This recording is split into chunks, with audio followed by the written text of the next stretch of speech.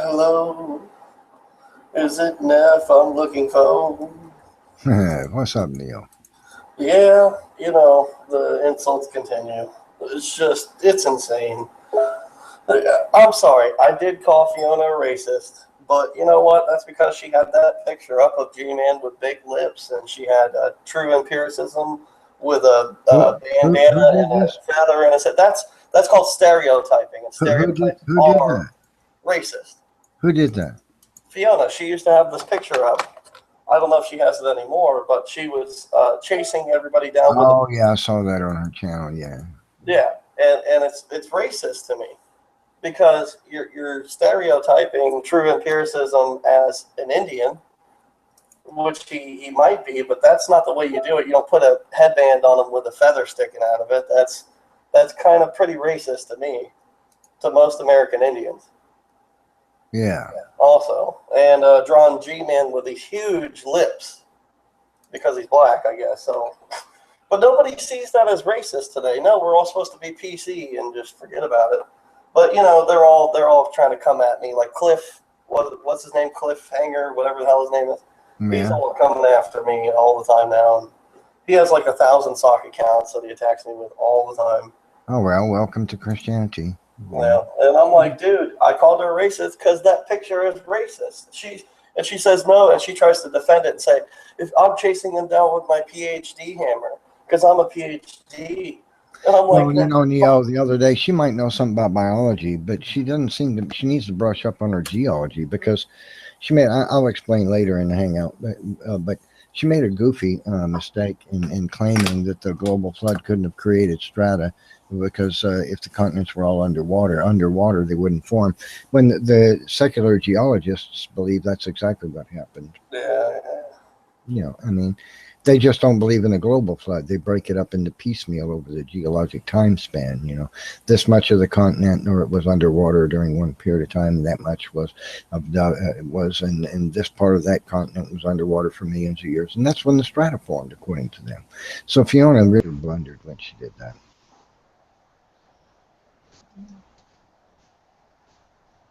true. But hey, yeah, here's true empiricism while I'm at it. I'm getting attacked because I called her a racist because she had a picture up of, and you said you don't really care about it, but I do because my family has some American Indian in it.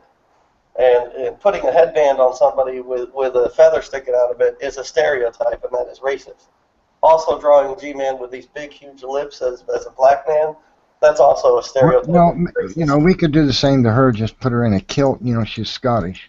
Right. Put her in a kilt and make her look like a muscly somebody, or something. Yeah, but she wouldn't care. A goat belly on a rope around her. To me, it's racist. I'm sorry. It's just that picture was. Oh my God! And how do you call yourself a Christian and go attacking other Christians? And with my PhD, I'm attacking them with my PhD. I'm like, I don't care what you're attacking them with. Fiona is deathly scared of engaging in a structured debate with anybody because she doesn't want a Christian to put forth the creationist arguments that refute what she has to say. She doesn't want to be in a debate when a creationist does that because then the listening audience can hear her get refuted. She refuses to allow that. And I was in a hangout with her just a few days ago, and I left the hangout because they refused to allow me to have a say. And Fiona wouldn't even let me respond to her comments, claiming that she was interested in debate. Here's what she did, True. She really stupid. She might know something about biology, but she needs to brush up on her geology real bad. She said that because particle size, just grain distribution happens over the leading edge of a strata, that the global flood couldn't have created strata because strata won't form like that underwater, right? So, but the problem is that's exactly what the secular geologists believe happened, except they don't believe it all happened at once. So she doesn't even know that the evolutionary geologists believe that that's exactly how the strata formed. I'm going to show you something really interesting that makes this glaring bumfuzzle of hers absolutely clear. Let me share something with you on the screen here, and I'll show you what I'm talking about. You'll see. There we go. Okay. So now, do you see a picture of the globe of the Earth? You know, with the continents.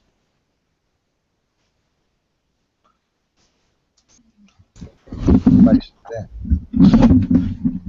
Nah, man, you got a black screen. Dadgummit, I don't know what's going on with it. I don't know why it does that. It does that with me too. For Yeah, some. Google is just lame, man. You need better programs. Let me try one more time. Yeah, I see globe. Yeah. Looks like. Okay. All right. See, now that's the current Earth, right? And now this is going backward in time. Do you see the picture change? Did it change in different ones? Yeah. Okay. This is what they believe over hundreds of millions of years. See, the continents, they start coming up out of the oceans, and they get bigger and bigger because they're rising up out of the sea. And over hundreds of millions of years, they look like this, and then they look more like that, and then like this, and then current day Earth, right? Well, now, take a look at this. Does this look like the entire continent is underwater to you? No, but is all of it out of the sea? No, absolutely not.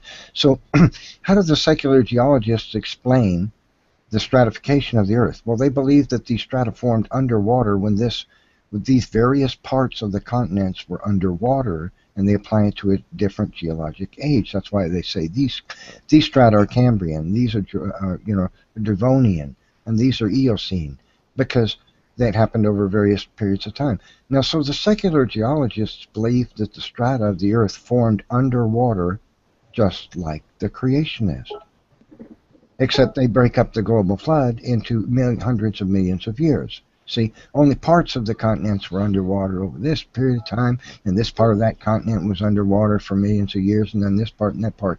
See, so according to secular geologists, the strata formed underwater the same way the creationists believe, except the creationist believes the global flood took place during over a year, and all the continent material was I'm underwater at one wondering time. if it is possible.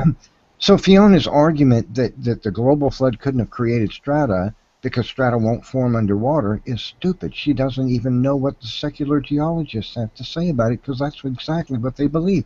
And she was telling me I was wrong. I mean, it's just nonsense. She's ignorant on geology. She might know something about biology, but she needs to severely brush up on her geology if she's going to argue against the flood. Do you think there might have been some peaks that may have stood out of the water during the global flood? No.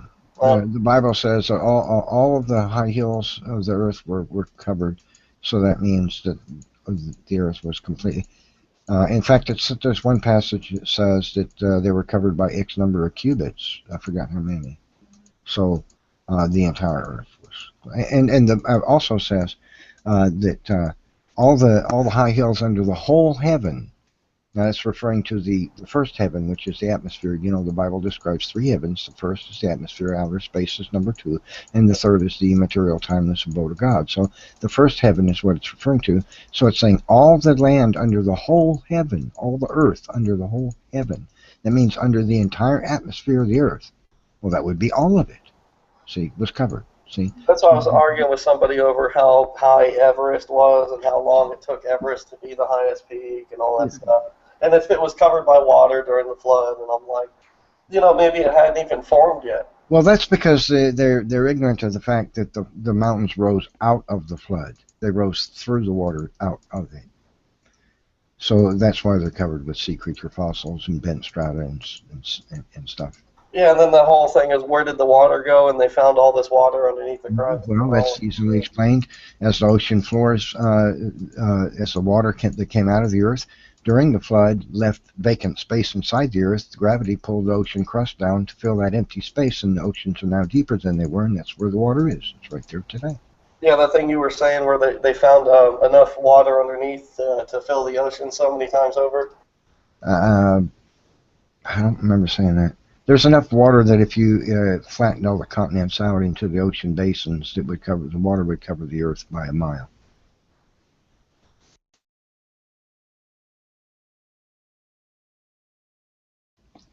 So anyway, Fiona doesn't... her argument that strata will not create particle size distribution by leading edge grain distribution underwater is ridiculous, because that's exactly how the secular geologists explain the strata of the Earth, that it took place underwater. I mean, she just doesn't know. And then she's going to turn around and tell me I'm wrong. I mean, she's arguing against the secular geologists, but says I'm wrong for believing it happened. Oh, nonsense. Anyway, Tommy. How's it going, Tommy? Oh, hey, how are you doing, Neff? Oh, doing okay, I guess. Hey, I'd like to screen share something for you, Naf. I want to get your thoughts on something. Give me a second. Can you see this, what I'm sharing? Not yet. There we go. I see it now. I saw this on, I don't remember, Absolute Atheism, his Google Plus page when G-Man was, he sent the link. It says these three cats share 95.7% of the same DNA, making them Felidae. No one disputes the fact that, let me move my computer screen, I can't really see this. No one disputes the fact that these animals are related. Humans and chimps share 98.5% of the same DNA. That's actually wrong, it's 95% as well. But this is one of the most heavily disputed pieces of science. No matter the resemblance, they cannot see past their own ego, forgetting that they too are animals. Yeah, don't we have 95% the same DNA as a banana also? I forgot what it was. I don't know. Well, the 50%. True. That brings an interesting point to how they come up with this 90-something, 98% genetic similarity is really bogus. It's based on the protein codes, and it ignores the vast majority of the DNA, like 97 or 6% of it, right? So, but interesting. Based on this, just look at their argument from the face. If humans and chimps did actually share 98% of our genetics, and these two cats share 95%, and look how similar they are. They're both absolutely cat. And so what accounts for the difference between human beings and chimps? Here we have the same kind of genetic similarity, and both are obviously cats. But human beings are not obviously chimps. See, it's kind of twisted. It's a little funky. Hey, if we've got a little break here, I'd like to read something from this book I have. It's called Earth in Upheaval by Velikovsky. And it's from many years ago, but it won't take long. It's just like 2 paragraphs. But it's on the heels of talking about Lyell and uniformitarianism. And he gets to this, and he says, Charles Darwin, on his travels to South America in 1834, was impressed by the raised beaches at Valparaiso, Chile, at the foot of the Andes. He found that the former surf line was at an altitude of 1,300 feet. He was also impressed even more by the fact that the seashells found at this altitude were still undecayed. To him, a clear indication that the land had risen 1,300 feet from the Pacific Ocean in a very recent period. In quotes, within the period during which the upraised shells remained undecayed on the surface, unquote. And since only a few intermediary surf lines can be detected, the elevation could not have proceeded little by little. So that's a good book, though. Anything by Velikovsky is a very interesting read.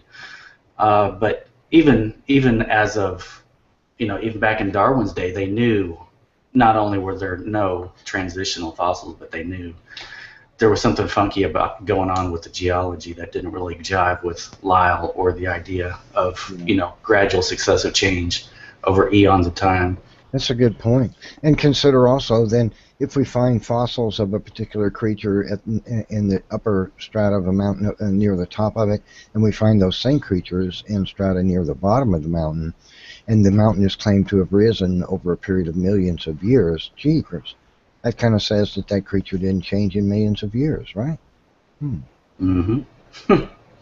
Just once, I would love for them, like maybe on the Grand Canyon. I would love this, and this would be the only fair way to date rocks is to. I'd like to go to different levels, pick up a rock from that level, maybe dig into the earth, starting at the top or starting at the bottom and moving up, and then take several samples from each level and take them to different, dating places that date rocks, and hand that to them blindly, and let them, by their dating method, put those rocks in order without them knowing which level they came from. Blind dating is really the only fair way to date, but they never do that. And I'd love to, if you could take several, do that to several different labs, where you make them, you force them to date rocks blindly and see what sort of dates they come up with. It'd be interesting to see if the bottom, the rocks from the bottom, or close or the same or whatever from the top, or if the middle of the column matched up, as an intermediary. Yeah, that'd be interesting to find out. On the form that you have to fill out when you submit rocks to a lab to be dated is a question on there. How old do you think this rock is? They actually ask that. So they asked that question. I don't remember which scientist it was, but I believe it was a geologist. It was who's the Australian creationist geologist? I've forgotten his name. Oh yeah, I know who you're talking about though. Shoot, I can't remember his name. I listened to a lecture by him where he was describing the RATE project, RATE, Radioactivity in the Age of the Earth project, conducted by a handful of creationist scientists. And he said that in his lecture, he said, I bet you didn't realize that when you submit a rock to a lab to be dated, there's a question on the form. How old do you think it is? And why is that question there? I mean, what does it matter how old I think it is? Just date the darn rock. Yeah. Is that Ken Ham you're talking about? No. I can't remember his name. I should know. I've listened to him. He's got that theme park, doesn't he have a theme park of sorts in Australia? Ham has a theme park, yeah. I don't know. I don't know that he does. He does. Oh, maybe he doesn't. I know Ken Ham does, but that's another guy. He's more into geology. But yeah, you're right. I mean, the only fair way to date something is not to ask the scientist where he got it, where it came from, what level, what strata, any of that. But it's just, date it blindly. It's not like, it shouldn't be like ordering a pizza where, the scientist says, okay, well, I want it to be within these certain dates, and then the lab comes back amazingly with those dates, That's pretty much probably how it goes. I mean, if they were doing it fair, they would submit it to multiple labs and tell them nothing about the artifact or the rock or anything, but they don't do that. They're not interested in the truth or an unbiased opinion, and that's what it is. It's totally biased. Mm-hmm. Yeah, they want to know how old you think the rock is. What if you told them 10 years? Yeah. Well, it's between 65 and whatever. They just start naming millions of years. It's not like there's this arbitrary number system. There's no real, when you ask them, it's like, and then they act like that arbitrary numbering system is absolute, that there's no arguing against it. Well, that's the reason why I think the only honest answer is that scientifically we can't specifically verify how old the Earth is or the universe is. There's always some sort of loophole to where their results can be contradicted. I mean, for example, with rings in trees, we know that trees can produce false rings. So, there's a lot of problem with these dating methods. That's the reason why whenever somebody talks to me about these dating methods or wants to ask me about how old the Earth is, I always tell them, what? I don't know. I don't know how old it is specifically and exactly, because I know that there's contradicting results in a lot of these methods. So really, we can't really know. Yeah, it's nothing empirical. Well, especially when you have organisms like dinosaurs that are embedded in that supposedly 80 million year old rock, and these dinosaurs still have flesh and proteins and possibly DNA in there. They found DNA in dinosaurs, but they haven't verified that it came from the dinosaurs. So there's other possibilities, but and that kind of brings up the larger issues. If the dinosaur that's embedded in that rock is indeed young, then it invalidates their whole. It invalidates the whole thing. All of science is turned on its head. Oh, absolutely. Well, nothing actually specifically fits the this evolutionary model, anyways. Nothing really does. I mean, I think I've heard Ken Miller when he was talking about the fossil record explain how, well, you see sudden emergences in the fossil record, and therefore that's exactly what you would expect in evolution. No, that's not what you would be expecting in evolution at all. You would be expecting small changes and variations leading to specific complexity. So the fact that you're seeing sudden emergences like the Cambrian and so forth, that shows the complete opposite. That shows that there were sudden emergences. There wasn't an evolving state. So there's one thing right there. You look at the dating methods. The dating methods contradict themselves. You look at even the fossils themselves in the fossil record. You know, out here on the internet, they got these phylogeny explorer, things put up all over the place on the internet where they show you these pictures of a gradual process happening with species. But when then you go and investigate these supposed species that are leading up to different complexities of different species, you end up finding out that that's not what they're saying what it is. There's some of these fossils were actually there earlier in the fossil record, so the layers and where they were found are completely mixed up, or they had to use mirror imaging tactics because they didn't have a full picture of a certain skeleton, so they're assuming fossil. Yeah, or living fossils. You know, you go to the pre-Cambrian era that took about 550 million years. The Cambrian era right there, all of the major phyla are already there. That's hundreds of millions of years ago to where these species, they seem to have not changed at all. So, I mean, everything that they say, I mean, like gene drift or all sorts of different things like genetic retroviral DNA, none of it fits with this evolutionary theory. It always ends up, because you always end up coming to a different conclusion than evolution. Hey, T, I got a recent article on retrovirology that really goes against that with the HERD thing. Damn it, T.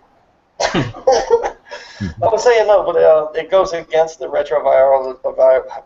man, I can't say it. Retrovirology. They're talking about how the okay, here he is. But yeah, there's a marker genetically that they can see. I don't know how to say this scientifically, but basically they know that without this mutation, these species couldn't reproduce.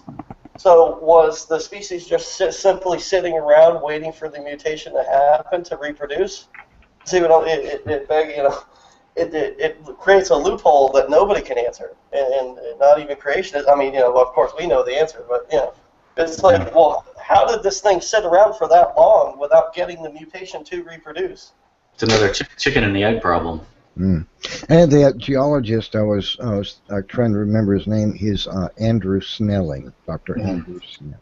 Well, I was going to say, speaking of retroviruses in that thing, there's a new article up at Evolution News and Views, I guess. And anyway, it's hot off the press, so evidently there's a new paper out, and it's contradicting a lot of the evolutionary assumptions that they've held for decades. So, the truth eventually comes out. Well, when it does, when new evidence is discovered, even if it contradicts their views, they simply modify their views a little bit. They twist their theory a little bit and incorporate it to make it look like, oh, it fits. They lie and say it doesn't contradict. They'll say, oh, it just adds to the existing theory. They never admit that it actually contradicts what was already there. And they do that all the time with new fossils that are discovered. Like if they discover a fossil of a creature that, according to evolution theory, didn't exist as long ago as what they've been claiming for the last 50 or 100 years, then they just write an article and say, gee, new fossil discovery proves that this creature evolved much earlier than we thought. See how it works out? Yeah, evolution. What I've noticed with evolution, it's all built on citation bluffing and posturing, making it appear to be like it's something that it's not. But whenever you really go and read the source articles or what they're claiming, it never proves evolution directly. And a lot of the times when you're looking at like where they're trying to mess around with DNA, trying to see if like.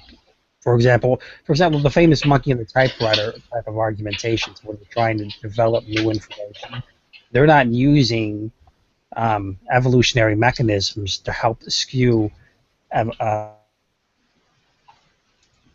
to produce a sort of type of information, an evolutionary type of idea to where a randomness or unguided process can produce any type of information. They have to use something that is not a mechanism of evolution in order to even get it to start going.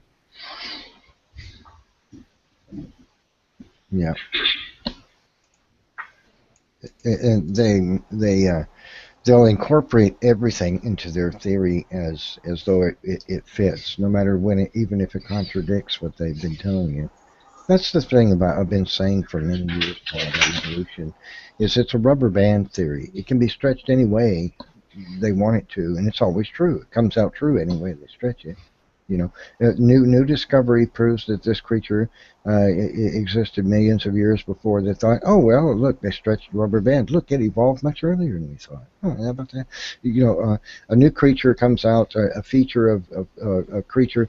The absence of transitional forms for bats, for example.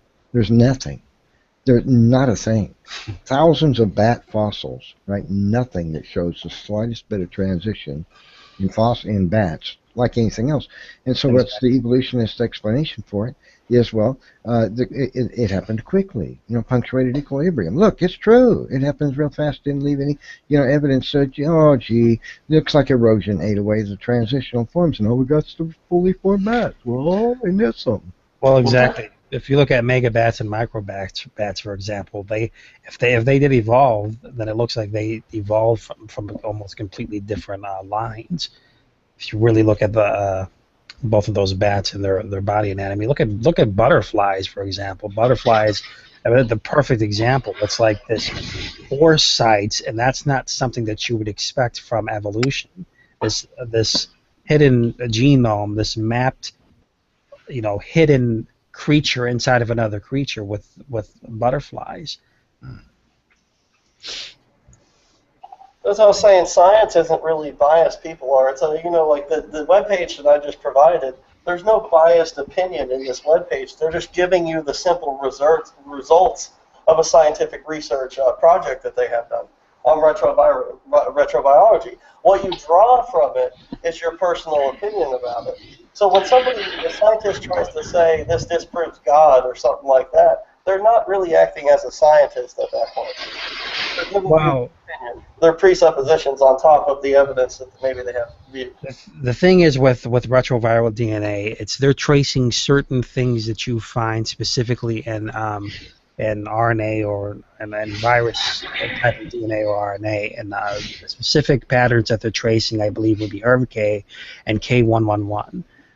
So these specific types of coding that you find in DNA or inside of the DNA, RNA, inside of viruses, those are what they're finding inside of the chromosomes in certain different species. So what they're doing is they're tracing those similarities with that type of coding, and they're saying, oh, well, therefore, look, they came from one another. But there's obviously several problems with that. When they're tracing the vast, because we have different variants of this specific type of coding in us, that's found inside of chimpanzees, for example.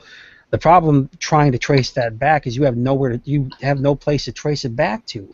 If you're going to try to say that it's chimpanzees and humans diverge from one another, well, there's a missing link there. We don't know what it was before that anyways. You can't trace it back there.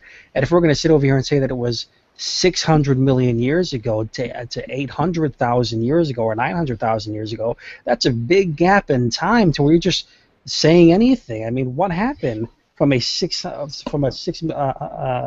million period of time to 800,000 years ago? You don't know. You can't just name drop a period of time that way, because it could have been anything that happened right there. There could have been already established species like chimpanzees or humans, and they were just breeding, and it just so happened to have been passed on with an individual different organism. So there's a lot of problems with it, especially the fact that you find some of the same type of coding with gorillas, and according to the fossil record or evolutionists, we didn't diverge from them. So this pattern isn't even consistent. Mm-hmm. So all it is with retroviral DNA is just problems all the way across the board.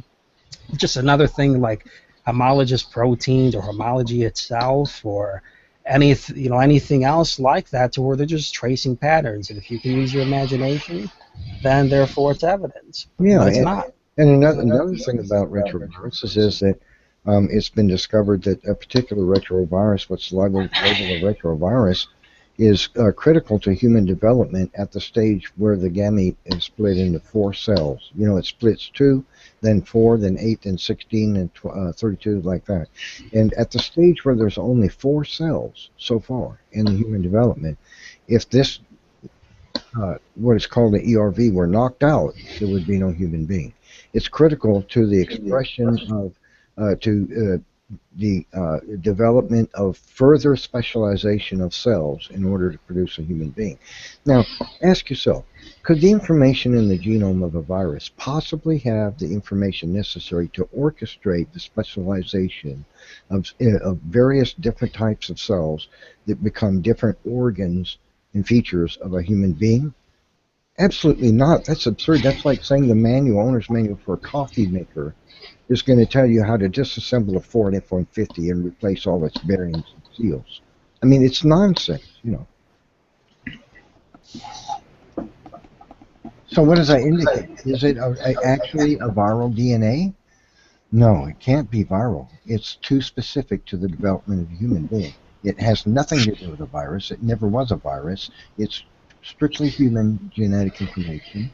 But because it looks like a virus DNA, the evolutionist declares it is, and this is evidence that we have a common ancestor with some other creature. And another thing that the evolutionists do is, if they find a sequence of codons in a human being, and they find that same sequence of codons in the genome of a chimpanzee, they declare genetic similarity based on heredity, that we got it from them, or the common ancestor, right? We both had it because we got it from the common ancestor. But the truth is that those 2 sequences of codons, even though they're identical in a human being and a chimpanzee, can actually code for completely different information, especially if it's not part of the protein sequence. If it's regulatory information somewhere else in the DNA and not part of the protein sequence, just because the codons are in the same order doesn't mean that they are the same information. They could code for completely different information, but hey, the evolutionist doesn't see it that way. If it's the same sequence of codons, it has to be that we got it from common ancestry. It's just absolute blind assumptions and ignoring a lot of things that we've discovered about genetics. They ignore it for the purpose of believing in evolution. That's exactly the truth. I mean, you guys are always hearing me talk about motors and stuff and turbines in the cell, but there's a lot more to the cell than just that. You know, we talk about DNA, the coded information, but just looking at these walking type of proteins and all these other types of signal transductions, you got phosphorylation cascades, all these different types of united mechanisms or functions, all of it put together or even independently, they don't therefore declare evolution. Nothing about it indicates evolution. Nothing about it at all indicates evolution. Every single thing that you look at inside of the cell, as far as I've seen, screams at you creation. I mean, just one thing. If you take a motor, where do you know that comes from? Intelligence, right? That's you automatically know that. You don't have to try to go spin off these explanations or conclusions. We all know that. But what's happening here with evolution, it's like you have to connect things that are not necessarily even there, like with this retroviral DNA, this type of coding that's found across the board with this coding in these different species. They don't know that they're not asking the right questions. Okay, well then where is this original species to where all this diverged? Well, we don't know, but it's similar right here. So I don't know. It is kind of frustrating when you're talking to some of these guys and like they don't get the picture. There's no evidence here. Not at all. They don't want to get the picture.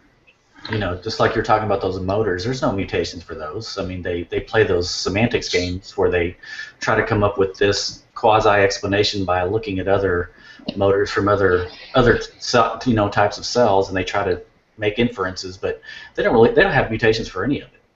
So it's really kind of a semantics game that they play to try to convince people that it actually happened. The saddest thing. I was just going to say all those cellular motors and machinery, they have no naturalistic mutation explanation for their existence. So why are we to believe that? Yeah, no scenarios whatsoever to explain it. You're right. Nothing. It's woo-woo, didn't you know? Yeah. You know, and they all acknowledge Richard Dawkins. I was watching a debate earlier tonight between Richard Dawkins and more like a discussion, a casual debate between Dawkins and John Lennox. And Dawkins makes clear admission that everything in the cell, you know, it all looks extremely designed. The biological systems look extremely designed, but he just says that's the appearance of design. I mean, so when does common sense have to kick in here? You know? If he's going to make that assertion that even though it looks designed, yet it's not, that it's an illusion, then that's his. You know, the onus is on him to prove it. You know, if it's not designed, he needs to step up and you know, give us a legitimate scientific, proven. You know, show us the science of how it actually got here, but they don't ever do that. Well, that's exactly the point, too. I mean, why are we saying that? I bring this up all the time. Why are we saying that it looks like a duck, quacks like a duck, and talks like a duck, but for some reason it's a cow? There's no reason for us to do that. Why does that happen? There's something obviously going on in their heads, something from a personal view that's keeping them from following the evidence to the conclusion that follows it. So I mean, when you're listening to them speaking and talking, and they're giving you no reason whatsoever why it's therefore evolved, but it's designed, it's got the same component, structure, function. Why? I mean, people need to start asking these questions. Why do we say it's evolved? What is the evidence? Oh, well, because it's evidence. All fields in science confirm it. Okay, that's just a broad statement that you're just declaring. Where's the evidence? Mm-hmm. Oh, well, you got to go talk to a scientist. Now, would they say the same thing about things that are known to have been designed? You know, if you showed them the wheel bearings for a pickup truck, would they look at that and say designed? Well, clearly they would say, well, that's obviously designed. And you ask them why? Well, because man makes these. We know that man makes these. Okay, great. Now, if you found something similar to that at the microscopic level inside a cell, would you declare the same thing? Well, no, because it evolved. See, that's the mindset. It's an absurdity. It's void. The evolutionists, the way they treat these things that we've discovered in themselves is it's completely void of reason. And it has to be because of the paradigm must be true. Evolution had to have produced it. And why? Because, well, there is no such thing as God. God didn't make a thing because God doesn't exist. So therefore, it has to have been formed by nature. And so they'll look at something that man makes that's very simple. I mean, very simple. Look, if you found a field with of dirt, right, and there was a pile of dirt in that field that's it looks like it's eroding, cascading down because it's been rained on for a number. Any human being would look at that and say, oh, some guy with an earth-moving machine, maybe a front-end loader, piled that dirt there a month or two ago. I mean, just a pile of dirt is the evidence of design, right? They would acknowledge that pile of dirt didn't collect itself there.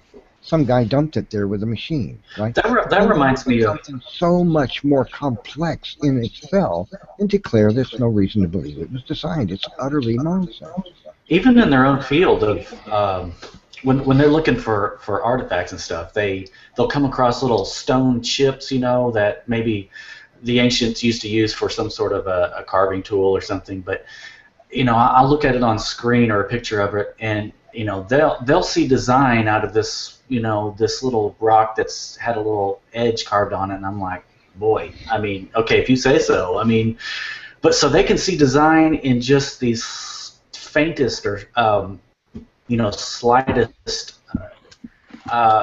design sort of feature in a rock, yet they can't see like what we're seeing on screen, with these walking, proteins or whatever they are, and determine that, yeah, that's design. It's kind of a willful blindness that they all have. I wanted to add to that. I was talking to one of my atheist friends tonight about this, and he was going on about how my other friend Gio was talking about how, you know, these things have proteins and how they're sequenced and stuff like that, and how they look designed. And I said, to me, man, I could just go outside and count the leaves on a tree and see design. You see, for some people, it's different. So. Okay, well, I want to screen share something for you guys. You guys see what I'm showing you? Yeah, I'm going to present you to everybody. This machine is called the helicase. This is what's going on inside of your body. Just pay attention to this. Does this look like something that evolved? DNA replication. Both strands of the double helix act as templates.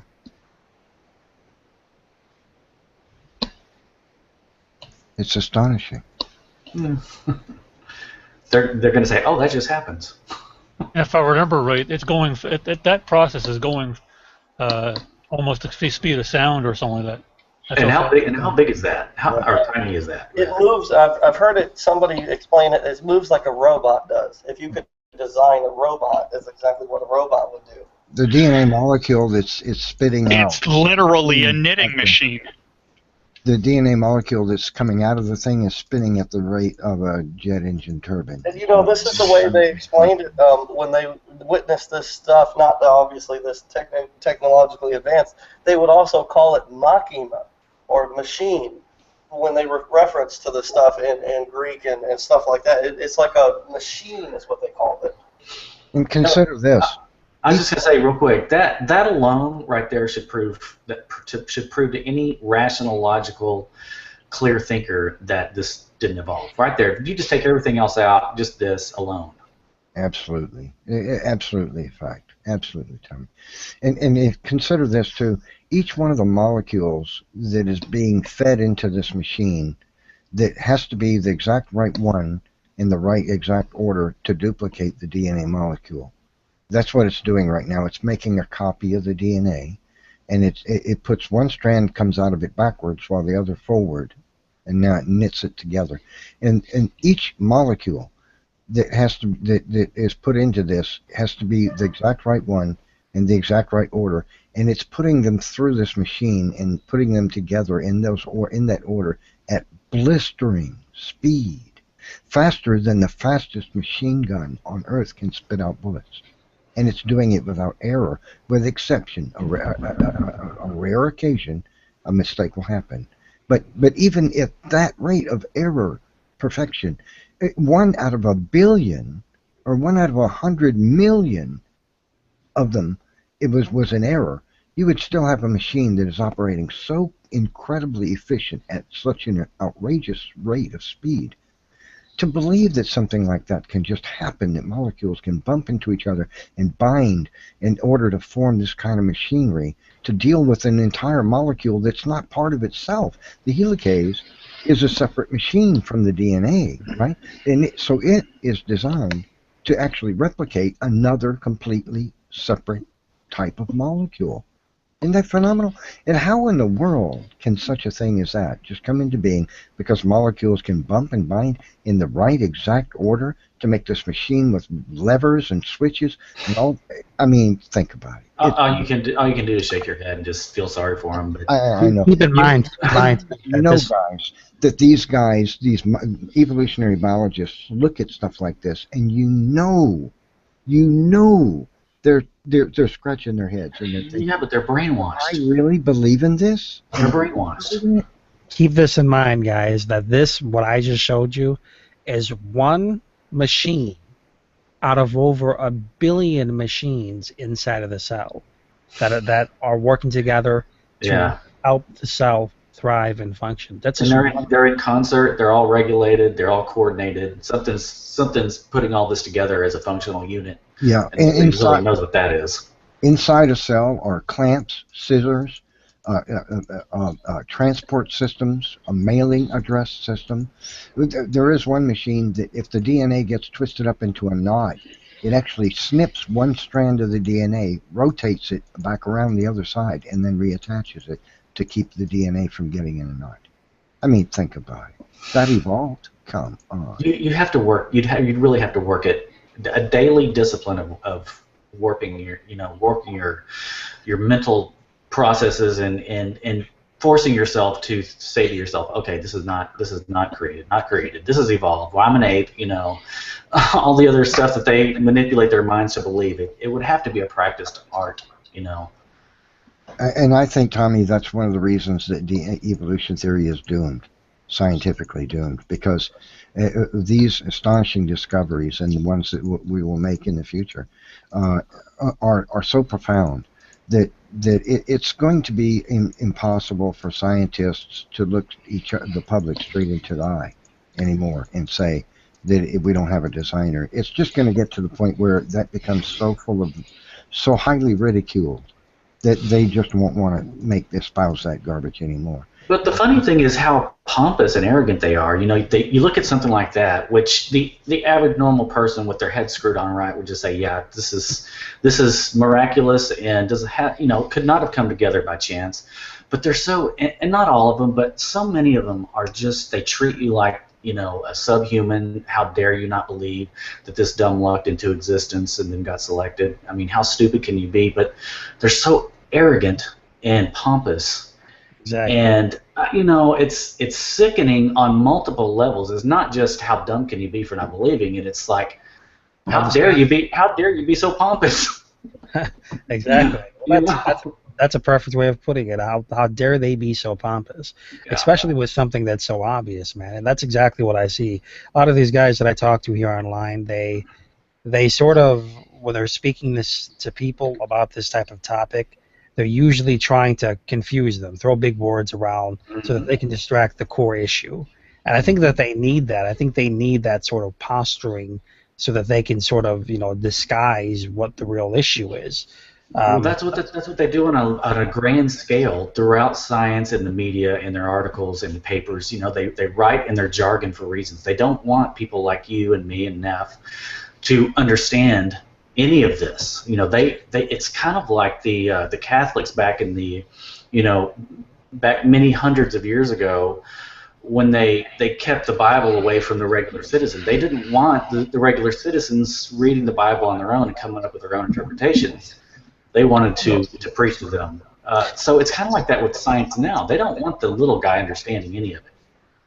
Well, the big problem is that when the little guy does understand it, and then he starts to call them out on it, they sort of shunned. Well, he's just denying science, and there's really no answer. I noticed that whenever somebody can talk about it, they do understand it, they sort of just they don't want to deal with him. They just push him away. Well, he's not a scientist. I declare that I'm right, therefore I'm right. That's the way that it's approached. But yeah, well, I mean, you look at you, True. I mean, you're one of the most hated guys on here. I mean, and it's because not only are you anti-evolutionist, but you know some about it and can actually debate the issue on the level that their side, whatever side they, whatever they can prop up. So that's something that they truly hate. The informed person is much more dangerous than someone who doesn't know anything, who just has an opinion. Well, I'd say this. That it's really more so about people sort of challenging their ego. I think that's what the big problem here is. Some of these people that are on the other side of the fence, I think that they don't even really care about evolution. I don't think they really do at all. I think that they understand that it's the popular thing. They don't want to go against it, and they understand that in order for them to look good and to not look like the idiot, they've got to fall in line with that and mock anybody who disagrees with it. That's exactly what it is. I mean, there's so much of that going on in different areas of life. To believe that the world is young, my gosh, you would just be tarred and feathered in some groups, and they kind of do that. That's the way scientism works. If you don't believe in science and you don't believe what the top scientists say, then you're an idiot. And so a lot of people don't want to be labeled an idiot. And let's face it, it's to some degree calling people names and ridiculing, insulting them personally works. If it's done enough, look at political candidates who have their whole careers. If they get ridiculed enough, the public turns on them. So it is a functional weapon that they have, and it does work to their advantage. But really, if you look at the arguments, that's the only thing important. But the average guy doesn't investigate evolution all that much, so it's hard to have that information or the arguments to back you up. So that's why they don't really get into it. They're afraid of being called an idiot. Well, that's why whenever I'm talking about evolution now, or I'm talking about intelligent design, you don't really hear me talking about DNA anymore. Because when you're talking about DNA, it does lead to confusing topics like genetic algorithms, Shannon information, where you got to deal with the reduction of uncertainty, or the dealing with an information's carrying capacity. That can get complex. They're wrong about what they're saying, their interpretation of things, but it can turn into a complex topic that's difficult to understand. But if somebody were to mention, all right, motors, turbines, bacterium flagellum, it's a motor. Everybody can understand what a motor is, and you can't really argue against that too much because it's built the same as a motor, bushing bearings. There is no side arguments really on the side to dispute that. Ask any random person, okay, where do motors come from? Intelligence. Do we know where else they come from? The answer is going to be no. Of course, they don't know where else it can come from. So So then you ask the third question. Okay, so then based on what we know, is it more rational to stand by what we know that motors come from intelligence, that intelligence did it, or that evolution did it? Of course, intelligence wins out. So it's an easy, simple understanding argument to get at. Anybody can get that, but with them, they're always trying to do that. They're always trying to I don't know how to put it. I want to say posturing. I want to say posturing, but it's not just posturing. It's like sort of twisting information in a way to where they think that they're going to be able to slide under the bus. A good example is Sam. Myself and Sam, we've had a long back and forth for a while, but he's done this a lot with me. And one of the reasons why Sam's failed so much is because he's repeatedly tried to posture with me and thinking he wasn't going to get called out. And there was one situation with Claude E. Shannon. He was trying to boast on how much he knew about Claude Shannon. He didn't even know what his name was. I had to correct him the second time to explain to him, okay, this is what his name is. We had the situation with ATP synthase. He didn't understand the structure of the components. He mixed everything up, and he was forced to admit that he got it wrong in his later discussion. So, what I'm trying to say is that I think that they're so used to posturing and repeating the same thing like that. When they're taught, they end up coming in contact with somebody who can respond to what they're saying, they screw up, because they're being dishonest with the information, and it shows. Mm-hmm. Yeah, you're right about Sam. He passes himself off as a kind of a professional, and he's somebody everyone should look up to when it comes to evolution. But when you get right down to it, there's a lot of basic fundamental information and stuff about evolution that he's clueless about. And especially just about the theory of itself, his basic understanding of what is the modern synthesis is lacking. He has a basic he doesn't have a much of a handle on a lot of the evolutionary topics, and so he knows a lot about biology and a lot about genetics, but he doesn't know a lot about the actual arguments. Can I ask you a question? What is your take on the flat Earth, Tommy? Oh, I don't believe in the flat Earth. Well, that's good, because what I was going to say is that the way that I'm looking at the flat Earthers, it's kind of like what we've been dealing with from the evolutionists for such a very, very long time. It's like they're not realizing what reality is really showing. I mean, you're looking at information, motors, turbines, coordinated complexity, but we're just ignoring what that type of evidence implicates. And well, the way I would love nothing more than the Earth to be flat, because I'd love to shove it in science's face and call them liars and all this stuff. But I mean, I got to see the evidence. I mean, they've got to send a plane to the edge of the Earth and show me the drop off. I mean, basically, or something akin to that.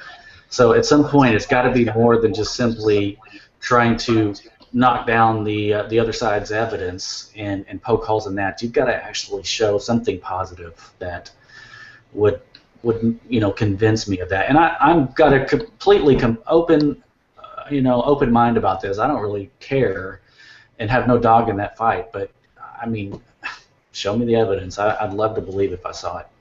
Well, I think the obvious answer is that the evidence clearly shows that the Earth isn't flat. I think we've got video footage of the Earth. They try to say, well, they need to see a full 360 image for it to be confirmed. But obviously, from the video footage that they're showing, even in the spacecrafts, the Earth is a sphere. There's no denying it. The astronauts took Hasselblad cameras with them into space and photographed it. I suppose those were faked with software and hardware that didn't exist at the day in '69, huh? 70? Yeah, I'm probably going to be making a video on this flat Earth nonsense as well, because I think that Christians need to run away from that as fast as they can. Don't even give them the opportunity to make this a thing anymore, because it's really, really silly. Well, it's a distraction for one thing. It's really overdone, and I think some of them are, whether they're trying to or not, I don't think they're trying to, but they're causing a divide, within the community. And I have my own pet issues on certain things that, I bring them up occasionally, but most people aren't going to see things the way I do on certain topics, so I don't, try to make a big issue of it, but it's just one of these things that keeps coming up, and there's a lot of people, let's just say, just for the sake of argument, that it is flat. Let's just say they're right. The vast majority of people are not going to really look into it that much, and they're already convinced that it's round and that the science is correct. And I understand their frustration, being the flat Earth is, but ultimately it's so ingrained in people's mind that no matter what's presented, short of flying an edge over the edge of the Earth and showing us, nothing's going to change people's minds. So it's one of those things they just keep on, and it's like, okay, let's let this thing pass now. No, you can disprove them easily, far easier than that. And they say you can't, but using the moon, and I've had them look at me, talk to me like I'm an idiot. But in order for the flat circular disk Earth, which is one of their favorite models now, because I know all the models recently, and the other models is a bowl Earth, either convex or concave, but neither of those work with the moon. But the flat disk Earth is completely incorrect, incompatible, because the moon would only be able to project a third of a circle if the disk was correct, and even then the sun would have to have dipped permanently for about 8 hours a day below the horizon on the opposite side of the Earth. And so what they actually believe in the flat disk Earth is not that the entire Earth is inhabited on both sides, but rather one side. The opposite side is unknown. There's nothing on the opposite side. That the Antarctic actually is consists of what the outer ring of the Earth is of that disk is encompassed by. And so the moon, as you can actually remember throughout your entire life, you have seen nearly a full dark circular shadow being cast on the moon. Otherwise you wouldn't see a sliver of a crescent. Yes. Your eye would see 1 or 2 millimeters in your brain of a sliver of a curve. You're seeing the spring. Yeah, which means that say you're so we're in the Americas. I hope we're all here in America. Just as an example, anyways. That would mean that say what was the opposite? Round China, I say, or actually it's not, but I'll use that as an example. They would not at noon time for them, while we are seeing the high moon. They would at high noon, their sun would actually have to be at the edge of the Earth in order to even slightly be able to cast a half circle on the moon if the entire Earth is on one side of a disk. Now they want to portray a bowl Earth, which, by the way, a bowl completely destroys anything calling it a flat Earth, because if you go back to basic rudimentary geometry in grade 6, you'll learn flat meaning has no curve, has no dimension. It's literally, like, if you can actually add you can put depth into flat, but you can't go beyond that. But a curve completely destroys that. And so now they're thinking, well, okay, now it's a convex, meaning it goes inward, curve of a bowl, and so that only makes it worse, because then the sun would actually have to somehow refract a light halfway, splitting the Earth one half, one dark, one half, and one light in the other half, still on a bowl, and somehow the light from the sun, which is apparently hovering 500 miles above the Earth, this bowl, that light from the sun, without illuminating the entire bowl, being able to refract that same light back up to the moon with nothing in between. By the way, if you actually want to do your own example and demonstrate to yourself, get a dinner plate, have a dark room, and completely dark, nothing shining whatsoever. Have a flashlight in one hand and have a smaller circle in the other hand. Now point the flashlight at and make sure the flashlight is pointing and lit, so it's showing half the dinner bowl in the darkness. The other half is not. Now, with that, do you see anything with the other circle in your hand, flat circle? Do you see anything back on that circle to resemble a shadow of a circle, even half a circle? No, you don't. So now they're going to say, well, no, you don't know the properties of the atmosphere. I'm sorry, but even if you actually took a perfectly, absolutely transparent globe or sphere or whatever, dome, sorry, then refract it, it still won't give you a perfect shadow every night. It won't. Well, think how do they explain, a solar eclipse? They have to believe this flat Earth is orientated and exactly flat in relation to the sun. From our point of view, I mean, it's just utter nonsense. I think flat earthism is just about the most mindless hawk of crap. I mean, I really don't think we even should carry on a conversation for an hour about it. It's just so utterly stupid. Well, I'll just wrap it up. That I've actually shown on my profile a quick video of someone amateur, not professional, in a jet traveling from Toronto, Canada, westward to Japan. And so if it was a disk flipped side, both sides are inhabited on the Earth. Then the edge of the Earth would have been clearly shown on the video, and it wasn't. So that's the end of it.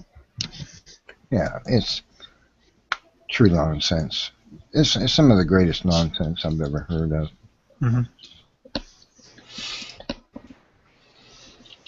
But people will believe whatever they want to believe. I mean, that just shows how deeply into absurdity a human being can go, really. I mean, evolution is the same way. The thing about evolution is that the way it's presented by the scientific community, it makes it, they feather it up with so many, fanciful words, and they have their explanation down so well. They've got the package of ways of explaining it so thought out that when they present it to an unsuspecting public who doesn't know anything about the subject, and face it, most of the people in this world really know jack about evolution theory or the evidence for creation. They just don't. And so it seems believable, so they got you there. Make a real scientific sounding explanation and point to two creatures and show similarity. Look, human beings look a lot like a chimpanzee when they both stand up. The general, unsuspecting general public says, oh, it's true. And they present it, with such zeal, and such confidence, They have this swagger and air of importance and superiority that, like we were talking earlier, the way they present it makes it so that if you don't agree with it or if you have questions about it, then they make you feel like an idiot. And so a lot of people just don't want to deal with that. They, internally, and so they either, don't pay attention to it, or they don't question it and they don't investigate it, because the way it's kind of like wine. For many years, wine. How often do we hear that wine's good for you? You just eventually you hear it enough. It's like, oh yeah, wine's good for me. And I don't know if it is or not, but then here recently, they came out and said, well, we weren't really quite right about that all those years. Wine's it's turned out to not be that good for you. So it's like, okay, I got to reprogram my brain, on what I'm thinking about wine. But it's kind of like that with evolution and everything else. If something's repeated enough, With some people, and a lot of people, it just becomes, imprinted in your brain, and it just becomes just like the dinosaurs being millions of years old. There's just people who they think dinosaurs, and they just think, that's equated to 100 million years old, and they don't even think anything about it. Yeah, Pavlovian. We're all the public is like a Pavlovian dog. Yeah, trained. Yeah. I mean, exactly. And think about this: the scientific community. Another hold that they have over people, in causing people to believe evolution. I didn't see True go. I would have said goodbye. Is that there's so many in the scientific community, pretty much everybody who rules the scientific community all say evolution is true. But here's how that happens. Let's say you're starting a company. Let's say a company already exists, and somebody gets into management, upper management in that company, and he has a particular set of views about how things ought to be done. And he makes it. He becomes prominent in that company, and then he's in charge of, let's say, whether or not someone becomes hired by that company. He has say as to whether or not they do, and if they think like him, well, he gets hired. If they don't, then they look for somebody until they find somebody who thinks like them, and you repeat this process. And what happens is the entire company gets changed to people who all think the same way. And that is what has happened to the scientific community. That is why so many in the scientific community, the vast majority of scientists, there's one of the reasons that they all espouse that evolution is true, because it's a closed camp. They let in those that think that way, and those that don't, they don't get in. So you do this for 150 years, which is what they've been doing, and what you end up with is a scientific community full of people who claim evolution is true, and the majority of them are probably atheists. So, and that's a dishonest way to do science. To have no dissenters, and ultimately there's no dissenters within their group, at least not publicly. So if you have a conglomeration of professionals and there's no dissent, then how could anything ever change, or how could anything ever really get done, and how could truth ever really be uncovered if you don't have opposing camps fighting it out, presenting both sides of an issue? And it doesn't even have to be about creation necessarily. It could be, we're talking about ERVs. It could have been maybe the ERVs maybe they have function, or maybe there's been argument about site-specific ERVs, but that's pretty much been squelched. So within each topic in each field of biology or any other field, there could be arguments and debates about certain aspects of the theory or theories that would be fruitful, but they just don't allow the dissent from anyone who what their conclusion, what the ramifications of their evidence would be if it points to ID or creationism, then it's just simply not allowed. That's it. And if they were to treat all scientific discoveries, not just life sciences, but everything, engineering, mathematics, physics, any kind of field of science, and everything discovered in the same way that they treat, that they apply their paradigm to evolution regarding life sciences, then what could be done? How could science advance? Because if somebody says gravity, just give you an outrageous, ridiculous example. You got a guy that says, well, gravity is real, and these guys say, no, gravity isn't real. Well, how do you ever advance beyond understanding that gravity is real, and it has effects? If they applied that kind of way of operating to everything in science, science would be stymied. You couldn't do science. Well, and only that, but only certain projects and certain types of things in science get funded. I was watching a video earlier from James Shapiro, and he's one of these guys who kind of bucks this biology paradigm within science. But he was saying on this video that there's just certain types of experiments that he would love to do, but he can't get funding, or funding isn't available for those types of experiments. And that's the thing. Science is the big lie that's passed around, is that science is not biased. It's unbiased. and that we can trust them, and nothing really can be further from the truth because of what we've been talking about, how they just simply don't let in dissenters. And so and I think getting back, not to get back on this, but the flat earth thing, I think it stems from that, just a fundamental distrust of anything and everything that science says, which I also share, but I think that, and so that's why I kind of have a soft spot for them, not so much in their logic or their, their reasoning for flat Earth, but just because of their inherent distrust of science, which like I said, I do share. But it's unfortunate that we live in a society and live in a system where you really can't trust the intellectuals at the top, and that's what it's come down to.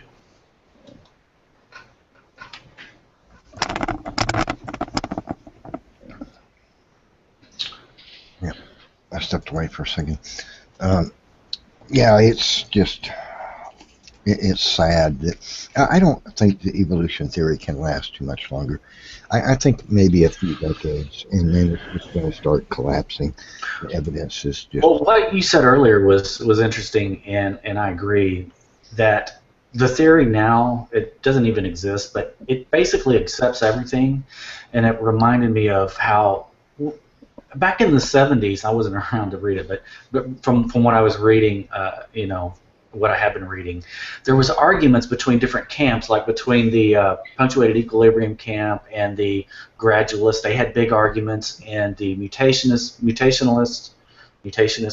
the selectionists were in big arguments, and they had internal squabbles, and various camps had these arguments, but now they just incorporate all of it. So if they need something to evolve quickly, they'll pull the rabbit out of the hat, which is the PE group, punctuated equilibrium. Otherwise, they'll just stick to the tried and true gradualism. And so it's like that throughout science. They'll take anything and everything.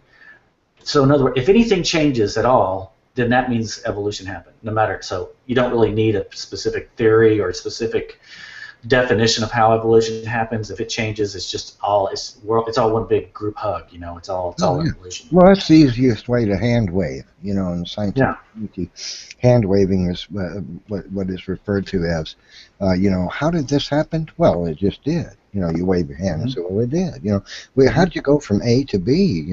Well, it happened because there was certain conditions that made it able. Boy, that was explanatory, wasn't it? You really gave me the details on that.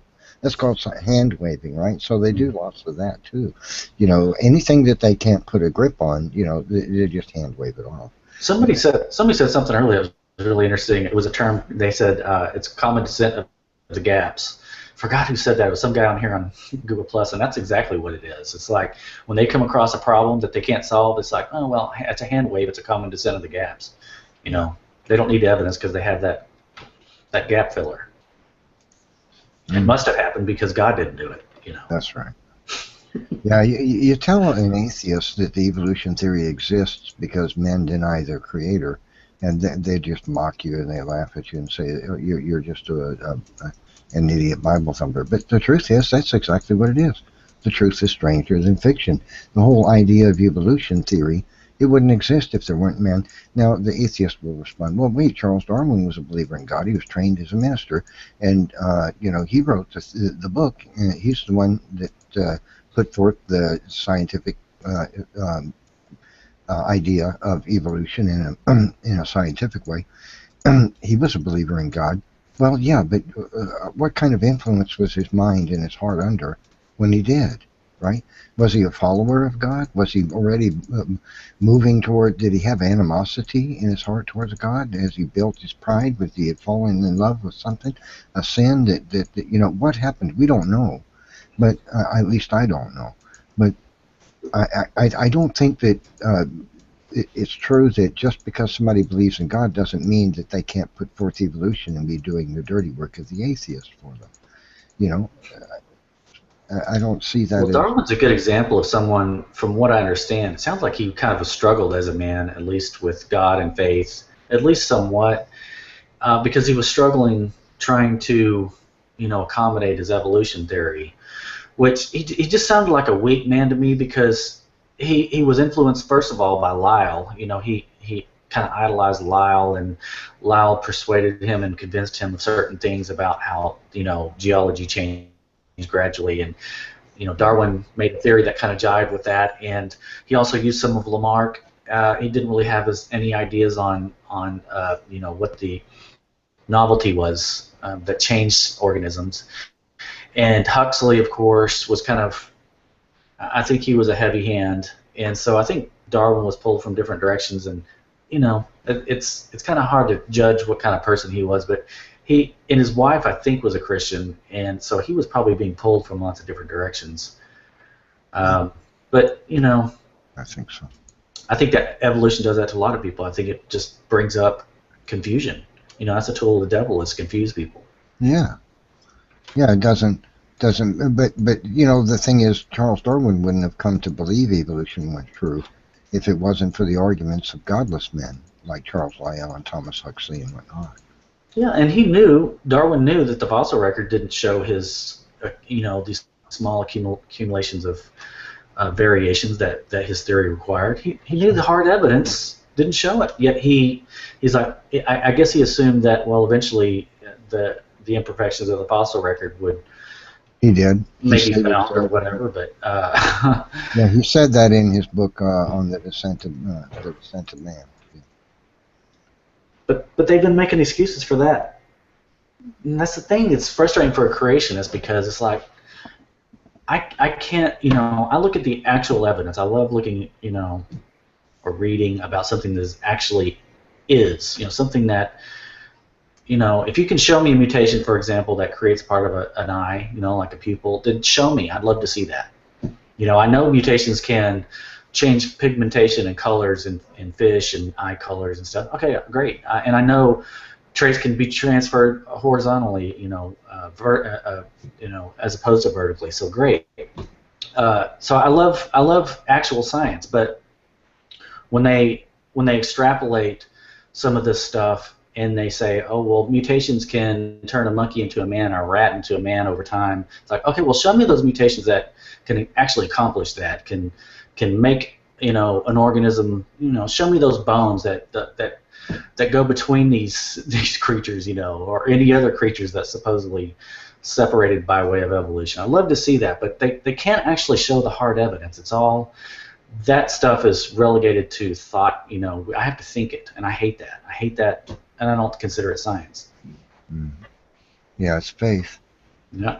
It's blind faith in what has happened in the past without any evidence to support it. And that's why the punctuated equilibrium theory exists, of course, as you know. The absence of evidence is evidence that it happened really fast. And you know, erosion helped out. Yeah, well, that's the other thing on geology, or on fossils. It's like if you have a fossil that's out of place, you know, well, maybe the Earth shifted, or maybe erosion, or you know, maybe water took it somewhere else, or there's always, you know, it's always so fluid. You know, geology and fossils are perfect for them because they can always come up with this, you know, ad hoc explanation of why it's not where it should be. Yeah. And then they can say, oh, well, all the fossils are, you know, perfectly, and then if you find one that's out of place, it's like, well, they have an explanation. Mm-hmm. I'm going to show you something that I found. Can you see this article I'm sharing? Mm-hmm. Okay, this is from Fox News.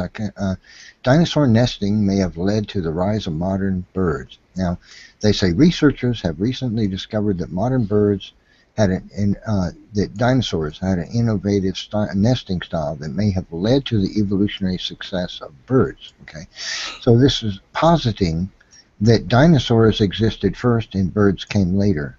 Mm-hmm. Did you know that scientists have known for a long time that that's the evidence against that? Fully modern birds, fossils of fully modern birds have been discovered in dinosaur digs for decades, and they just don't tell the public about it. Cormorants, owls, eagles, flamingos, and a number of others, albatross, coexisted with dinosaurs, and they know it, but they don't display that in any of their dinosaur displays in my museums of natural Propaganda. history, and they don't talk about it. So why is that? And there's still, you see, here we've got the public being fed this garbage as though dinosaurs came first, then birds came later, when the truth is the scientific community has known for a long time that fully modern birds coexisted with dinosaurs the whole while. That is the sheer dishonesty. And so they've got, this results in articles just like this on Fox News, which, you know, hundreds of thousands of people probably read every single morning while they're having their coffee, right? And they're indoctrinating the public with these lies, claiming that modern birds came after dinosaurs, evolved later, when the scientific evidence says otherwise, and indoctrinating the public with this stuff, even though the actual scientific evidence has contradicted this for decades and decades, and they know it. Why? Yeah, that's the kind of thing, when I started first investigating this, that I would come across something like this, that they were obviously lying, and they don't police themselves. And they continue with these lies long after they've been debunked, even like the, you know, like the appendix, you know, being a, what do you call that? A Vestigial. Yeah, vestigial. You know, various vestigial things, and they know long after they've been debunked, yet the lies continue. But I started noticing that, you know, when I started investigating creation and evolution, that there was these falsehoods that were not corrected, and not only do they not police themselves, but it seems like different fields of science, they don't really interact with each other and compare notes. And I think that's by design, so they don't contradict each other, you know. And between those two things, it just seemed like, especially the little habit they had of just not telling the truth, it just makes you wonder what they're capable of, you know, what the depths of their lying potential is. If they're going to lie about little things, or, you know, even medium things, it's like they could lie about everything, you know. Once you start letting lies in, then, you know. Well, you have to hang on to it as long as you can, too. You know, admitting a failure of their theory, any piece of it, is absolutely unacceptable and cannot be done. Because, you know, you pull one card out of the stack and the whole house of cards might start coming down. Exactly so right. That's why they can't depict modern birds in the displays at the museums of natural history where they depict the models, the mock-ups of dinosaurs, because then the general public would say, wait a minute, haven't you guys been telling us for 80 years, or 125 years rather, that birds evolved after dinosaurs went extinct, or rather near the end of the age of dinosaurs, right? And they didn't coexist with T-Rex. So why are they finding T-Rex fossils in the same layers with, you know, owls and cormorants and such, and flamingos? So wait a minute, what's going on there? So they can't, no, it's got to be, just don't talk about it and it'll pass. You know, that's the way they have to treat it, because they can't allow the public to get privy, if they can help it, to the failure of their theory. Like I said, the house of cards might start coming down. It's like what Richard Lewontin said. You know, we accept science, and he's calling it science, for whatever it is, despite its absurd constructs and whatnot, blah, blah, blah, because we cannot allow a divine foot in the door. And that's why don't tell them about our failures. We just keep pumping out what we've been telling them. It's an absolute dishonesty, discredulous way to treat science. And the general public needs to wake up and become incensed about it. Absolutely incensed. I honestly think there should be a coup. That's why they don't want to teach it in school. I mean, they don't want the other side taught. So they basically are just cranking out these non-thinking robots, zombies, who can't think for themselves and can only think what they're told. And they don't want people. They don't want the population being, you know, have the capacity to weigh evidence. You know, they want people just being, and like I say, zombies who think what they're told to think. Yeah. And you know, I was reminded of this. I was reading about a paleontologist a while back, and someone had asked him about mammals being in the same level layers as these dinosaurs he digs up, and if he ever comes across those, and he made the comment that it happens a lot, but he doesn't ever excavate them because there's no money in mammals, you know. So he goes basically where the money is. He was kind of hesitantly saying that, and that's exactly what evolutionists do all across the board. Is they fund what will amplify or supposedly give evidence to their theory. So in a way, they're engaging in natural selection. They naturally select their evidence that they want, and they leave out all the rest. Yeah. So they don't give the public the whole picture. See what I mean? See how natural selection works? Yeah, it's artificial selection of information. Yeah, that's exactly what they do. It's artificial selection. I think that there should be a coup. The general public needs to wake up, and men who in authority in academia who have not swallowed the blue pill of evolutionism and materialistic atomism, I should rouse these people up, round them up, and kick them out. They need to be kicked out of the scientific community. There needs to be a coup. They performed one on the scientific community starting about the time, about 2 or 3 decades before Charles Lyell. It began then. In Charles Lyell's day, it became very prominent, especially with the release of Charles Darwin, the publication of his book, that fueled the atheists and the scientific community to we have, we've got the authority now, we've got the scientific means, we can start mocking these creationists and getting them out of the scientific community. I think it's time to turn the tables on them. We need to kick them out of science. They need to be kicked out of evil. And I say, does that mean that creation should be taught alone? I honestly believe that creation should be taught in science. I really do. Evolutionists will argue, well, don't you think that wouldn't it be more fair for evolution and creation to be taught side by side in school? And I think, yeah, that would be good. That would be a great idea. That would be a start. But ultimately, I'm hard-nosed. I'm really hardcore about it. I really think the creation should be taught. Now, then let the academics debate, well, who's the God that made it all, right? I'm fully confident that if that debate became the prominent debate, not creation over versus evolution, but if it was to be kicked evolution out of science completely, and now it comes down to whose God is the one that made it, I'm perfectly happy for academics to have that. Well, think about, I always ask myself, what would Jesus do? So if Jesus was making the decision on whether the creation is taught to kids or not in school, I think his answer would be, well, yeah, you teach the truth. And that's kind of how I think of it. And it's like, I'm a warrior in a sense, and fight.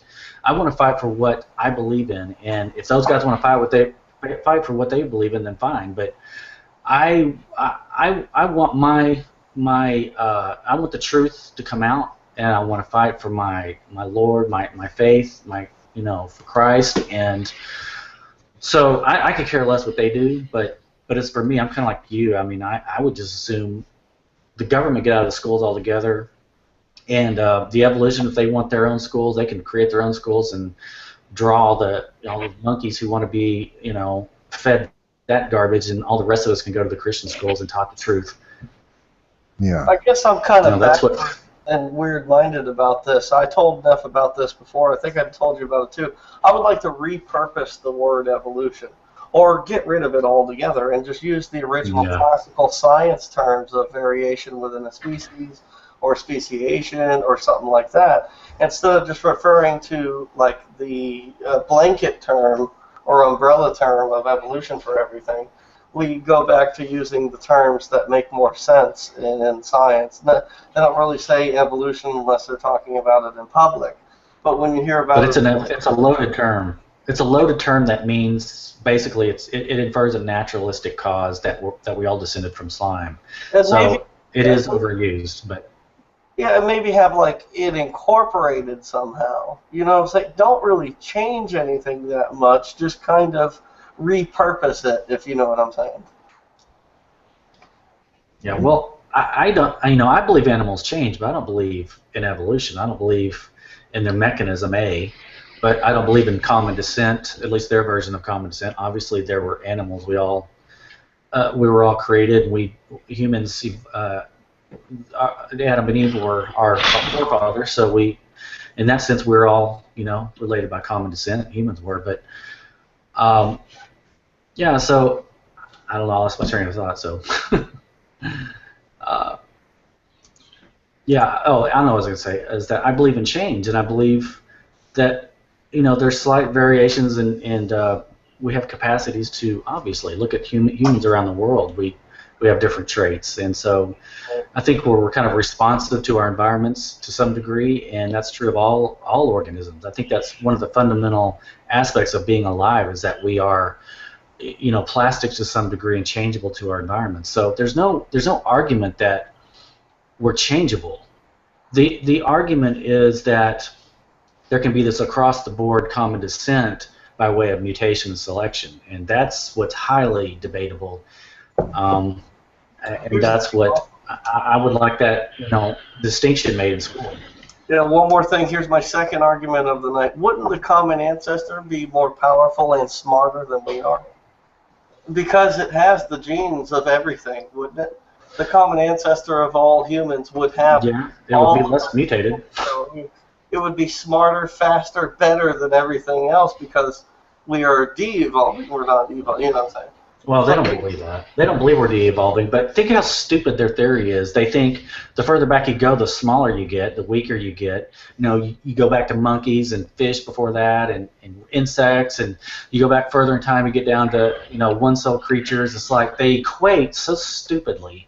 Well, that's size with complexity. That's how their monkey brains operate. That's what I was saying. I was saying going back, they would say there's this common ancestor that had all of the genes of everything we know today. Right. Wouldn't that common ancestor be smarter and better than anything that existed after it? No, that's the opposite for them. but yeah, I would think that because they'd be less mutating. Mutations basically cause dysfunction.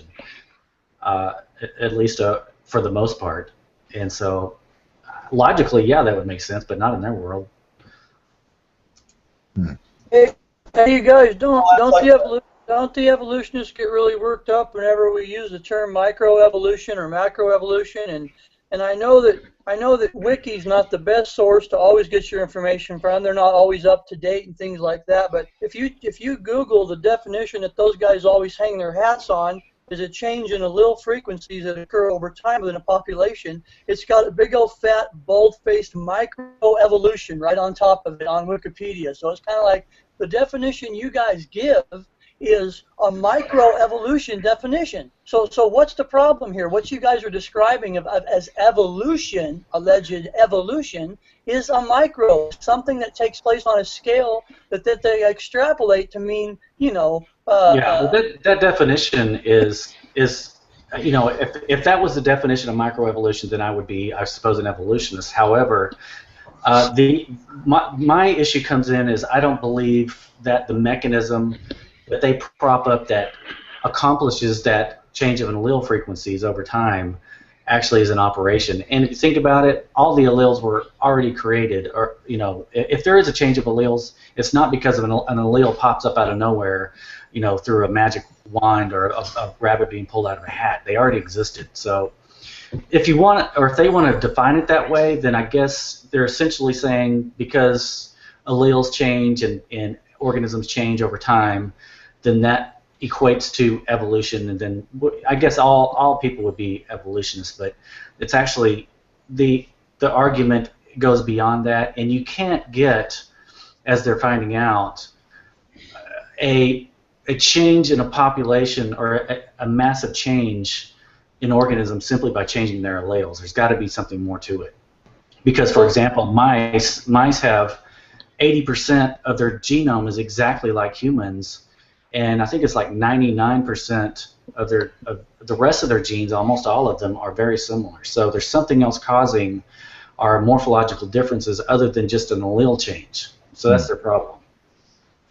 Yeah, changes to allele frequency is not going to work by itself. There has to be, the evolution theory requires, because they're stuck with believing it, that random genetic mutation is the base mechanism of evolution acted upon by natural selection. If mutation doesn't do the building of the feature incrementally, natural selection has nothing to select. So it has to be changed to the genetic information that codes for new features, new organic design that is selected by natural selection to make the process of evolution happen. And the problem with that, of course, as we know, is that 90 or so years of experimentation with genetic mutation has demonstrated that mutation is nothing more than a destroyer of genetic information and zero reason to believe that it builds anything. Who knows that mutation isn't even built into the code to begin with? See what I'm saying? Some of it is, and your immune system intentionally modifies genetic information for the purpose of thwarting the invasion of infectious creatures and by building immunities to them. Yeah, actually, both the virus and the host change independently of each other. Mm-hmm. Not because it's being attacked, just because it knows what to shut off. I think it's like the sugar, glucose things that proteins make and stuff like that. That's what they shut off that certain thing so that it cannot be infected. It can't attach itself to the cell anymore. Yeah. Won't attach to the cell anymore. So it can't then inject its... It's almost like reactive armor on a tank. You ever heard of reactive armor? Where it has like an explosive charge fitted to the tank, so when it senses something about to hit it, it explodes. Hmm. You know, what I don't get is speaking about mutations, and we'll go on and on about different aspects of mutations, but it seems to me that something that never gets caught or thought of by evolutionists and maybe even creationists is that I find it really a coincidence, a large coincidence, that a single letter change can cause like this whole cascade of biological downhill changes, whether it, changes a piece of anatomy slightly or color or provides resistance or whatever mutations do, maybe the timing of reproduction. There's all kinds of stuff that are involved in these processes, how many atoms are involved and different changes in molecules and cellular changes. It just seems like that, for one letter to change, for example, to trigger this whole downhill cascade of changes, to me it just like reeks of just being set up, that this whole system is rigged, not rigged in a good way to change on a dime basically when it needs to save itself. You know what I'm saying? And a lot of other mechanisms are like that, like gene expression. There could be hundreds of genes change, from a single environmental cue that causes a hormone to change, or but the point is that you can have all these different genes and molecules that are in concert change immediately. Oh, you're talking about compound damage to the DNA? Is that no, I'm just saying that a mutation, it seems that a lot of downhill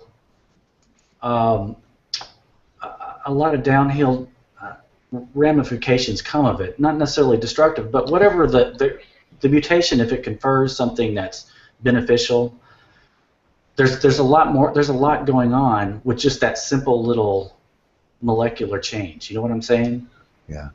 So even if your eyes change colors, I mean, there's probably a lot on that tiny level of changing your eye color that must happen. Lots of atoms have to change and cells have to change, and so I don't know. It's just one of those things that it just seems like the system's rigged by an interaction with the environment, possibly, or just a mutation change. Hmm. So maybe I didn't say that well. Well, DNA is definitely mutations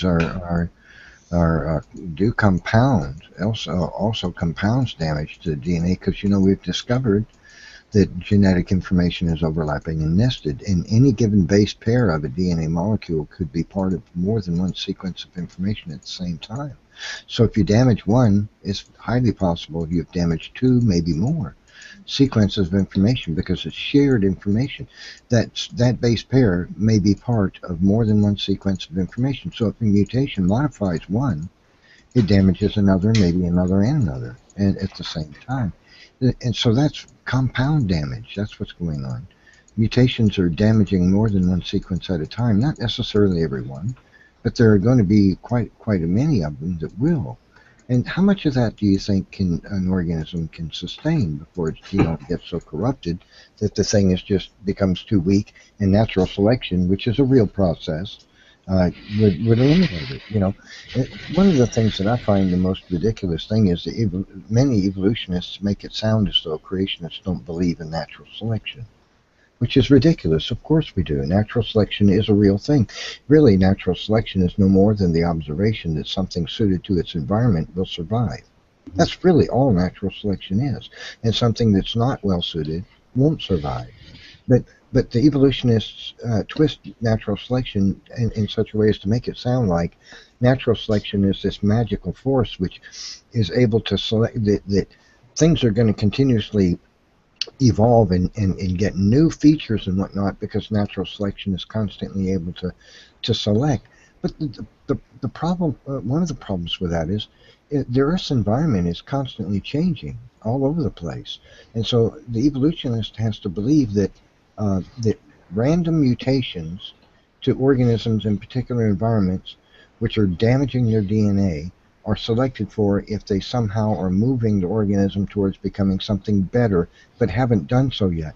So they're actually arguing that accruing damage is a good thing until it produces something usable to the organism in a given environment. And that's just nonsense. See, natural selection should be removing that. And another ridiculous thing about evolution theory is this. You know, there is a DNA repair mechanism in the cell.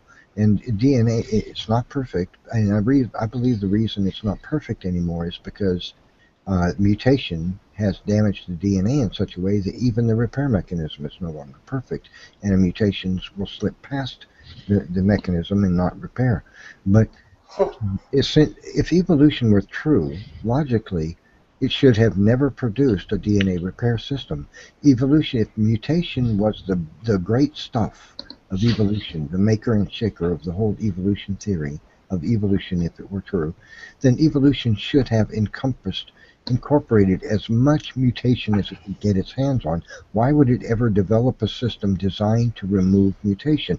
Because if you believe it did, then you've got to believe there's something truly phenomenally ingenious about molecules, and that somehow the system can detect ahead of time whether or not a given mutation is going to prove beneficial or non-beneficial to the organism somewhere way down the line in the future, so it selects against it long before that can happen.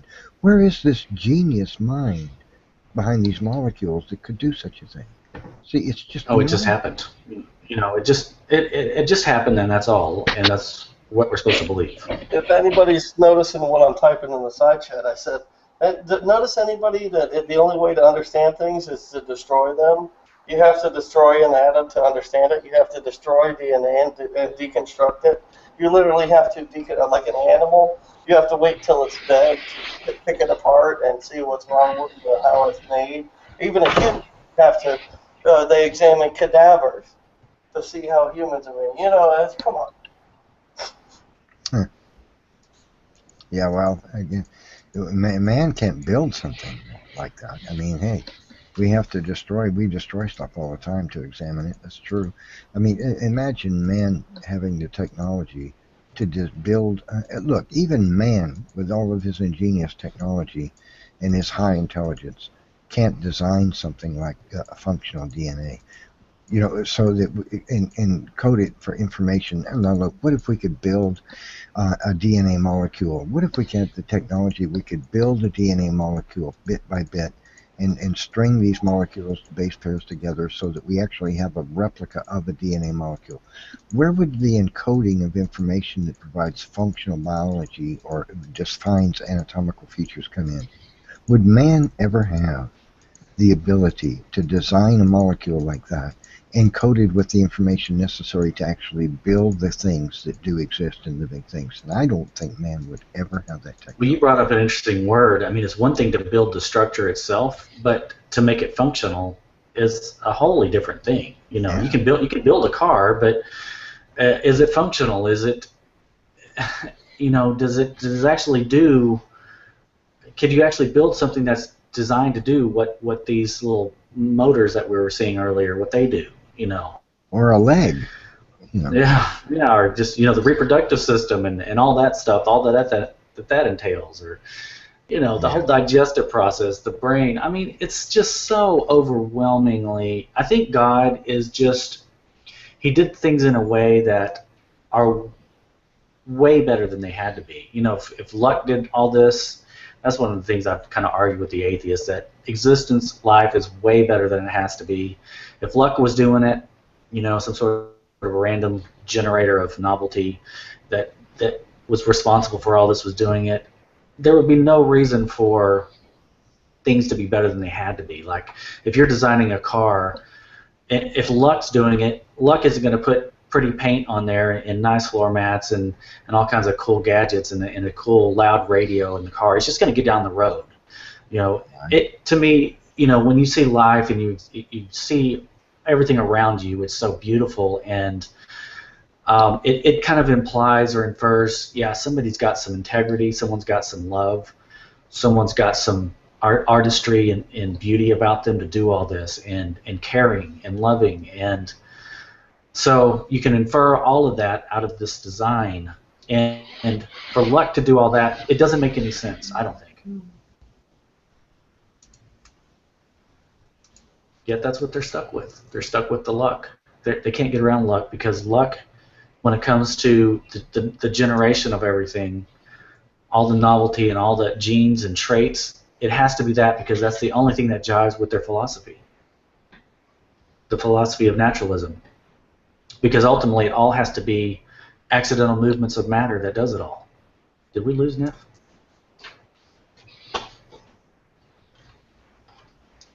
No, I'm here. I'm just, okay. Yeah, so it's the accidental movements of matter that they have to adhere to, because they can't resort to mind or intelligence or woo or, you know, consciousness even. It's got to be the mechanical, you know, mindless properties of matter and chemistry and physics. So they're stuck with it. That's why neo-Darwinism, as much as they might want to get away from it, they can't, because neo-Darwinism is the only theory that the what they call philosophical naturalists can hang their hat on. Anything else is a contradiction to that, because you have all these mechanisms such as epigenetics or any of these other regulated mechanisms that don't crank out novelty by chance. You know, they happen within the individual, and they are highly regulated and controlled, and so they don't jive with the neo-Darwinism, which requires random mutation, natural selection to create all adaptive traits. That's so true. Yeah, so they can't, and even if they do put their arms around some of these other mechanisms, they've got to say, well, random mutation, natural selection created those in order to adhere or to stick to their naturalism. They've got to say, well, those evolved, these other mechanisms evolved, evolution evolved a way to evolve creatures that, you know, yeah, it evolved a way, to evolve. Yeah. Evolution is evolving. Let me show you something on the screen. Do you see what I'm screen sharing here? This picture. Photo? Oh yeah, that's the. Oh, I know what that is. What is that? This is an insect called a plant hopper. This plant. Yeah. This creature has on each of its hind legs has a set of gears, so that the teeth lock in together, and when the creature jumps, literally both legs are locked into each other with gears, so that they spring forth at exactly the same rate of speed with the same force. What this does is ensures that this bug has pinpoint precision jumping capability, and it can aim exactly where it's going to jump because it won't jump lopsided. One leg put forth a little bit more effort than the other. Both legs are like a spring-loaded. They're locked together with gears so that they both move at exactly the same rate so that the bug jumps in an exactly straight line when it jumps. It's amazing. Tell me that's not evidence of intelligent design. Please explain to me how random mutations and natural selection can produce this. It's insanity. Yeah. And the atheists will say, there's no evidence of intelligent design. Really? When did man invent gears? Because the bug had them long before man did.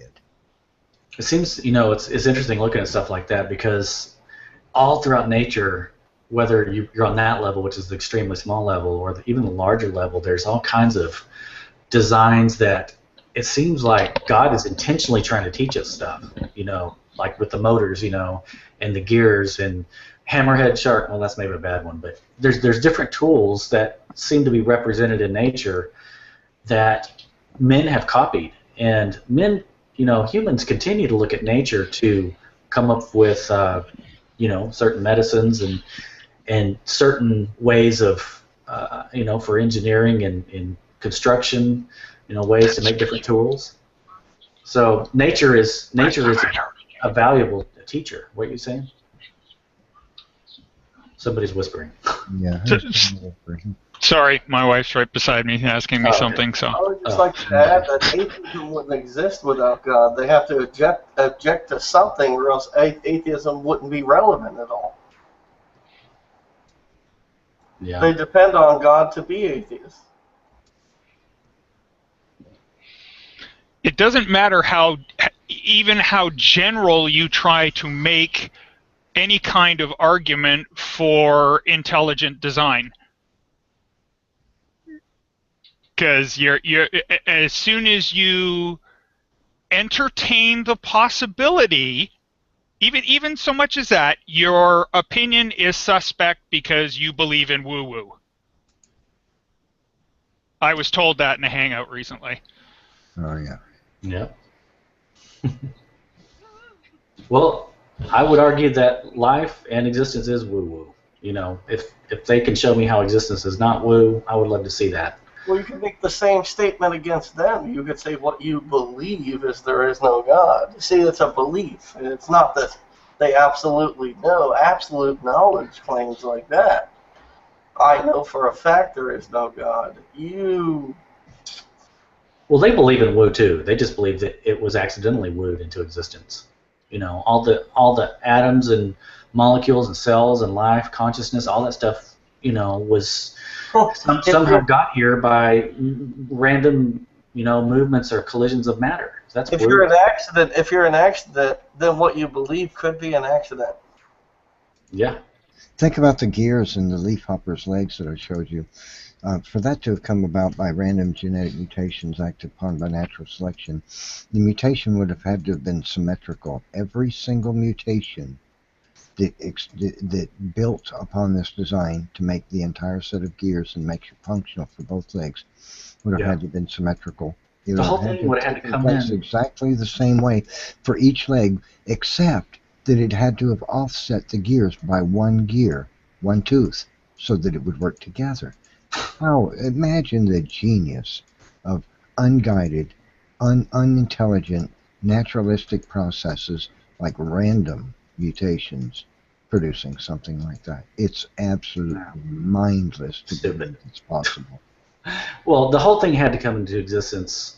What you showed us had to all come into existence at the same time to be functional. And it had to, you know, obviously be integrated with what was already there. I mean, the whole thing is stupid. I mean, I know we keep saying that, but, you know, if evolutionists could actually come in here and show us the mutations that would create 1/16 of that thing and show us how it could be functional, then great, you know, bring it on. But as it is, it looks intelligent, looks like it came from intelligence. It looks like it's holistic, as in it needs the whole thing to be there to be functional. And until they can show otherwise, it's just an exercise in fairy tale. It's absolutely hands down the evidence for creation, for design.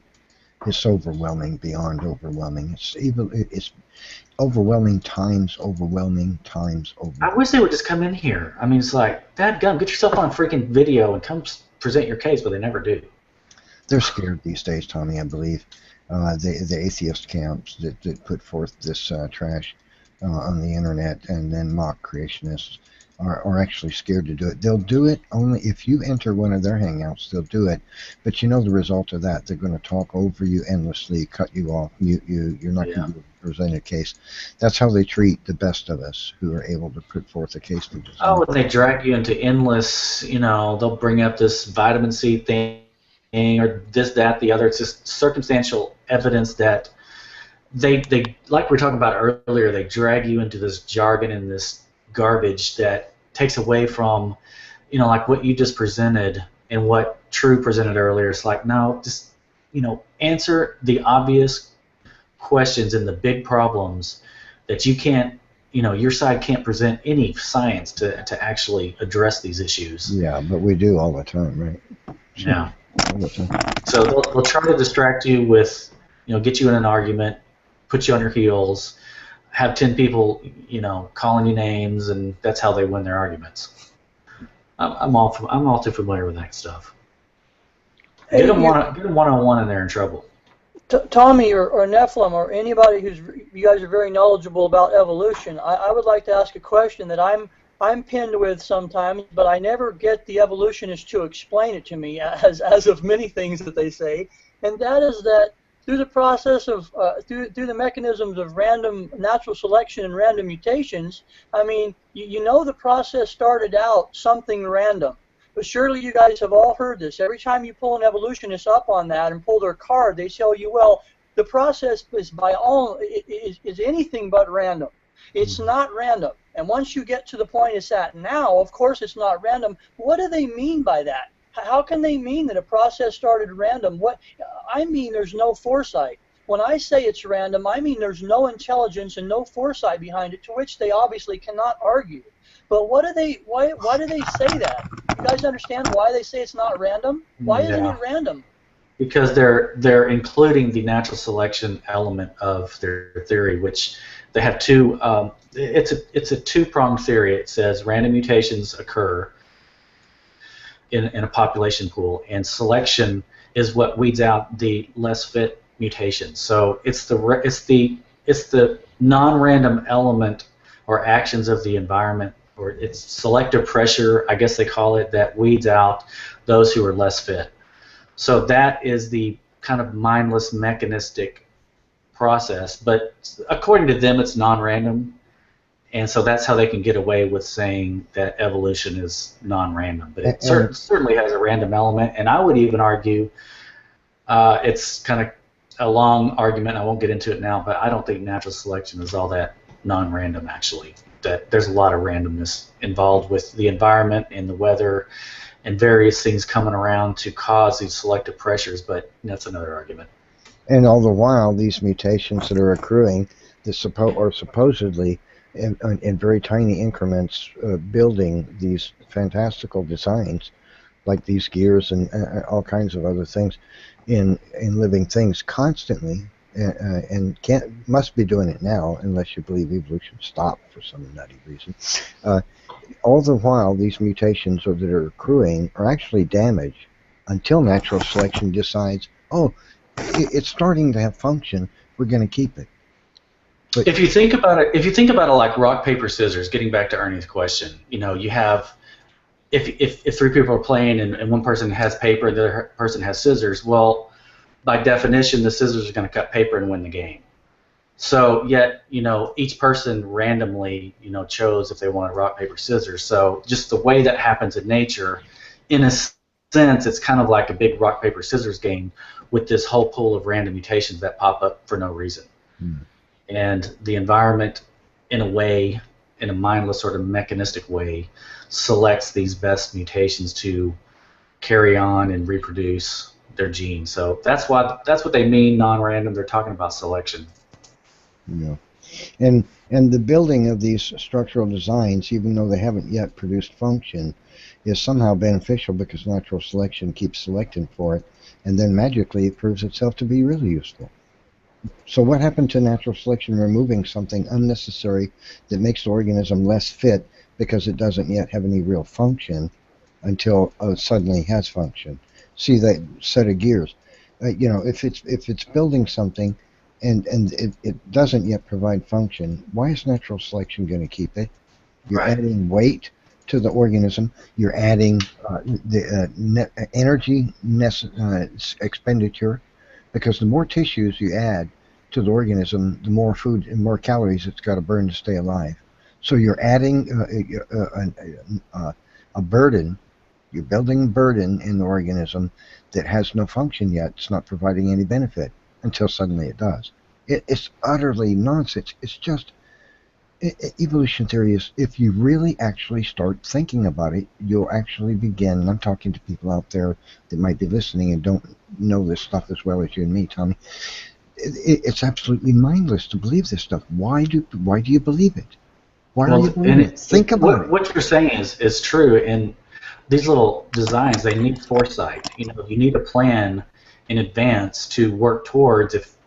Even if they did piecemeal this thing together, meaning organisms and traits, you would need some sort of plan in advance to make that happen, because the intermediates, if they're not fully formed or at least functional, then they're going to be a detriment, and selection will get rid of them quickly. So and plus it's not represented in a fossil record. There's no dig up any organism and look at its bones, and it's obviously, it may be different, may not still live, maybe it went extinct, but it's still a full, functional, beautiful organism that has all its parts, that works as a unit. And no matter how far back you go, that's the case. And so there's none of this piecemealing that seems to, be the theory of how animals got constructed going on. I was going to say that, take an example, as I like to take an example, is before anything ever flew, like even insects. And how would the DNA know to evolve wings? If the DNA doesn't actually, the DNA, which is inside the cell membrane, that is purported to be able to initiate mutation, it can't see through the eyes of the creature, and if it could, it doesn't know what it's seeing. All it knows is, like a binary, 1 or 0. It's all it knows. It doesn't know, like a camera connected to a computer with targeting with a targeting program. That program has to actually be taught how to recognize motion, how to recognize difference in shape and color. But if a DNA didn't originally know how to target what it needs to reach the branch of a tree, or to glide off a cliff, if it didn't know, if that information wasn't already in there, DNA isn't going to be able to randomly. Oh, we're dying. Oh, another one died. Another one climbed up the tree, fell down, broke its neck. We're dead. Sorry, it doesn't work. Well, so the DNA of 10, 20,000 generations after that isn't going to figure. They don't have memory. The DNA understands, according to them, the DNA understands the expression of the resultant organism and all it's going to need in the future. Apparently. And apparently also with creating those wings, it either needs, like an insect, porous breathing holes to substitute for lungs to give it the capacity to fly, or like a bird having 6 air sacs or I think it was 8. Anyway, the 6 air sacs, completely complex, to the minutest detail. Somehow your DNA blindly of the first, 2-celled ocean life form could intelligently figure, I need to sprout some sort of mouth to start taking in and keeping and containing nutrients, and then eventually I need to create fins Right. blind So we DNA should, somehow is. we should be having these evolutionary experiments, all over. If evolution could put wings on a dinosaur, just using their story, then there's no reason that DNA, which can't see the environment, can't see me, wouldn't put wings on me or some other human, or the start of wings, or the start of wings on a badger or on a squirrel. I mean, Yeah, occasionally. Why not? Why not an antenna? Why not any of this other stuff? The bird evolution thing is the most nonsense. Consider if since the best food supply for the animal would have been on the ground, not in the air, what would in the world, what kind of selective pressure could possibly make the animal evolve wings anyway, so it would take to the skies? It doesn't add up. It's just it's completely nonsense. They have to believe that the birds evolved some way, and they have to believe for some reason. So they just, how do you explain this away? Well, they're stuck. Well, it had to have happened because evolution is true, right? But is there actually a logical, a rational explanation for how evolution could produce birds? And the answer is absolutely not. It's ridiculous to believe that could happen. They got an equally stupid explanation for the human brain. They've kind of changed the theory here lately, and they've all kind of decided that the reason we have a big brain is because somewhere back in our ancestry, before we were actually humans, before we were modern humans, we learned how to cook our food.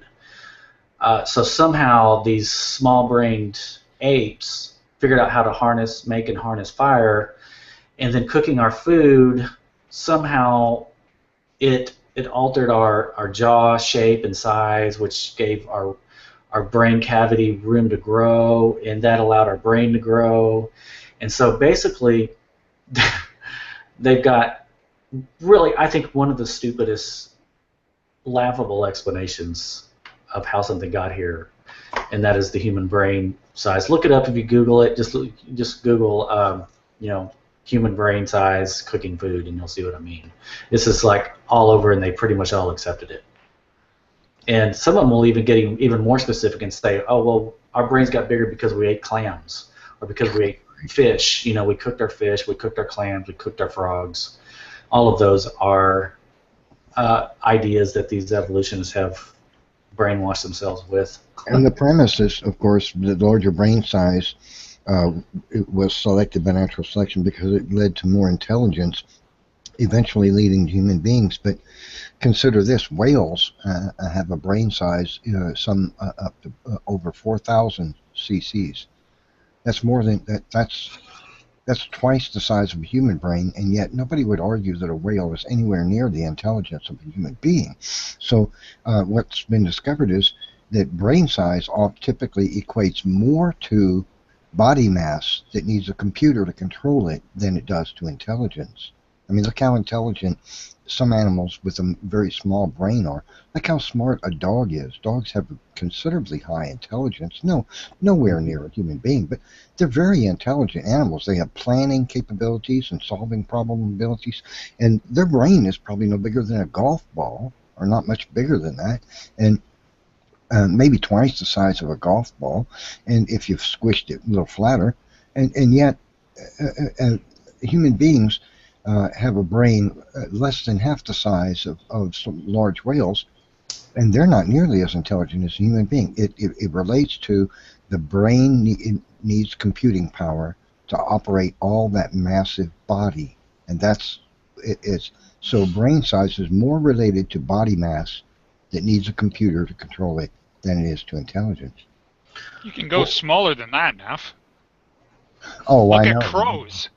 Yeah, Crows are ridiculously intelligent for the size of their brain. Oh, absolutely. They make tools, man. Yeah. Exactly. That's one of my most fun stories about trying to recognize a designer. Is you can you walk along, you find a number of blades of grass stuck in a crack of a rock, and they're kind of tattered up and mangy looking, so you figure, okay, the wind blew them along and they caught in the crack. Now most of the time that's where it would end, but then all of a sudden you hear this crow. As you pick them out of the crack in the rock, you hear this crow cawing at you and complaining. And you don't think much about it, and it keeps going for a few minutes, and then it flies over into the long grass, and it plucks a particular stem, and it puts it down on the ground, and it stands on it, and it trims the edge of the blade of grass in a very specific shape, identical to one of the ones you have in your hand. And it picks the blade of grass up, and it flies over to a tree, and it sticks the blade of grass through a hole in the tree, and the shape is perfect for the pathway that a certain type of grub has made in underneath the bark. And it hooks the grub, pulls it out, and eats it. And a couple of weeks later, you see the same crow. It flies down into the grass, or maybe even another one. It flies down into the grass, picks another blade out, and trims it to a different pattern, but one similar to one that you have in your hand. So from there, it's pretty obvious that you didn't just find a collection of random blades of grass sitting there. You found the fishing rods of a crow. Yeah, that's remarkable. So, I've seen video of crows picking small sticks and then using them like a spear to harp small fish in the water and pulling them out. They put their foot on the fish and pull the stick out with their beak, and then proceed to eat their meal. It's remarkable. They're using sticks as hunting spears. Yeah, like I said in the chat, they've also been known quite often to take any whatever nuts they want to eat and put them on the road where a car is going to come, directly in the path of where a tire is supposed to go. And, yeah. And the car comes by cracking it, and the person in the car is like, "What the heck was that?" And they look behind, and the crows are right directly over, and they're flying off eating something. I'm sorry, but that's intelligence. You don't any other bird, maybe except for maybe a parrot, macaw, would be. They wouldn't even give it a mind. They wouldn't give it any mind. That's pretty amazing, isn't it, Minnie? Yeah. That's crazy. That's awesome. All kinds of living things that God has made show remarkable examples of intelligence. The emerald cockroach wasp. I'm not going to describe what it does. It would take me 7 minutes to explain. But the series of procedures it has to perform in order to reproduce is irreducible in complexity. If it failed, and any one of them, no wasp, it's not going to reproduce. It has to perform exactly every one of them in order to survive. Now, how did the wasp learn that? They can't learn it by trial and error. The odds of that is billions to one.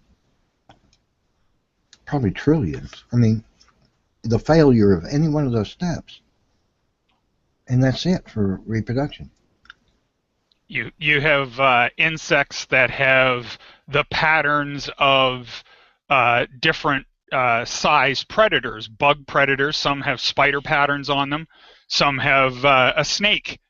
And they understand the behavior of that predator and mimic the behavior of that predator, which they might not even have seen. You know, they might not have come across that particular predator in their lifetime to be able to observe the behavior, but they know exactly how to copy all the movements to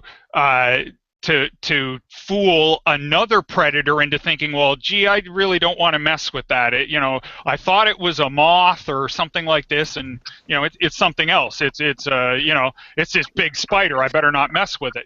Oh yeah, mimicry is a very profound evidence of intelligent design. There's, like you said, there are many examples. Consider octopus. Some species of octopus are capable of making themselves look like in color and texture like a rock. Yeah, doing today. You could swim right up to the thing thinking it's a rock, and all of a sudden it changes color and shape and swims away. I mean, it's mind-bending, these things. You could not tell the thing from a rock. You would not know. You'd swim right up to it and think, oh, that's an unusual rock, and it's a freaking octopus. It's mind-bending.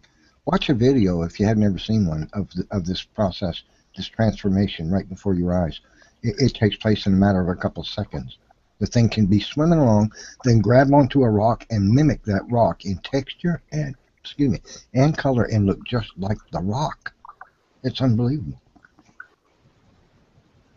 Yeah, How does exactly. evolution produce that, right? Unbelievable.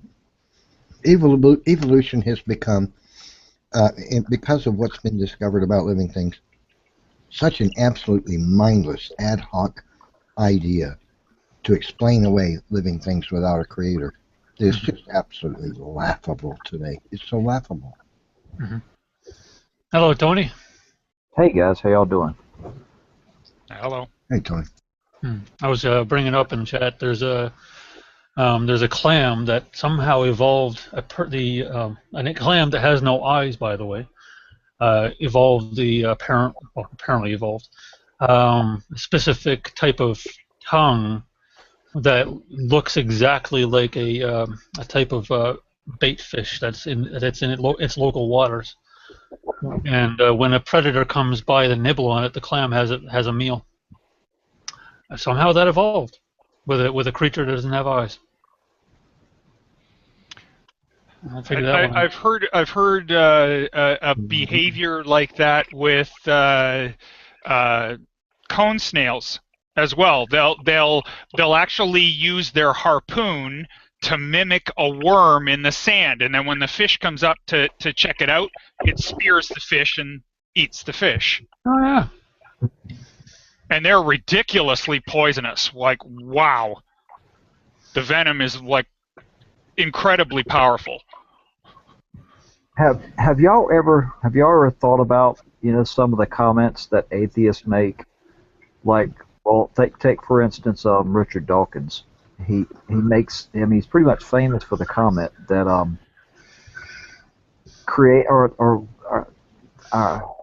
we're all have the appearance of design. Well, examine that comment. How does an evolutionist know what a biological design looks like?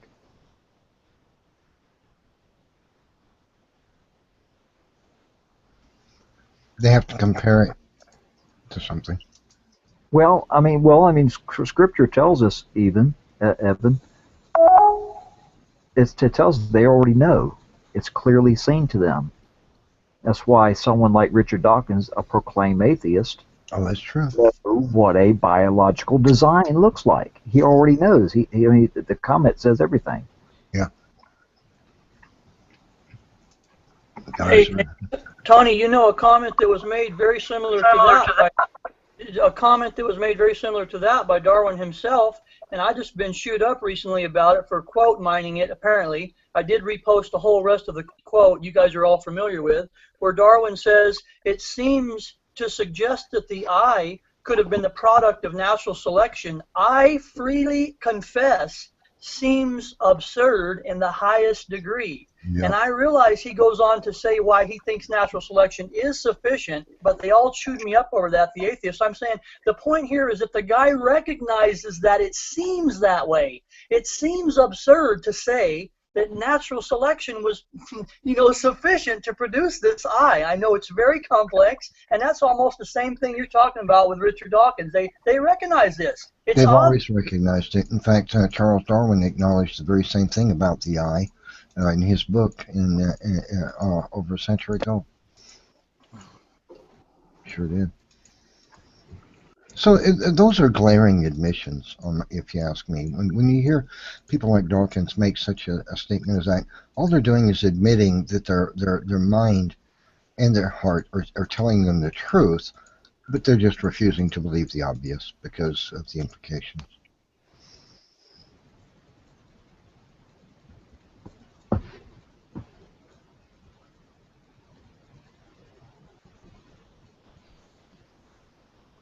I'm always interested to try and figure out how some of them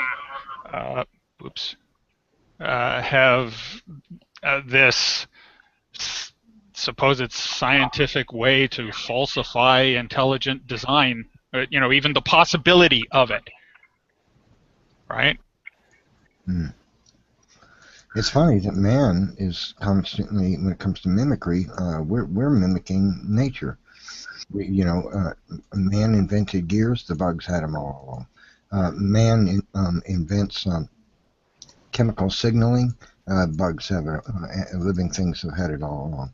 Man invents camera lenses and telescopes, animal life forms had them all along. And not just simple versions either, like not your most basic versions. The complex aerodynamic design of wings on insects is really fascinating. Exactly. Consider the wings of a bee or a fly. They flap at an outrageous speed, and they're able to tilt themselves forward or backward so that to make the insect capable of hovering in space. This is all done on the fly, without the bee actually giving it any thought. It's able to do this without even thinking about it. Now, what angle do I need to turn this to? What angle do it doesn't think about that. It's just so automatic for the organism to do this. So, and its wings are flapping at an incredible rate of speed. And this is just so automatic. The insect's mind, if we can say it has a mind, it doesn't even concern itself with it. It's able to do it just as easily and mindlessly as a human being can run, without and jump over sticks or logs or rocks without much thinking about it. Just do it. It even goes way beyond that. Way beyond that. I mean, man can't build such a thing. Imagine us with metal and plastic and whatnot trying to build a machine that would flap wings at this kind of rate and on the fly automatically tilt its wings at whatever angle so that it could zip left, zip right, go up, down, and move at an astonishing rate. Consider the power to weight ratio you would have to be able to do that too. We can't make machines with that kind of power, much less the ability to do it. We don't even have the engines capable of producing the power necessary for such a machine made of steel or whatever. We could make it. It wouldn't rip itself to pieces trying to flap at that rate. It would have to be made out of steel, right? And what engine? What do we have? What kind of machine can we build? Wings out of metal that will flap at thousands of flaps a second, or hundreds of flaps a second without literally coming apart? We can't. The eyeball. If you look at something relatively close and then look at something far away and then back at something close again, your eyeball not only focuses by changing the constriction of there's a little tiny string-like muscle that goes around the pupil, and it can pull like a loop, like a drawstring in a garbage bag, and constrict that pupil, make it brighter, larger, smaller, to vary the intensity of the light coming into the eye. And when you focus back and forth like that, your eyeball actually changes shape in order to make the focus possible. And it can do that in a fraction of a second. You can look at something 6 inches away and then look at something 400 yards away, and your eye instantly focuses on it. The time necessary for you to focus is a fraction of a second, and you've already focused. To do the same thing, a kind of a thing, we make camera lenses that can focus, but you have to turn a gear, you have to turn a ring in the lens, you have to move different optical pieces of glass, elements of glass, in different ones in relation to them, and it has to be done super fast. And so we're just now, and that doesn't change the shape of the lens. That just moves pieces of glass inside it forward or backward in relation to each other, and in order to make the focus possible. So we're trying to mimic what the eye can do better than we can do it. And this thing is made out of molecules, some of this functions. It's made out of organic material. We have to make stuff out of metal on a much larger scale, metal and glass and plastic. We can't even reproduce. We can't begin to reproduce what God has designed. Evan, I bought I got a drone this week. For Christmas. I don't know if you know what a drone is, but Amazon's using them, but it's basically a very stable flying vehicle. It's actually quite fun to fly. But I was out in the yard today, and flying it around, and we're having a heat wave down here. It's unusually warm, even for South Georgia. And a hummingbird comes buzzing around in it, and the hummingbird just does loop-de-loops around it. It's like, I'm like, goodness, I'm trying to stay out of the way of the hummingbird, and he's doing circles around what this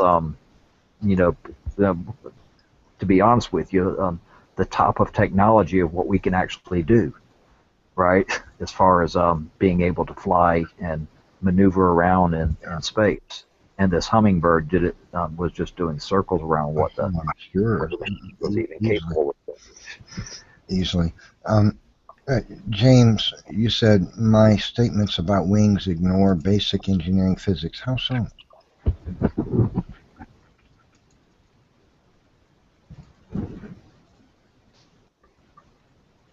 I don't see that I ignored anything about basic engineering physics. I don't know what you're talking about.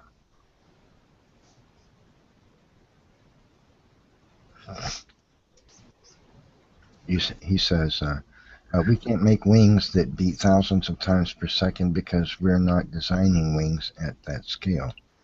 It's a consequence of the square cube law. Well, that's what I said. Remember, I said power to weight ratio, and then you'd have to have a material strong enough to be able to sustain that kind of, force against the air. So I actually addressed that. The bug's wings, the weight of the wing in comparison to the muscle, and the body weight, the amount of force that has to move the air, needs to move the air, and related to the weight of the bug, is pretty substantial. I mean, if we were to make, as I said, something out of steel, that we're capable of doing that, I think with our current technology, it would literally rip itself apart trying to flap the wings at that kind of rate necessary to raise a machine made of steel, or even plastic. We don't have that kind of technology yet, And this thing is made of organic material. And then you can take that bee and multiply it by 2 with the dragonfly and other such quad-winged insects. Have you ever seen what a mussel actually does, the fibers of a mussel? They have little hooks on them, barbs, and they grab, and they pull, they draw, and this is how they contract or expand. And this is a soft mass of material that's doing this with thousands and thousands and thousands and thousands and thousands and thousands of strands of muscle tissue operating in concert with each other to produce very, very detailed, precise movements and forces. I mean, it's just mind-bending. Well, they started off doing the when they started building, trying to fly. I mean, I don't know if you've seen some of the old videotapes of the flying things. They were trying to get things to actually flap, and they gave up on that whole idea. It didn't work because they don't have nothing that's light enough, or strong enough, or powerful enough to actually get a locomotion in the air that's going to flap. It just didn't work. Yeah. I mean, even if man were capable of mimicking exceedingly well something that an animal can do, like a bee, I mean, all that would just demonstrate is that you need intelligence and engineering and to understand the laws of physics and such to be able to begin. And we're doing it on a much larger scale. Like I said, the tissues, the sinew, the muscles, tissues in the muscle are doing this at a microscopic scale. It's phenomenal to produce it. We have to do it with large scale, massive pieces of things in comparison to what God has designed. Hey, so real, how's it going?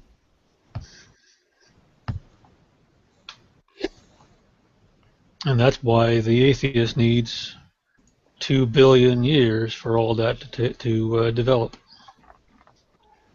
The associated structures have some really significant bits of aerodynamics as well.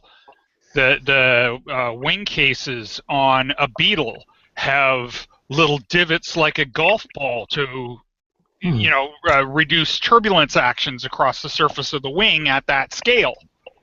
Like, okay, tell me how that just came about, right?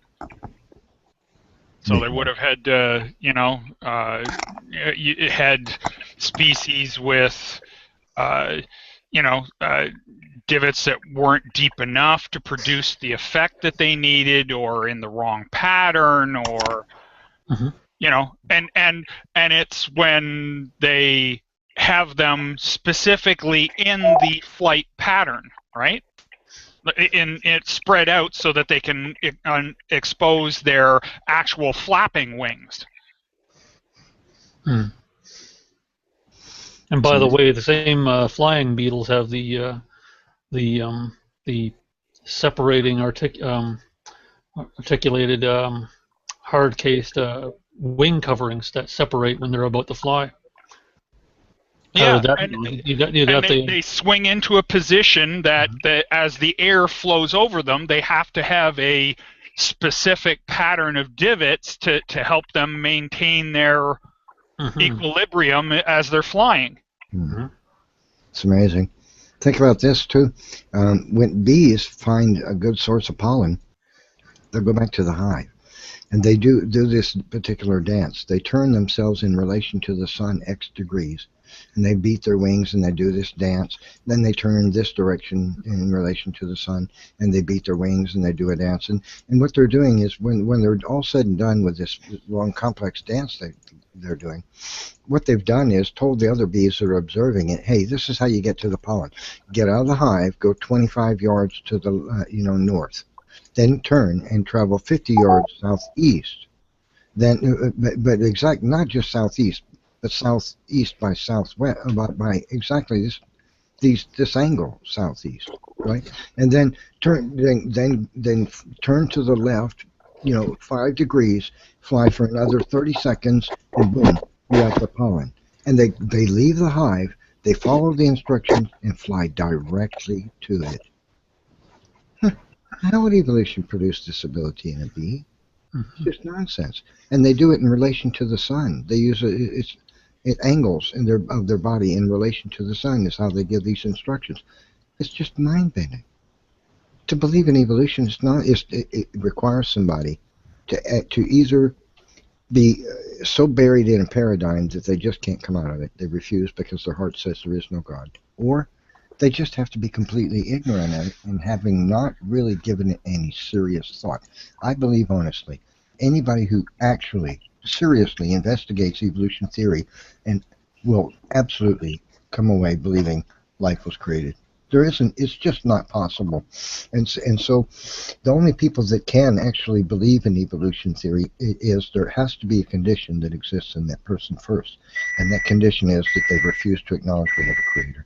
Be back in 1 second.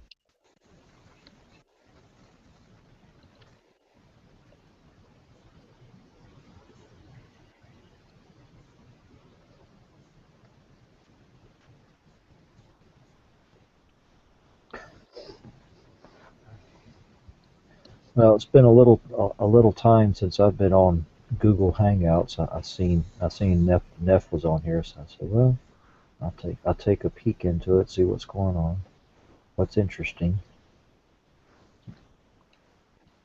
I remember you, Remy. How you been doing? Do you remember me, Remy? Voice sounds vaguely familiar. Sorry. I remember. Well, I know Neff from Pal Talk. He hasn't been on Pal Talk for a while. I know he does this fairly often.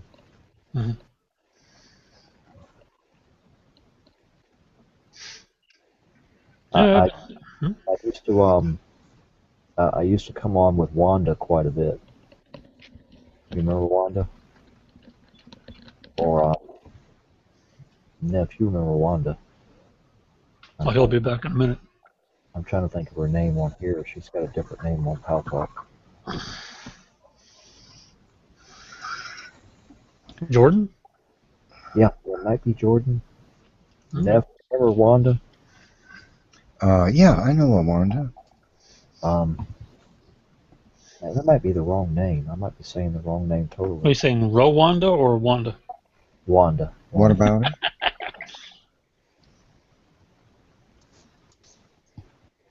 Hey, can I ask a What is question? it about Wanda? Wait, let me get this. What is it about Wanda? I hadn't had Yeah. it in a while. I was trying to familiarize myself. Hello. Hello. Hey, Hey, I wanted to ask a question, but I don't want to. I'm not trying to cause division or anything like that. It's That's a fine. legitimate question that I've always been curious about, and I think you guys will probably know more than me. Um, I have my own ideas about it. I can share that with you. Mhm.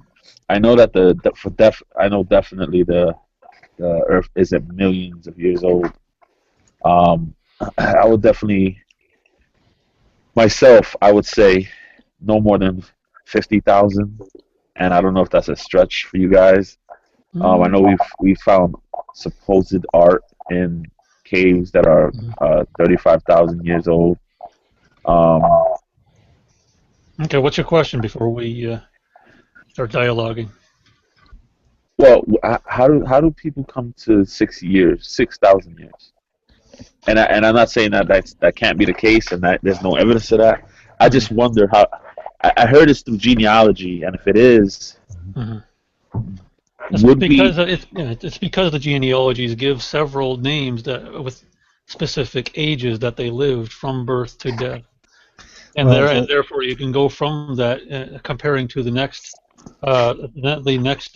book's genealogy, and this specifies at least one other person who with an age, and they knew the person from the previous book, and then you can link the two, and you can keep doing that with it throughout the Old Testament up until Matthew.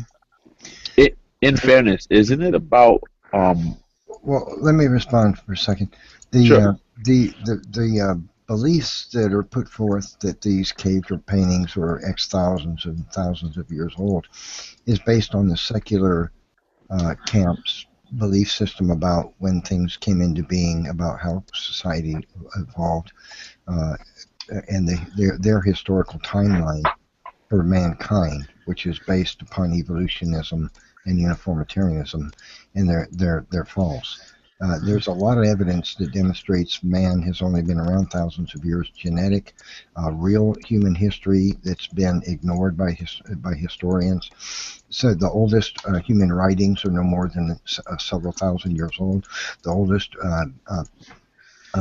the oldest anything that man has built are only thousands of years old. You'll find examples like in Turkey, they recently discovered some archaeological stuff that man has built that they are claiming may be many thousands of years older than what they thought. This is the frame into the secular camp that believes that, but they have their assumptions that they rely on, and these assumptions are tied to the idea that the Earth is many millions of years old and man evolved into Homo sapiens a couple 100,000 years ago. So, but they're based on assumptions. There is scientific evidence that argues against the Earth being more than 10,000 years old that most people are not made aware of. And More than 10,000? Can't be. Yeah. Yeah. Yeah. I would be interested to hear about that because I would go personally just because of what I see and when I look up stuff, I would say no more than 50. As far as I understand from what's that called, carbon. Within rocks, you could only go up to 50,000 years. Well, I kind of misspoke. I said 10,000. I should have said 30 or more thousand. For example, the carbon-14 buildup. The sun creates carbon-14 in the upper atmosphere. At the same time, it also destroys it. Now, eventually, this would lead to what's called carbon-14 equilibrium, where the amount of carbon-14 being created by the sun is equal to that which is being destroyed, and the Earth would maintain a continuous level, a stable level of carbon-14. It's been estimated mathematically that process would take only 30,000 years, but since the Earth is increasing in carbon-14, it has not achieved carbon-14 stasis, so it has to be less than 30,000 years. Yeah, and that's what I was thinking more or less.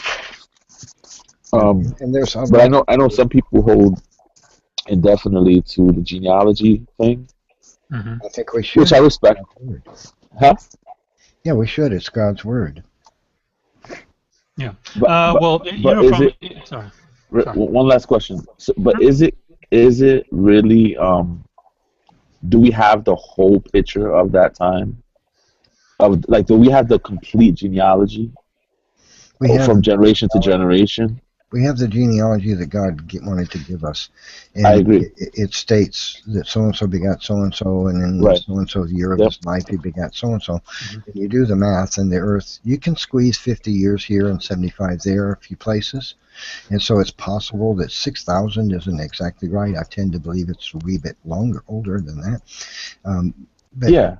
it could be 65 or 6,800 years old. I would say on the outside, no more than 7,000, according to the genealogies given by the Bible. Likely less than that.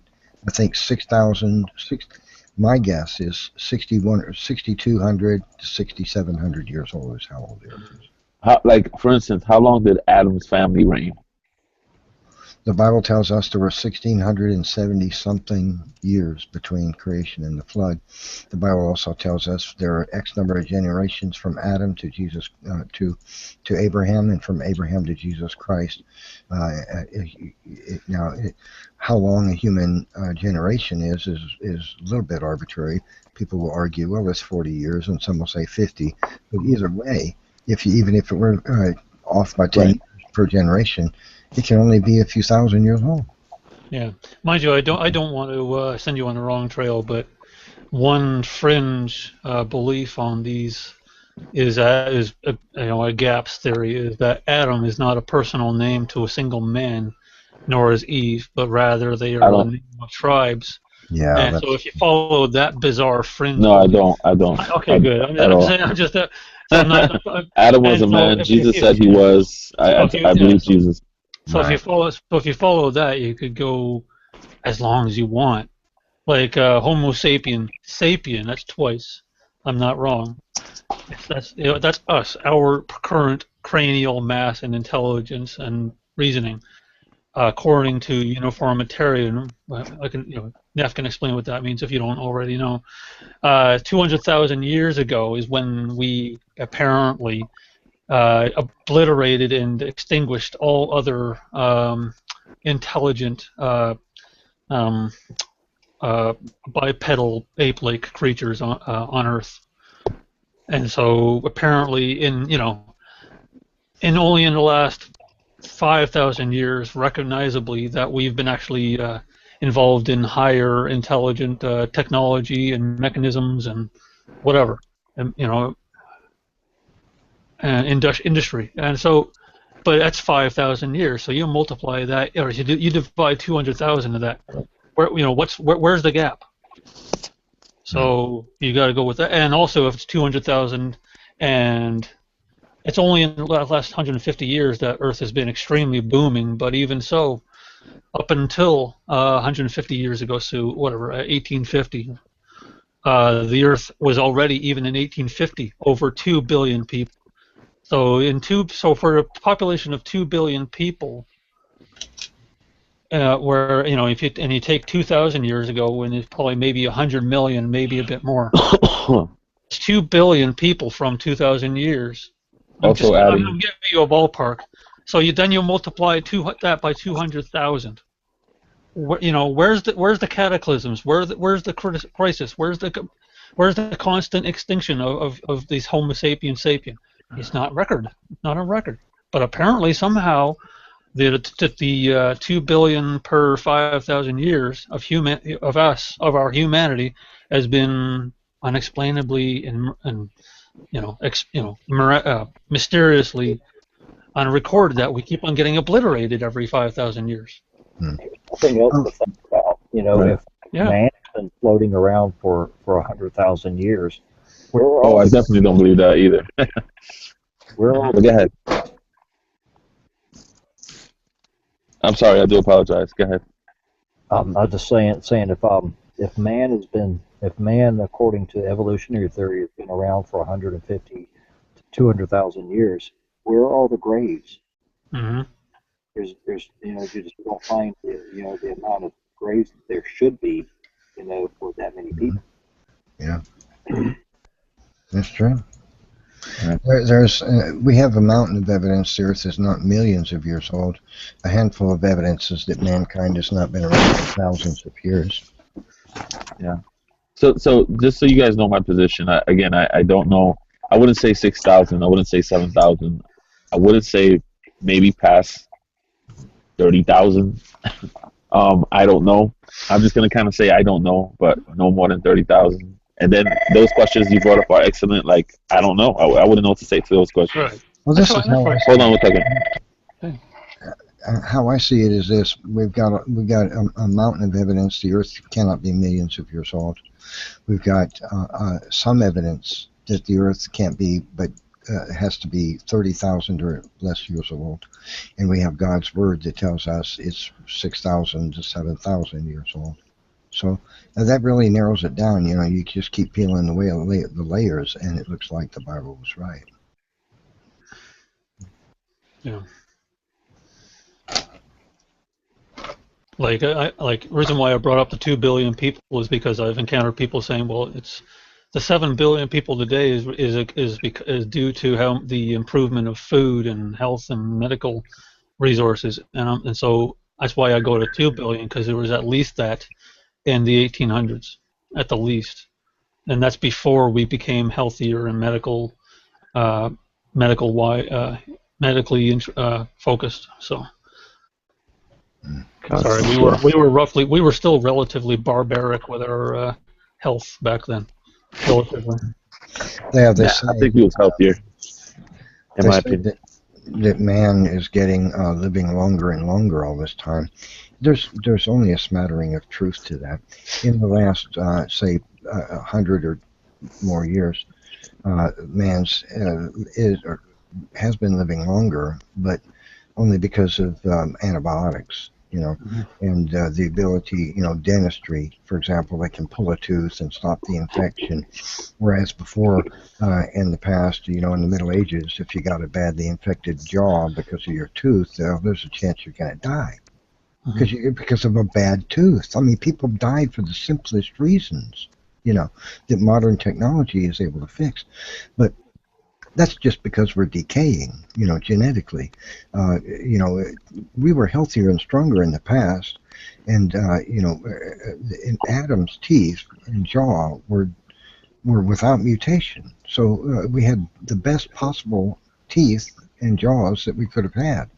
But truth is, as the Bible tells us, that man lived to be hundreds and hundreds of years old in the past before the flood, and the Bible gives us evidence that, right after the flood, people began living much less and less time.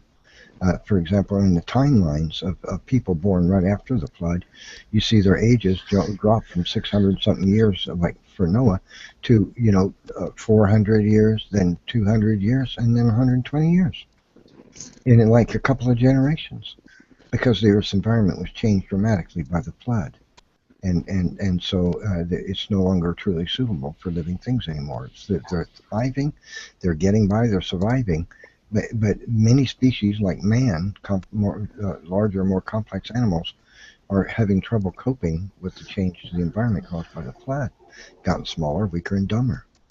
And so the truth is, the secular camp says that since we started out as a hominid, an ape-like ancestor, that man is now getting, he is living longer and longer. The truth is, we're just living less and less time.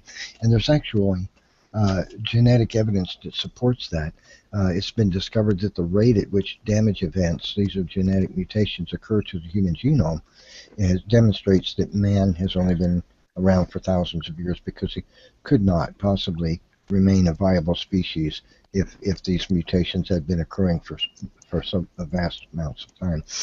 And another piece of evidence is that I can provide you a citation for this if I can find it here in the computer, but I'll tell you essentially what it is that they have estimated the rate of single nucleotide polymorph mutations in the human genome that occur to protein sequences. And what it demonstrates is that it seems as though all the various proteins, these mutations in human protein sequences, have occurred in the last 6,000 years or so.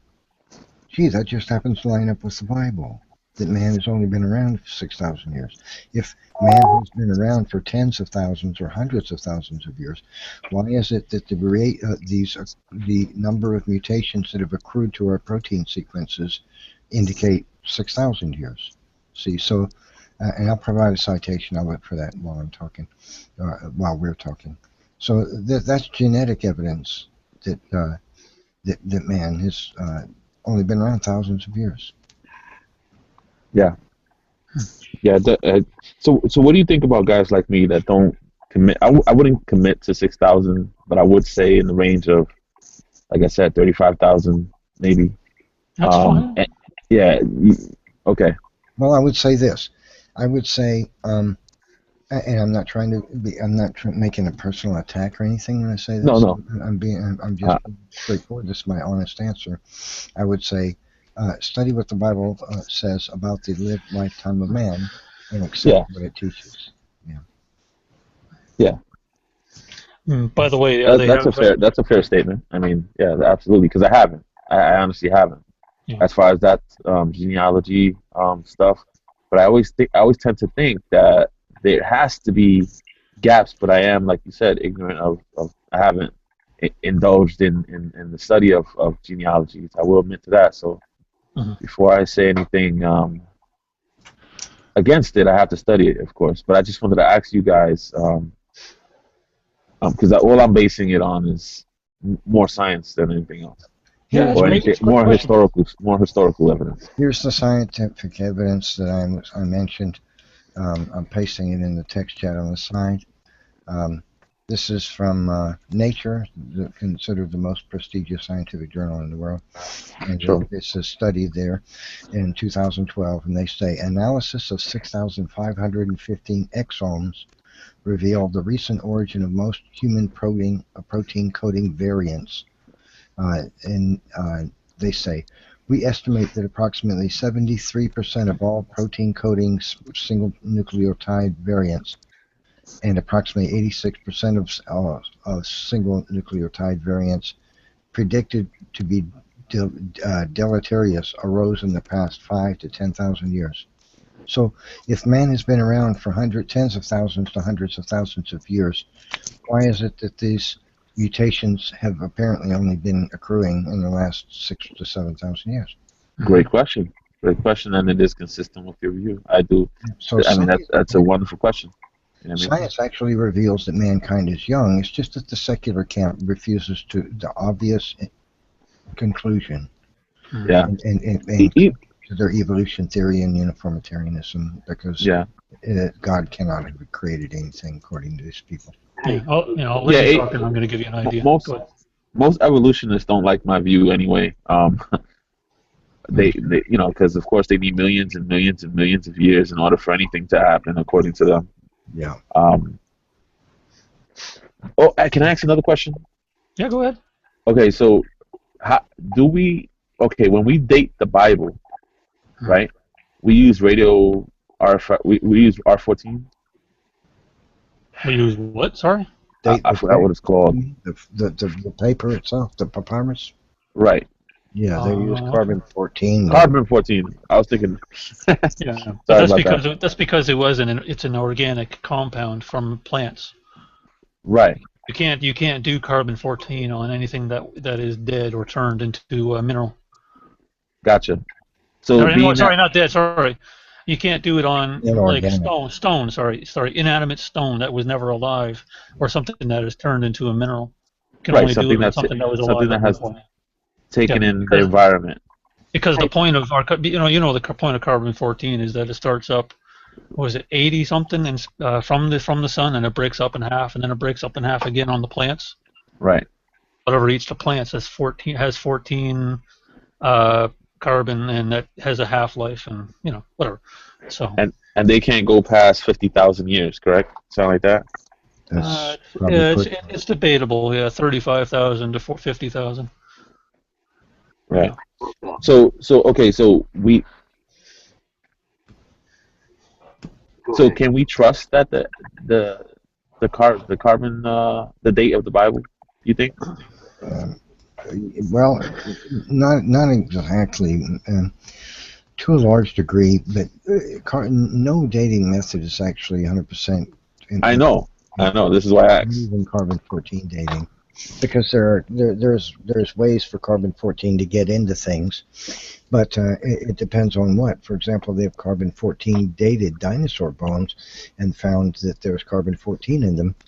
The problem is that if it's become a fossil, there's no way for carbon-14 to get inside the bone. Once the creature is dead, the bone goes into the ground. Bone is too dense. It's not going to absorb any carbon-14 from the environment while it's mineralizing and turning into a stone. So how do you get carbon-14 into a dinosaur bone? If the dinosaur bone were 65 million years old, there can't be a single atom of carbon-14 in it. And yet it's found. Yeah, I know. So this is evidence that the dinosaurs are only thousands of years old, just like real human history shows. Man has depicted ancient art. Man has drawn known species of dinosaurs. We've had the images on cave rocks and whatnot. And the Bible tells us that Tenim, which is the ancient Hebrew word for dragon, or something like that, these are known to man. I mean, the legends throughout history, man obviously walked with dinosaurs, giant monsters, according to human history.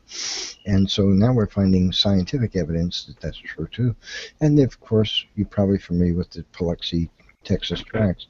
Dinosaur fossil footprints have been found in the very same spot with human fossil footprints, proving and dinosaur walked together on this earth. So look up. How do you come across the time of 35, 50,000? Where do you get that from? Oh, from the first the art. The art itself is that I'm talking about is that old. Well, that's based on assumptions of the evolutionist camp, Yeah, well, the art, the idea that is, they know how slow the ochre or whatever else they were using, the clay that they used to paint or chisel the pictures, and so they time the decay of the elements or the subtraction of those elements. That's uniformitarianism. Well, as a part of uniformitarianism, meaning that the decay that we find that it is still at present today in the last 100 years has never changed. And they have to count on the rainfall and all those things remaining the same thing that they're doing. That's not the case. You can't count on that being the same. Exactly. So if you want to go and take a 5-year course in university to learn how to take samples and learn the decay of isotopes and other elements, and and learn how slow ochre and clay decay, and be our guest. The way to approach dating something with various techniques that we have, and is this: you need to go with the lowest limiting factor. If a method says, well, it can date something and possibly provide evidence that it's 1 million years old, okay, that's one limit. If you have another method that provides an upper limit for the age of something as 50,000 years old, then you've limited it to 50,000. And is there anything you can find that would have an upper limit of only thousands of years old? Then that's the limiting factor.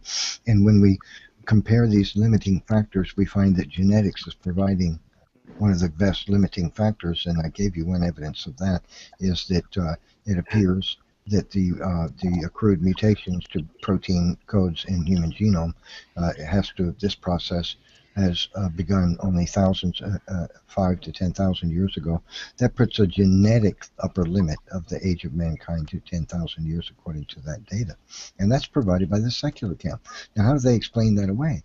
Well, they just have to believe that man remained relatively unchanged. In other words, the various tribes of mankind did not diverge into different tribes until 5 or 10,000 years ago. Man was relatively homogeneous as a species until 5 or 10,000 years ago, then split off into the Slavic, the Polynesian, it's nonsense, and it contradicts what they've been telling you in history books for the last 150 years. So Yeah. the lower, the smallest upper limit would be the way to find the lowest, youngest likely age for anything. And right now, the best is genetics. Excuse me, the rate at which genetic mutations are accruing in the genome of man is put forth by secular geneticists, and they say that man has been accruing genetic mutation. The mutation rate, the rate of mutations accruing in man's genome indicates that this process of accruing mutations has only begun a few thousand years ago. And so the evolutionists are stuck in between a rock and a hard place with that. They have to believe that man, for some reason, wasn't accruing any genetic mutations until 5 or 10,000 years ago. Is that logical? Absolutely not. If evolution was true, mutations have been building and designing everything that lives. Yeah, just to be clear, again, I'm not advocating evolution at all. I don't believe at all in evolution. I know. I'm just helping yeah. Giving you some things to think it's about. not me. Yeah, I'm just giving you things to think about. No, absolutely. And there's an audience listening, so it's good for them too. Absolutely. For example, let me give you some actual some information on that's very interesting. Let's see here. I've got some citations here. Jonathan Sanford, retired Cornell University geneticist. He is a creationist, by the way, young earth creationist. And he states this: the decay of the human genome due to multiple slightly deleterious mutations each generation is consistent with an origin several thousand years ago. Now what he's saying is, he's not stating that this means man has only existed for thousands of years. He's saying the current rate of mutations going on in the human genome indicates that process has only been going on for several thousand years. It began. But that by itself implies that man has only been around several thousand years. Now, this is supported by information from secular geneticists. For example, I'll paste another source in the text here. This is from a completely secular source, not a creationist, and they say this. This particular scientific study was done by a section of ecology and systematics at Cornell University, and they say contamination of the genome by slightly deleterious mutations. Why have we not died 100 times over? So in asking this question, this secular geneticist is saying, if the evidence speaks for itself, and man has been around for a couple 100,000 years as Homo sapiens sapiens, we should have gone extinct 100 times over because of the accruing effects of random mutation during that time. So why hasn't it happened? And the implication from this, of course, is, well, man has not been around for hundreds of thousands of years, else we would be extinct, you see. And so here's one more. I'll provide real quick. Why would we? I'm sorry. I'm stuttering. I stutter. Why would we be extinct? Extinct, yeah. Because the damage that's building up in us is creating diseases and making us unfit for survival. Oh, so our genetic code would be it was severely screwed up. Yeah, it's like if you take a picture of a copy, then you take a picture of that copy with another camera. That image will eventually be indecipherable. You will not recognize it whatsoever. Yeah. And so so give us 8,000 years or 10,000 years. That would be plenty of time for that to be black, dead. And somehow in 200,000 years, it's refreshed itself, brand new, perfection. Another problem is that it's a fact that mutations tend, when a mutation knocks out a single base pair in the DNA, and the repair mechanism comes along and plugs the hole. What it does is typically, more often than not, but not always, more often than not, it replaces that base element with cytosine. And so the majority of mutations that get repaired by DNA repair mechanisms replace the missing base pair with cytosine. So in general, our DNA is being replaced with cytosine. Now, if mutations have been designing and building all this incredible organic design in all these features of astonishing complexity and all the living things and experience every feature of every living thing, and this has been going on millions of years, why haven't the genomes of these creatures been turned largely into cytosine? See, this is a very, very grave problem for the evolutionists' claim that random mutation has designed anything. Because if it were true, then our DNA should have been turned into cytosine, largely cytosine, and really, in truth, that would make us unfit to survive, because if it were all cytosine, you won't get a genetic code at all. This is like a devolution. You would never actually get, if random mutation is what built the genomes of living things, it could have never happened, because it would have continuously replaced most often the cytosine, and that would have prevented any kind of evolution from even getting off the ground. Yep. The law of thermodynamics. Thermodynamics. It has been proven evolution is false with scientific evidence that's been discovered in the last 100 years. Evolution is false. Evolution is false. Yeah, man, right on. The evidence that evolution is completely false that has been discovered in just the last 20 years or 30 is astonishing. Yeah.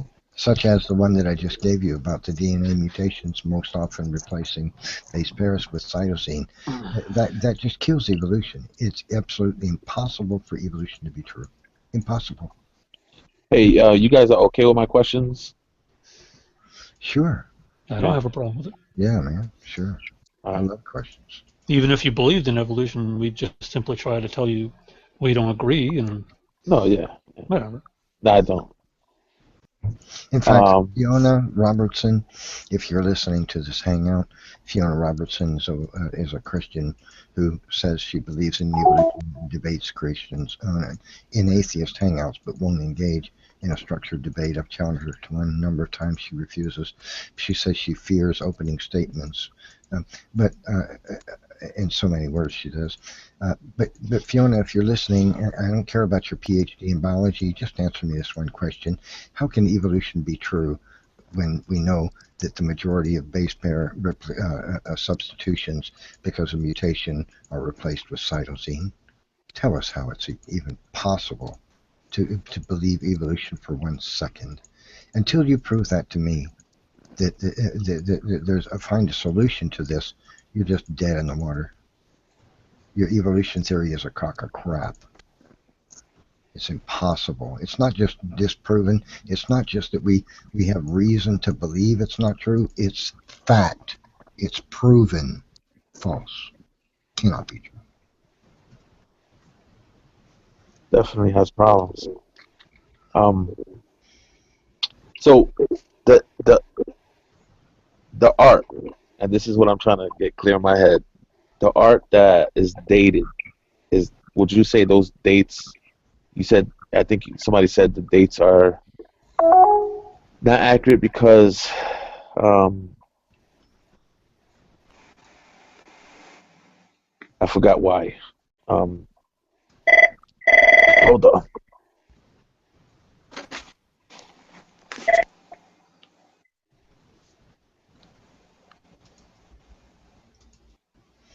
A lot of speculation goes on about the Ark of Noah,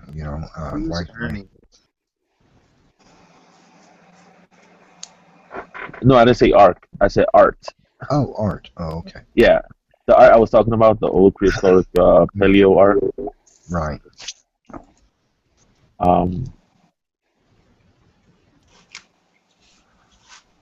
How did man know what dinosaurs looked like?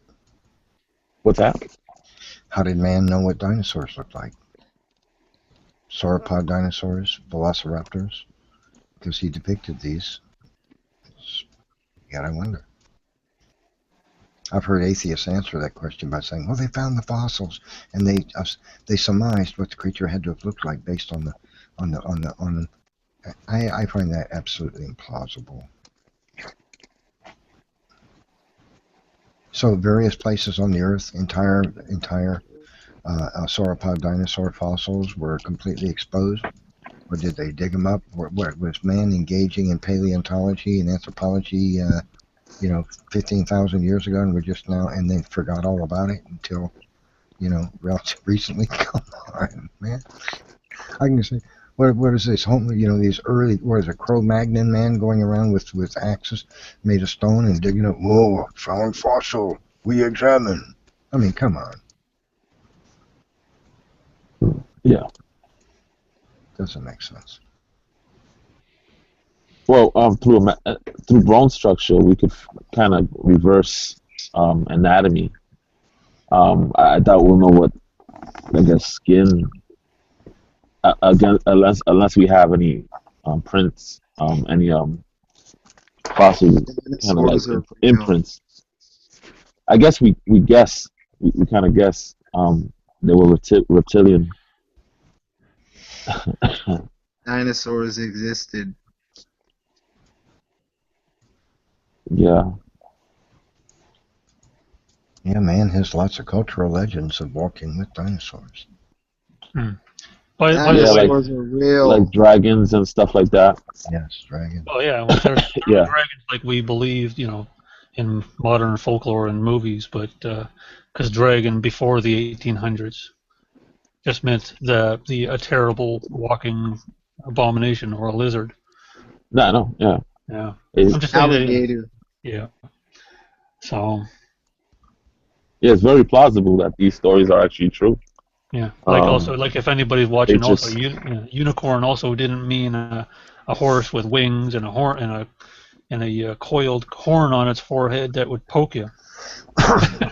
Marco Polo, the famous explorer, wrote about dinosaurs. He wrote about that when in his travels to China, he wrote what those people were telling him and his men about how they hunted dinosaurs. They described them. He said, in cases of the bite of a mad dog, a penny weight of it just. Oh, wait, no. He says these creatures. Speaking of the creatures that they hunted in China, he said, and I'm quoting: "When therefore the animals make their way towards the places they usually hunt, they are wounded by these instruments." And wait, no, that's how they're hunted. There was another. Oh, he says this. He says the jaws are wide enough to swallow a man, and the teeth are large and sharp, and their whole appearance is so formidable that neither man nor any kind of animal can approach them without terror. Others are met with a smaller size, being 6, 8, or 5 paces long, and the following method is used for taking them. In the daytime, by reason of great heat, they lurk in caverns, from whence at night they issue to seek to find food, and whatever beast they meet with can lay hold of, whether a tiger, a wolf, or any other they devour. In other words, these creatures were big enough and powerful enough that they could literally just snatch a tiger and devour the sucker. A tiger wouldn't last a second. So that's a pretty formidable animal that can lay hold of a tiger and crush him, kill him, and begin to eat him in nothing flat. But what kind of animal can just grab hold of a tiger and just munch him up? That's a pretty big beast. Right.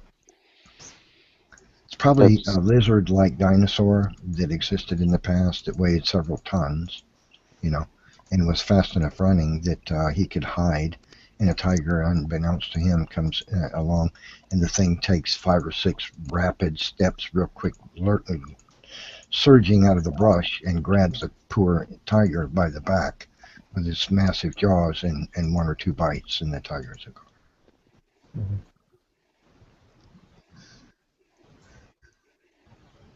He wrote much more than that. He wrote about 8 or 10 paragraphs describing dinosaurs according to the Chinese. He also wrote that the Chinese emperor had 2 dragons that pulled his royal cart. Apparently Marco Polo saw them with his own eyes, I think, or he wouldn't have said that. I knew it. They're real. Mm. Well, here's something interesting. There's a mountain, a sauropod dinosaur was found on top of a mountain in the Antarctic a few years ago. The sauropod dinosaurs aren't mountain climbers. They got flat feet, like an elephant, and they're plant-dwelling creatures that live on flat or hilly ground. They don't climb mountains. They're not suited for it. So how did that sauropod dinosaur end up on top of that mountain? Well, he was buried alive in the flood, and the mountain rose because the flood pushed that mountain up out of the earth, just like it did all the mountain ranges of the earth, with the sauropod dinosaur on top of it. Yep. Like fish bones or anything else. The mountains rose during the flood of Noah. They were pushed up out of the earth because of the movement of the continents. There was soft sedimentary material that was literally squeezed up like a pimple out of the earth. And it didn't happen over millions of years. It happened in a year. That's why the mountains of the earth have folded strata, because they were soft sedimentary material that was squeezed until it squished straight up out of the earth. Lots of stuff that can be said about mountains. Yeah, I was going to mention earlier. Sorry, okay, you go ahead. Look up. No, go ahead. I was just saying that's cool. I was going to mention earlier that not Ken Ham, but someone over in well, I'm not sure where, but his name is Johann Huibers, has built. I've been told he wasn't life-size, but he's built an ark, and it's large enough to hold many large animals, and then some. Plenty large enough to hold 8 people and store foodstuffs for 1 year. You could actually watch videos on it on YouTube. His name is Johann Huibers with an H, Huibers. There's quite a few videos on it, and I think he's taken a rough tour on the videos. So if anybody doubts that the ark can float and whether or not it's big enough to hold animals, be my guess and watch it. Well, I've even been told that the ark that he built is not even full scale. Not only What's that, up with there's like the building of the a ark thing would in the have been middle. designed. It was very inferior to the actual ark. It's likely that Noah built the ark using the most massive trees available to him and using the central portion of that tree as a timber, which would have resulted in some seriously massive beams for support beams all throughout the ark. It would have been outrageously strong. And furthermore, a lot of people underestimate the size of the ark. The ark was actually, if you do the mathematics, let's say there was 8,000 original created kinds of living things. The ark was large enough that Noah could have had those living things on 2 levels in that ark, and then the third one he would have had to his family and himself just to play football. Wasn't there like a specific assignment to like the 3 levels, or no? The Bible doesn't state what the purpose of the 3 levels were, except that it was 3 stories high. I saw a really cool picture, like a sketch of the ark. It has, I forget what it's called, but it's the circular. It's like it's a moon like view. It's a circle you cut in the middle of it that allows a moon pool. Yeah. Moon pool. And I'm like, oh, that's really neat. What else? The ark could also. The other idea is that the ark might have been anchored in some way. It wasn't going anywhere. Yeah. Yeah, I mean, I don't think it was anchored, but it may have had ballast stones attached to it. What are they called? Pardon? What are they called? They're called what stones? Ballast stone. Oh, okay. They would drag behind and beside the ship to keep it balanced in high waves. Well, either way, I think one very important part that it does say is that the Lord closed the ark and secured it, and I think that alone, no matter how good it was constructed, I'm sure it was. The Lord closed it. Uh, most people don't realize that the Lord was on board the ark with Noah when he shut the door, when God shut the door, because in the scriptures, God tells Noah. He doesn't tell Noah to go into the ark. He says, "Come into the ark." So apparently, God, in the form of a man, probably in the form of Christ, was on board the ark with Noah and his family, because he said to Noah, "Come into the ark." It's just a little detail that most people, overlook when they're reading the Bible, and I did too until someone pointed it out to me. That's an interesting view. Neff, do you want to debate on the ark again sometime in the future? Didn't we already do it? Yeah, or do you want to? Would you like? I just want to do more formal debates. So, like, if you would rather debate evolution versus creation science, or the ark again, or if you're interested. Sure. You're all right, Neff? You sound kind of Yeah, kind of bummed. No, I'm fine. He's occupied. That's all. Oh, okay. Doesn't he sound a little like he's not his normal? I'm just kind of tired. I didn't sleep at about 4 hours a night for the last 3 nights, so I'm kind of. Oh, bummer. Yeah, What time is it there for you? It's 12:52 right now. Would you rather debate something else, or would you be down to debate the flood again? What? Why? I'm just curious. Just I like debating. I think Netflix too. He's persistent. He thinks he's going to finally come up with a question that's going to stump me, and a creationist can't answer it for it. Sure. That's too fun. Hey Remy, you're I'm an evolutionist or something? Nope. I just know enough from partnering or watching Neff for 8 years. And also before that, watching John McKay, Kent Hovind, the Northwest Creation Network on YouTube, Ian Juby, several other, Joby Martin. I've accrued enough basic knowledge to hold some part of my own. So Remy is a Christian and a creationist. I don't know all the sciences like Neff and a few others I know, but I know enough. That's cool. So Joe, here's a question for you.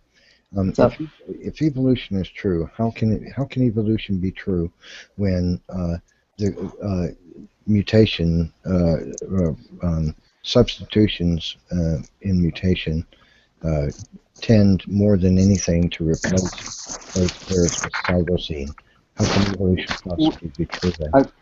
Hey, for God's glory, when you're not talking, could you mute your mic? Oh, sure, absolutely. I apologize. Don't worry about it. Joe, the thing is this: most mutations that substitute base pairs in the DNA, the majority of them replace the base pair with cytosine.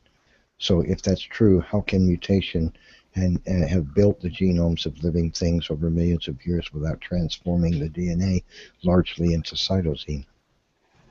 Almost exclusively into cytosine, in fact. Is that the case for like constant for millions of years?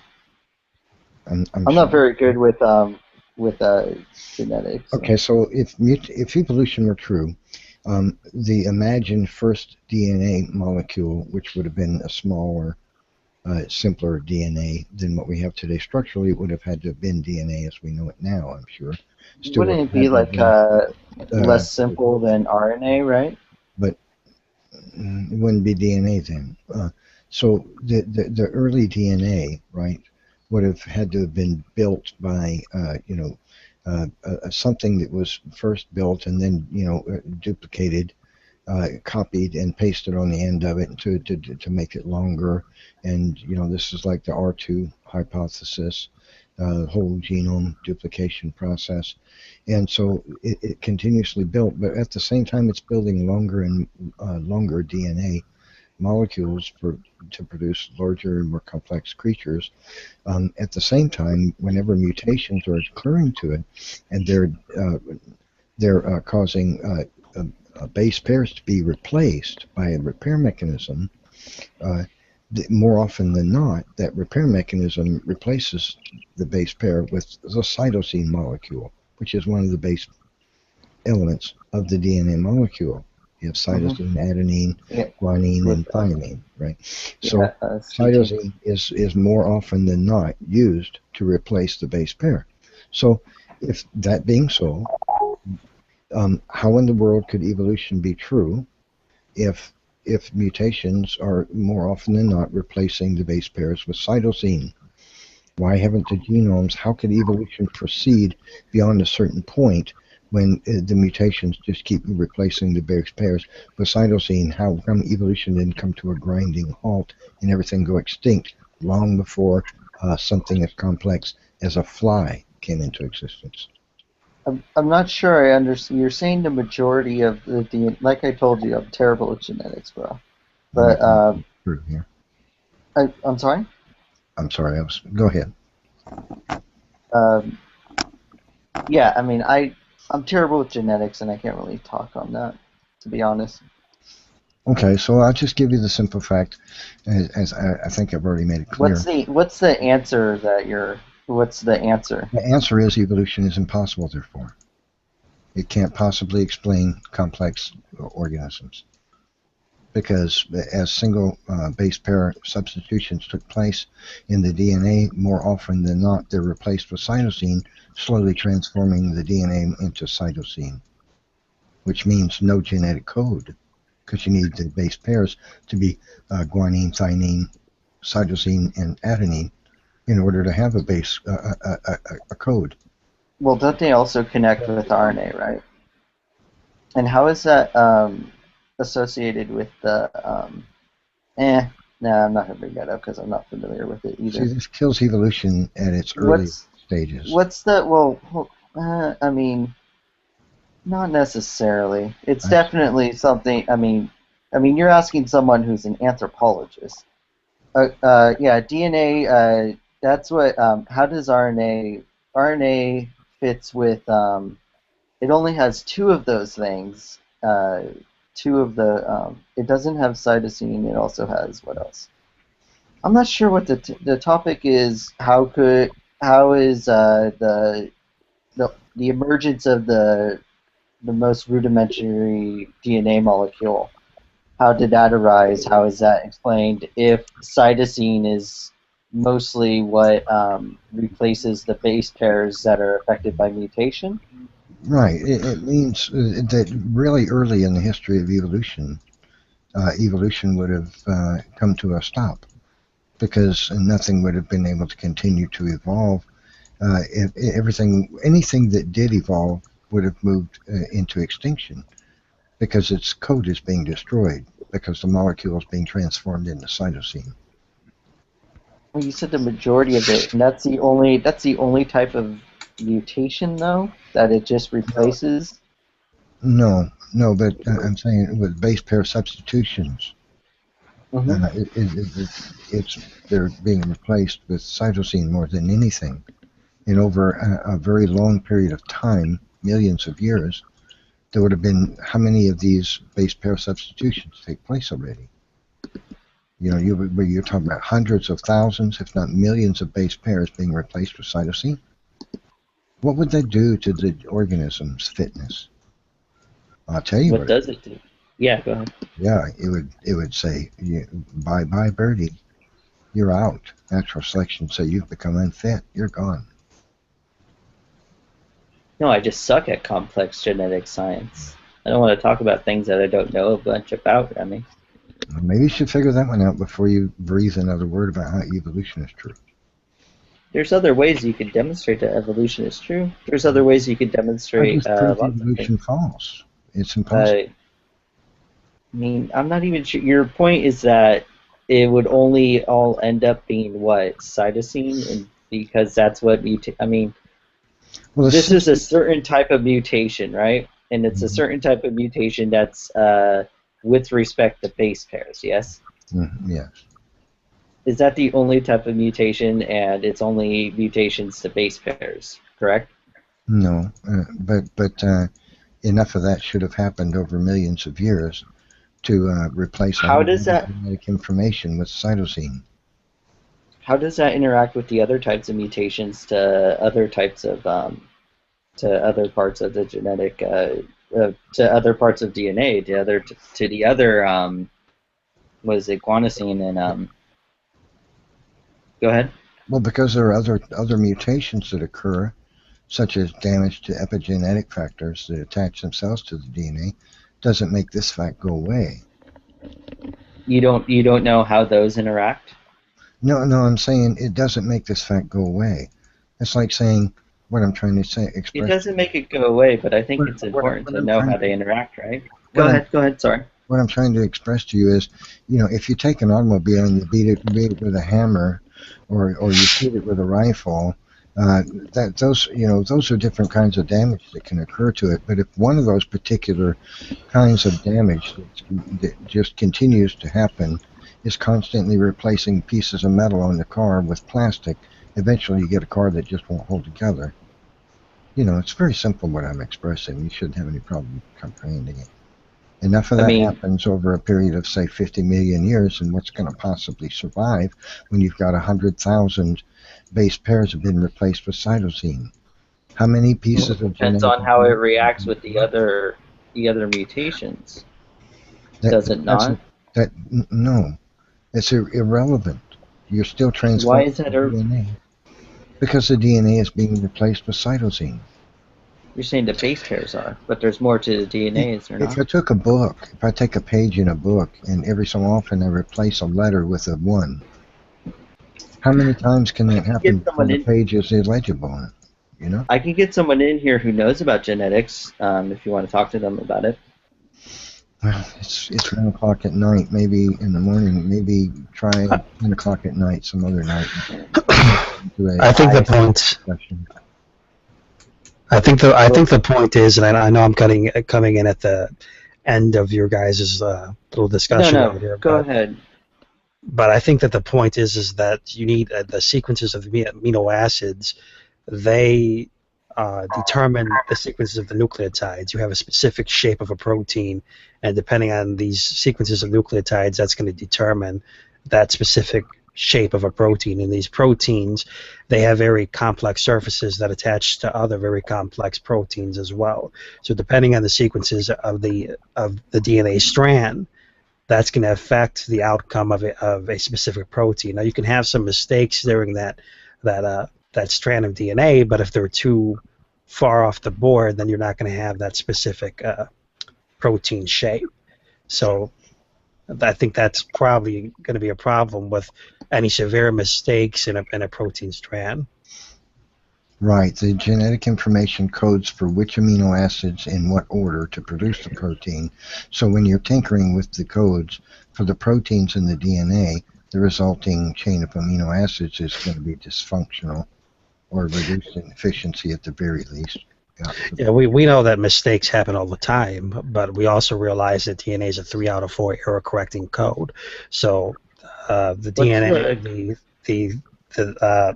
the components inside of the cell, DNA is very sufficient in correcting any mistakes that go on.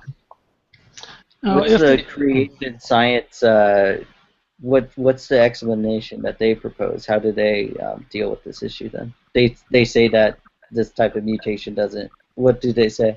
They say it's evidence that the genomes of all the living things on this earth can't have existed for millions and millions of years. Or are you asking the mechanism? So it's only an issue if it lasts for millions of years. Well, it takes time for such substitutions to accrue enough damage that it would make an organism unfit for survival. I think it takes like millions and millions of years. Yeah. What do you mean, like the changes in allele frequencies? What are you asking specifically? No, I'm asking. Well, like he's saying that this is something that evolution can explain, and I'm interested what the creation how is this interpreted on the creation science model? Like, what do you mean, like the mistakes, or how protein happens?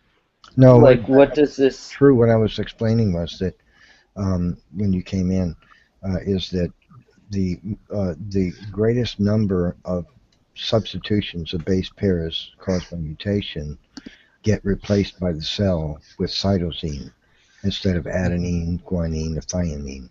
So, essentially, the genomes of every living thing on the planet is slowly being transformed into cytosine because of these mutations. And only so much of that can accrue before the code system of the DNA is destroyed, because you no longer have the base pair system with the 4 base pairs. It's being transformed into 1 slowly. And this would cause enough damage over millions of years to make anything unfit for survival. That's the point it's making. Now, here's a deep question. The model of evolution, going back to the earliest cellular life, it wouldn't even start with a pair of any sort. If it was just one, if it was just the T and the TGCA, would that be able to sustain its life? Would it be able to actually function as a with DNA at all, with only the one enzyme? Did you find out how? Oh, go ahead. I'm sorry, Drew. Here's some problem. No, I actually interrupted you. You can go ahead. No, you probably know more about the genetic field than I do, so go ahead. Well, I don't really want to add on to what he said if it's going to get off topic, so I'll just wait for you. Oh no, we can change topic. I mean, we've talked about 9 different things already, man. So yeah, whatever you want to talk about, True. I love listening to you talk, man. You got a good mind. I was just going to add that I think it's important to note at the same time that when we're talking about DNA, where translation is happening, how things operate with DNA, RNA at the same time, thymine is substituted with uracil as well, and you got to also keep in mind that RNA is going to be more fragile than DNA is as well. So I was going to ask the question to Joe, if you're going to have RNA being more fragile, how would you deal with that? I mean, what do you mean by more fragile? I mean, RNA is considered like the primitive proxy to DNA, is it not? Yeah, that's pretty much where I was going on with that. I was going to ask you. Like I said, genetics aren't. I mean, I suck with genetics, especially when it comes to the origins of DNA. I've never even been interested in all seriousness. That's also why I'm not big on intelligent design. I like younger creationist arguments instead.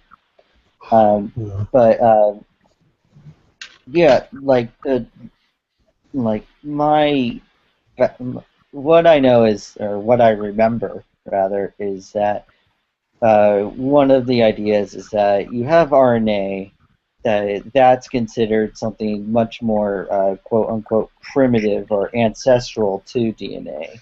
And so where the hypothesis leads is that there was something even more primitive, and it was what is it?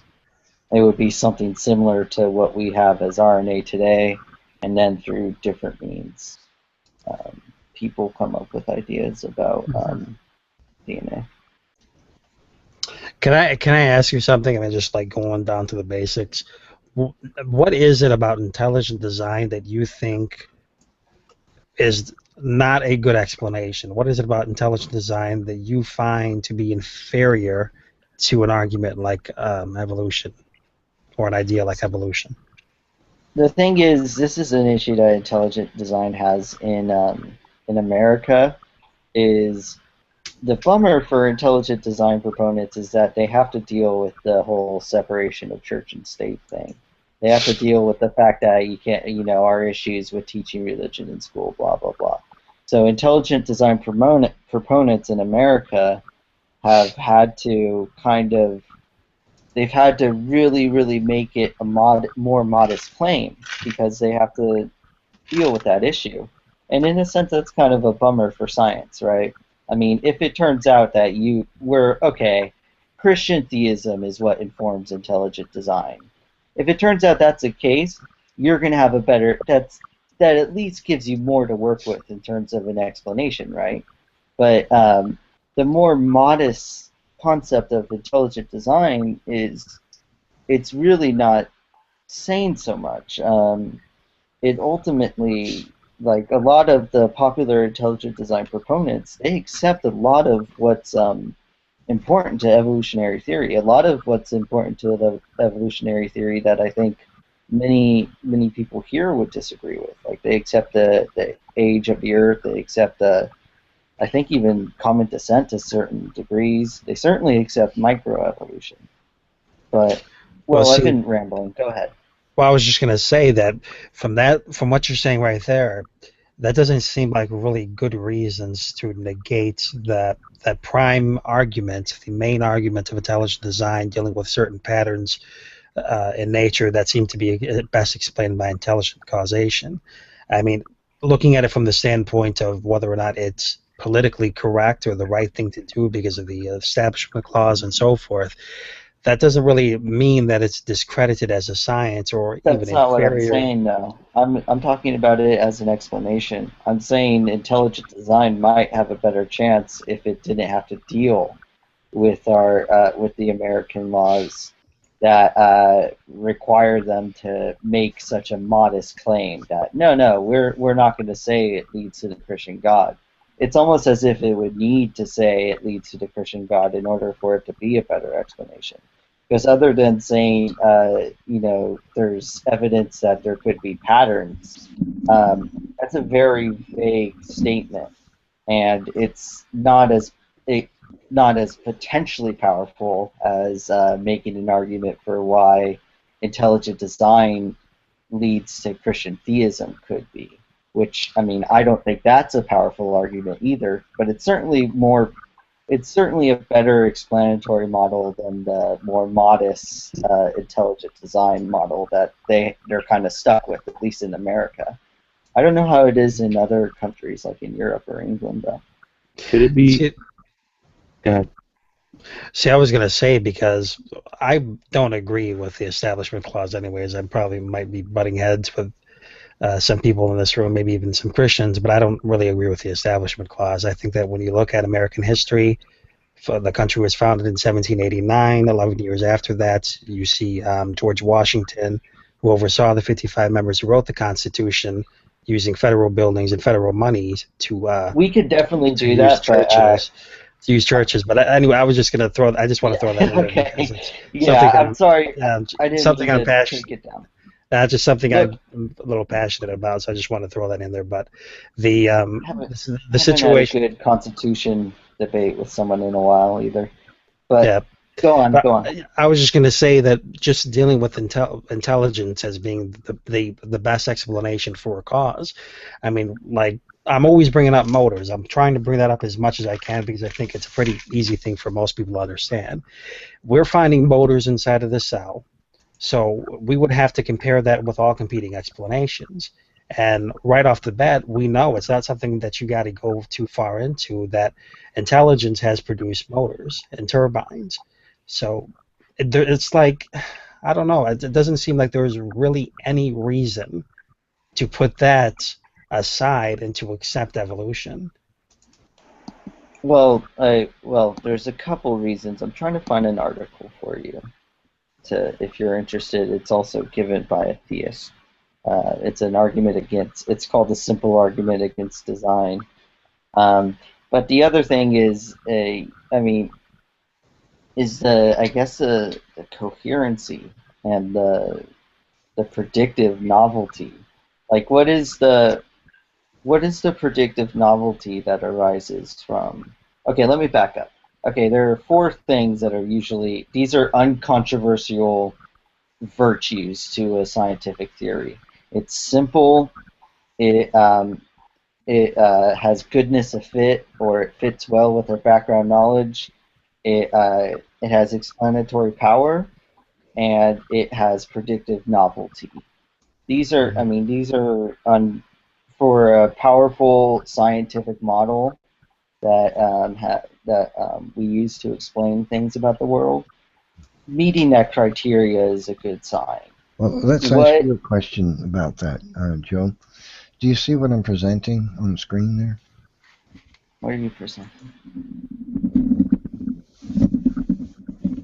see it on screen? I'm presenting a photograph.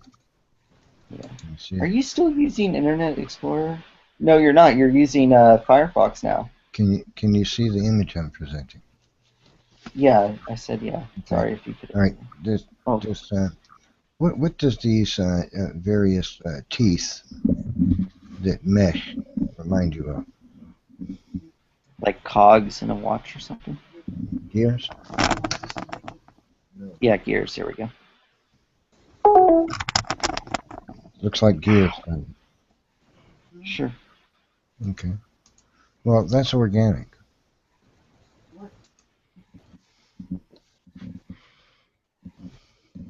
Okay, so true empiricism, does that, like, what do you think about what I just said?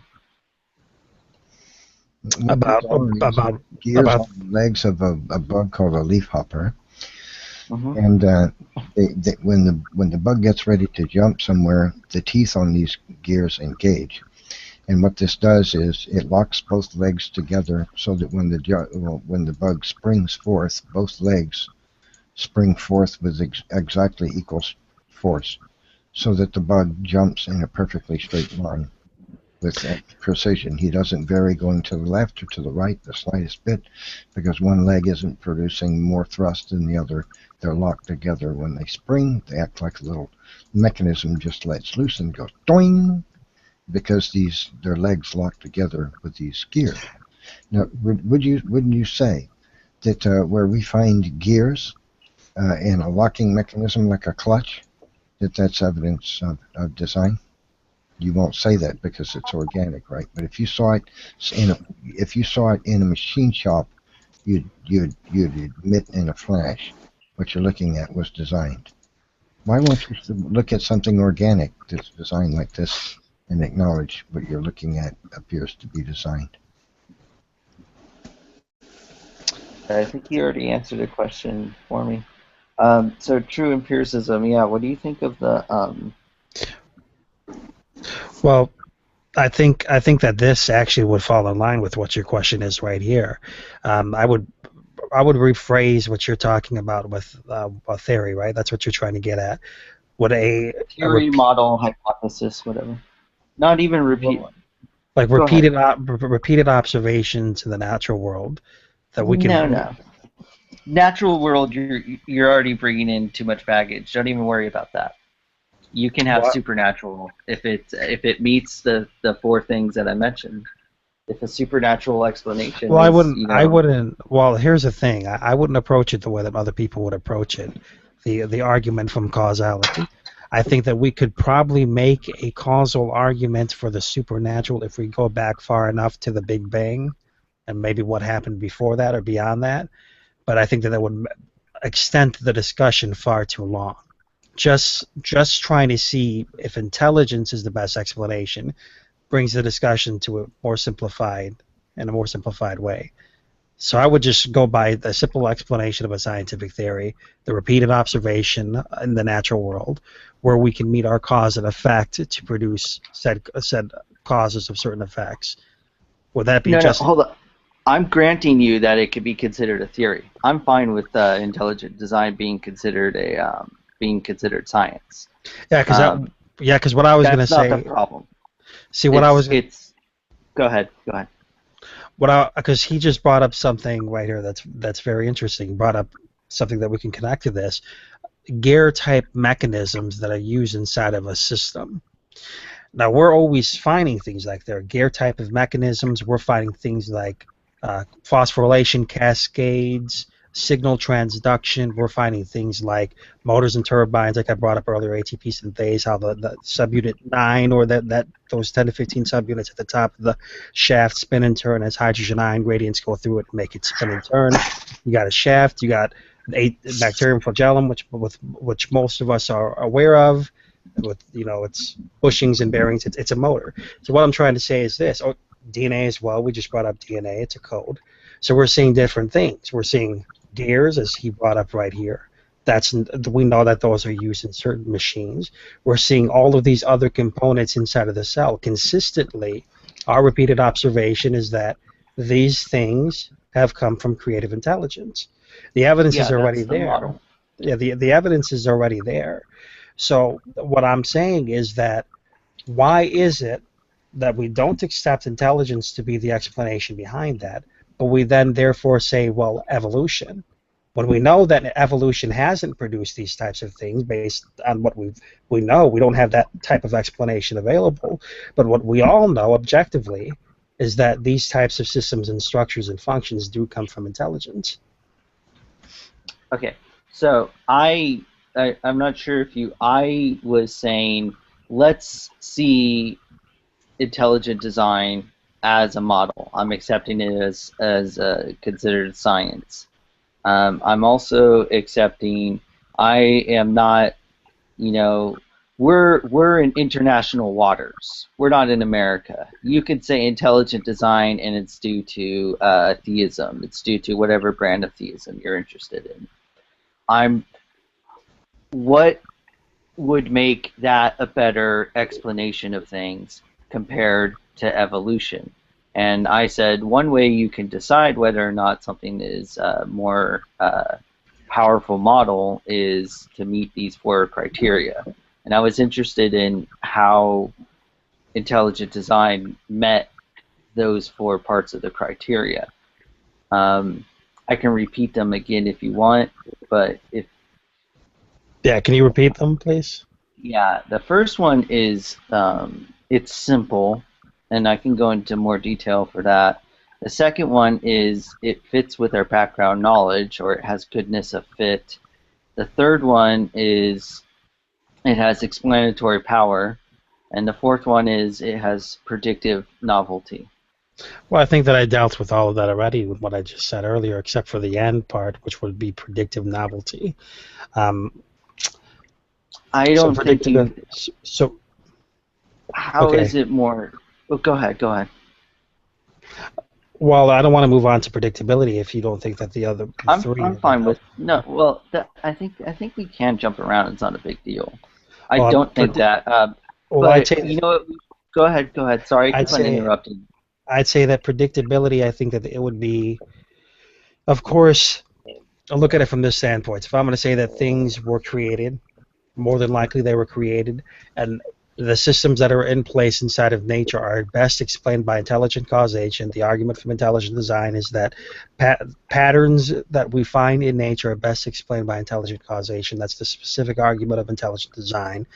I would say that based on that type of argumentation, I will predict that we will find new mechanisms inside of the cell and inside of other systems that mirror our own technology as creators.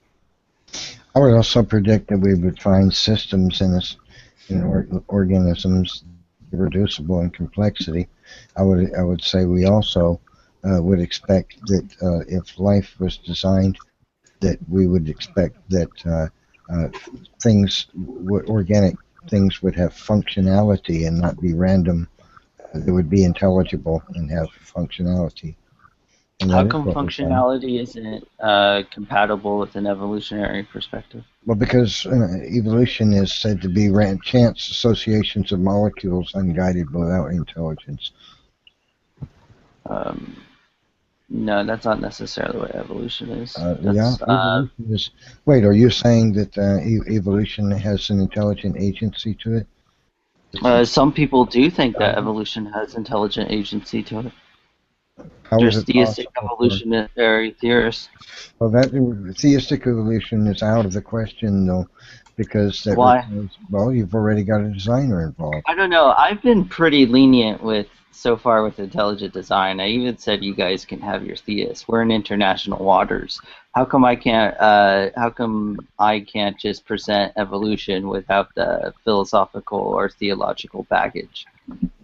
Well, I think that if we're going to say theistic evolution, or how did the other guy say it earlier today? He said theistic or evolution creationism or whatever. Yeah, I heard. Yeah. So I would say that once you start to attach that from a Christian perspective, it's obviously distinct from the type of evolution that most atheists talk about, or specifically how the theory is presented, an unguided process. Atheists?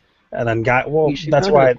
Well, that's why I changed what I just said, because an unguided Okay. process is specifically how it's used. The changes of allele frequencies over time, it's unguided. It's not intended.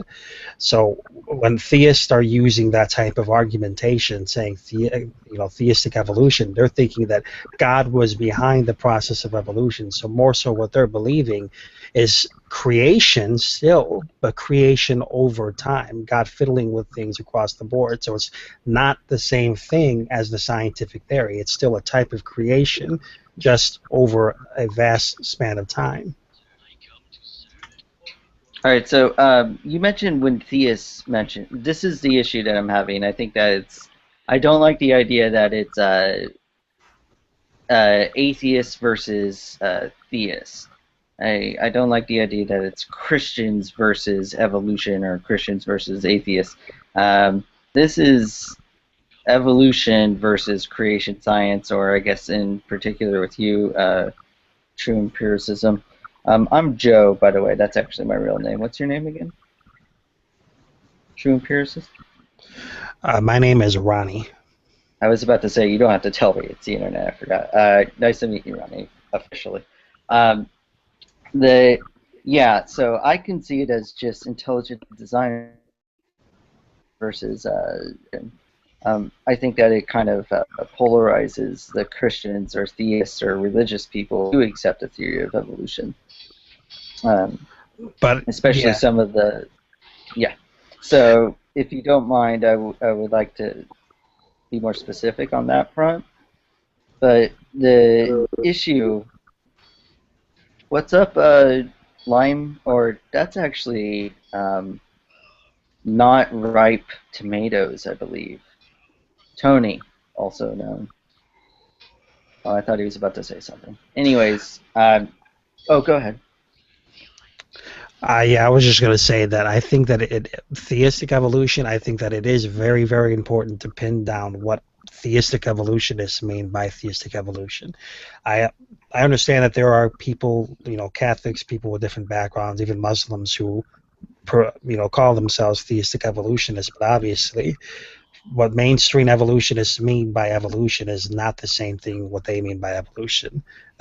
Mainstream evolutionists don't believe that God was behind the changes in evolution throughout time. That's not what mainstream evolutionists believe, according to the theory. But they definitely don't promote atheism and trying to do evolutionary biology. Well, I'm not saying that theistic evolutionists are doing that. I'm saying that theistic evolutionists, their version of evolution is different than mainstream evolution. So, a lot of people like to say that, well, Christians believe in evolution too. Well, if you listen to the way that some Christians talk about evolution, or evolutionists, creationists talk about evolution, it's not the same way. It's basically creation over the expanse of time. I can't pronounce his name, but he's a big genetics guy, Dostoevsky. He was a Christian, and the way he talks about evolution is just like a normal evolutionary biologist, or I guess geneticist. So, someone else wants to talk. Theistic evolution is illogical. It doesn't make sense that a creator being with all power and knowledge would employ would not rely on his own glory and power to be able to create things, but then would employ unguided intelligent processes to do what he could do in a flash. It's not logical. It's just like saying that. Well, I can't think of a good example to contrast it at the moment, but it's simply not logical. Theistic evolution is illogical. If creation is true, if evolution were true, it would be void of a god. That is what's logical. There's a more recent argument.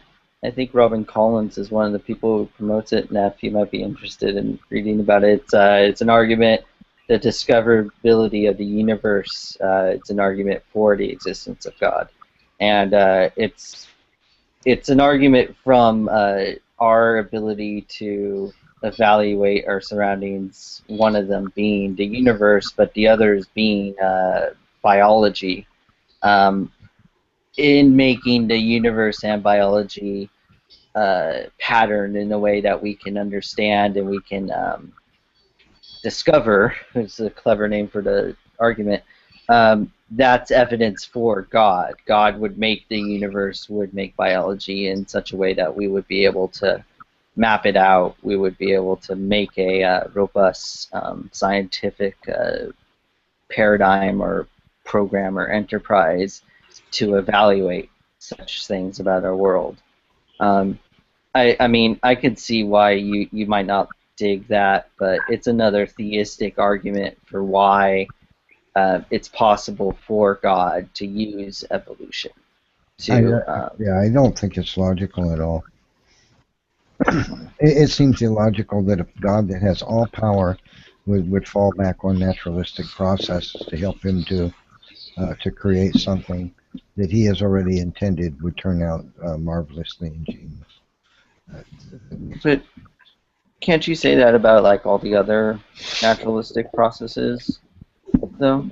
Like the ones that you accept that are non-trivial to you, the ones that unlike evolution. I think I understand. I'm just wondering. Since you don't accept my conclusion on that, let me put it to you like this. Since I believe, and I believe I can demonstrate that the only God that can exist is the Christian God, and if there is a God, it can be none but Him. And I say that because of what the Scriptures, His inspired Word, which demonstrates itself to be the inspired Word of God, it could not have been written by man, because it states that God did specially create, and because it God which employs His own glory and does not rely on any glory other than His own, demonstrate His glory. It is theistic evolution according to the truth, according to the Scriptures, is implausible. It's beyond implausible. It's demonstrably false if we are to believe the Scriptures. Okay, so from my point of view as a Christian, theistic evolution is an impossibility because of what we know about God. Okay. So, true empiricism, or Ronnie, you think that it's Christian theism that informs intelligent design, right? Remember, we're in international waters. I'm not going to go, bam, Dover, can't use it. I won't do that. Do I personally believe that it was the Christian God who did it? Yes, I do. I believe that that's how it was done. All right. Okay, so one of the reasons why I don't think intelligent design, this is again one of the reasons why I don't think it works, is the first of the 4 criteria that I mentioned, that it's not. I don't think it's more simple than natural selection, because I think that Christian theism or intelligent design through Christian theism is not as constrained as naturalism. Well, I don't think that whether or not something is simple or not determined as to whether or not something is true. And I think that sure, but remember, it's the 4 things in a criteria. I'm just mentioning one of them. Yeah, because I'm just saying that my concern is as to whether or not something's true. So I think that, quantum mechanics, for example, how they're building quantum computers, they have particles that appear that they're at more than one place at the same time. These particles, when they super freeze these particles, so the idea is that if they can be at more than one place at the same time, this may be able to replace some of our processors, making the qubits both ones and zeros at the same time. That's theoretically what they think could happen. Now, quantum mechanics is extremely difficult to understand. Not a lot of people understand it. Some of the scientists don't even really understand why some of these things happen in quantum mechanics. But that doesn't mean that what they're seeing, what they're observing, is therefore not true. The tests are not true. So I would say that it's not necessary if something's simple or not. I think that's not really what I'm saying either, that they're not true. I'm saying that it's more preferable.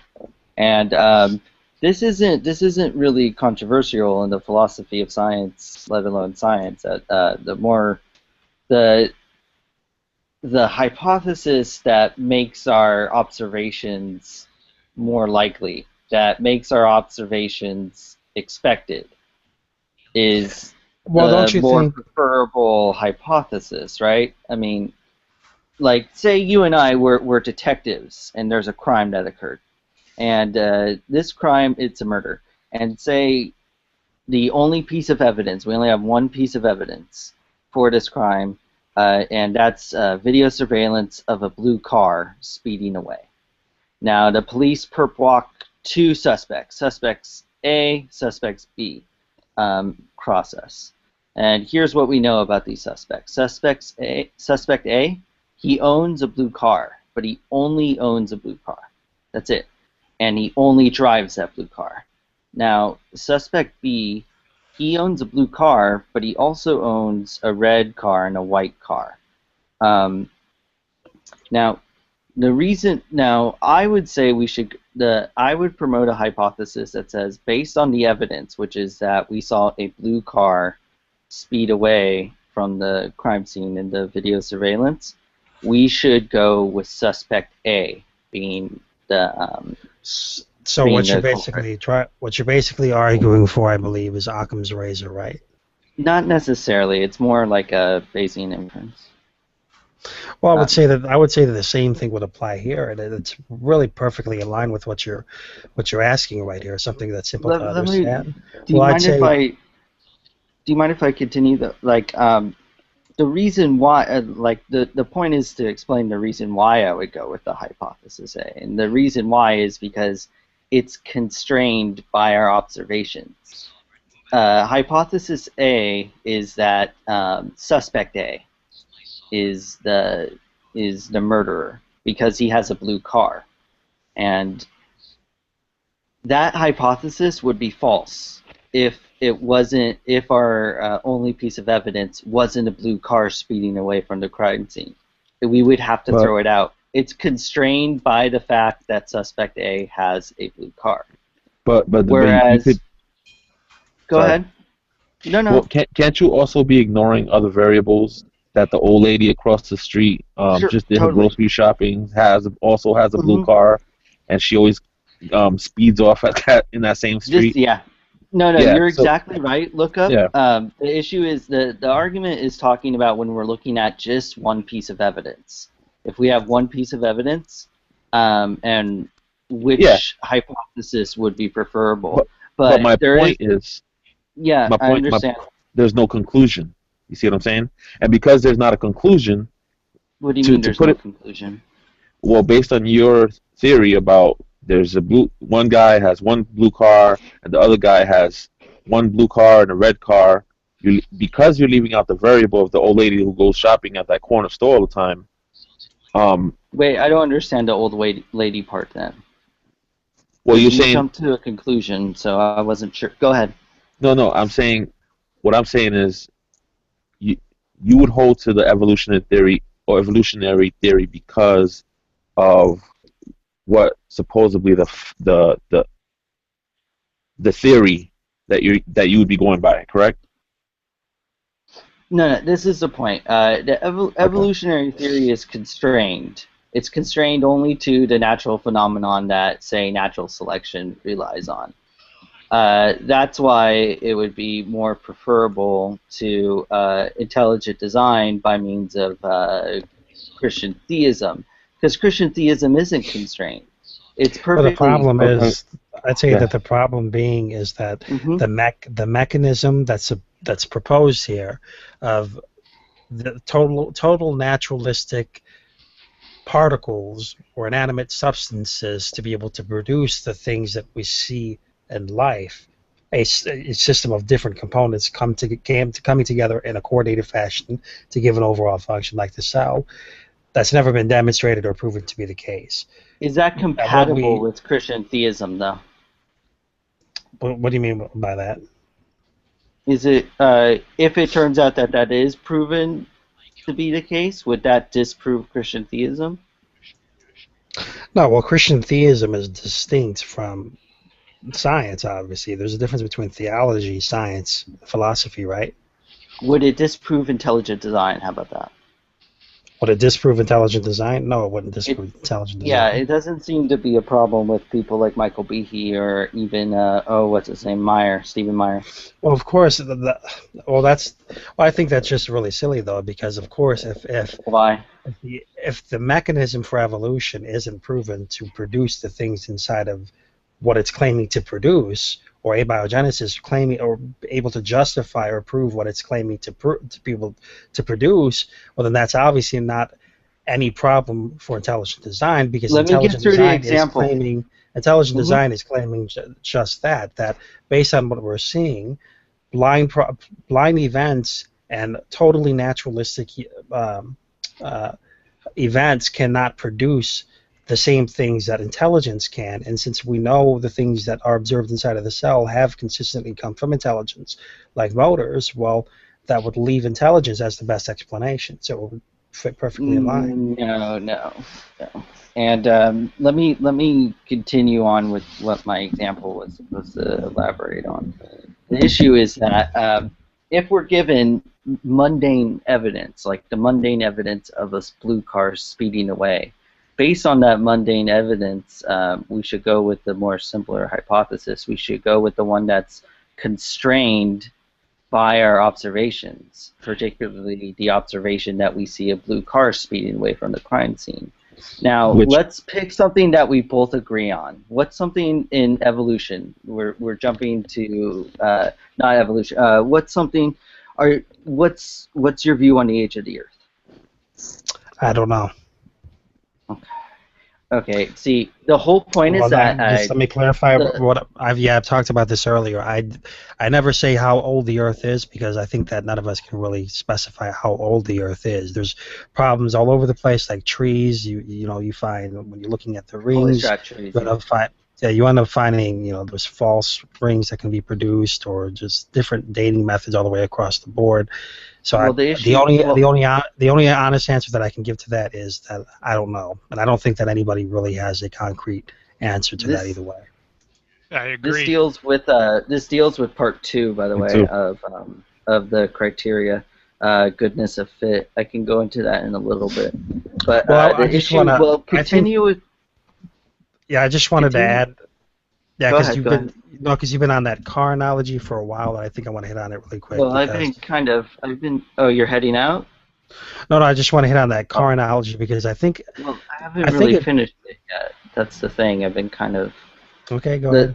The whole point is that on hypothesis A, the likeliness of a suspect A being the murderer. Because he has a blue car is essentially 1, because we only see a blue car speeding away from the crime scene based on only this evidence, guys. I understand that, but on hypothesis B, that suspect B is the murderer, it's not 1, because he does have a blue car, but he also has a red car and he also has a white car. It's actually 1/3 that a blue car is that he would be driving a blue car if he did commit such a crime. So it has a lower probability compared to hypothesis A. So if we then transfer this to the argument of Christian intelligent design via Christian theism versus natural selection. Things like the age of the Earth, or things like what we were talking about earlier, they're certainly compatible with intelligent design, but that actually means that they have a lower probability of being correct on the intelligent design theory, versus on natural selection, they have a higher probability of being correct because it's a constrained theory. It necessitates evolution necessitates that our observations are true. Well, I So- see several problems. I see several problems with that. First of all, but specifically, if Okay. we're going to talk about intelligent design doesn't specify which one was the creator or whose beliefs were what. It tries to keep things totally scientific to where, okay, just based on the patterns we're seeing. So saying theistic evolution, well, there's an argument that can be made to that, a separate argument that can be made, but that's not necessarily the argument of intelligent design. You I'd don't say see that as also, weakening I'd say, the well, I'd theory, say though? also at the same time that the analogy fails, because what we would be saying is that it's not that there's different explanations out there; it's that there's no explanation in the other side. So it's not like you have one person that's known to have one car and somebody else has got 3 or 4 different cars. It's that we know that that one person doesn't have any car, so more than likely he wasn't involved at all, and there's only one person with a car. So I think that's the point here. There's only one explanation that we have available that can actually meet a cause and effect. Repeatedly, we observe and we see where motors, turbines, coded information like we see in DNA, and gears like how Neff just brought up earlier, we only ever see intelligent creators produce those things. We've never seen unguided process produce any of these anatomical features and functions we see inside of the cell. So what it really is, what we're really looking at here is there being only one explanation available, and we're standing by that explanation available rather than alternative explanations that are speculated to be the case, because those alternative explanations that are speculated to be the case have not yet been proven to be demonstrated yet. Okay, so I was taking intelligent design to be an actual theory that could be compatible with evolutionary theory, and I feel like this charitable, this outreach is not being, I feel like you're not really extending, especially since, I mean, I can be kind of a jerk and just say, well, the science obviously disagrees with you, and not just the science, but theology and also philosophy of science and philosophy of religion disagree with you, which is part 2 of the criteria, goodness of fit, or fitting in with our background knowledge. Intelligent design doesn't even fit in with our background knowledge in other fields, let alone science. Well, if you'd like to go into those areas, I think that would probably be good if we dabble into that and we start talking about that. But I mean, either way, I still think that analogy that you would use would still fail because of that. That is a very, very important point to what are all the explanations that we have available. So I don't see how it can be in any way be. I mean, you disagree with the likelihood principle? Let's say this. Like the radiation afterglow and the redshift, you can see an expansion in the universe, right? Do you agree to that? Sure. If I were to say no, it wasn't that, my explanation is that it happened because I don't know. There was just something else. Some leprechaun kicked some balls together and it happened. I don't know. Would that be a good explanation? How does saying that it's design? How is that a better explanation? Well, what I'm trying to show here is that just saying I have another explanation without having any evidence to support that other explanation doesn't make it an equivalent explanation to those things that we actually know of. You're going to stand by what you know. You're not going to stand by what somebody's speculating to be the case. You're going to stand by what you know to be the case. You think that the last, since the modern synthesis is just speculation on the part of evolutionary biologists and philosophers of science? I'm sorry. Can you repeat that? But it's an ad hoc explanation based upon an what? A priori. Why is it what's ad hoc? It's an a priori dogma. What? A priori? It's a priori and it's ad hoc? Yes. The evolution theory is countless ad hoc explanations for what we a priori too, apparently. Based upon an a priori. Dogma. Oh, okay. All right.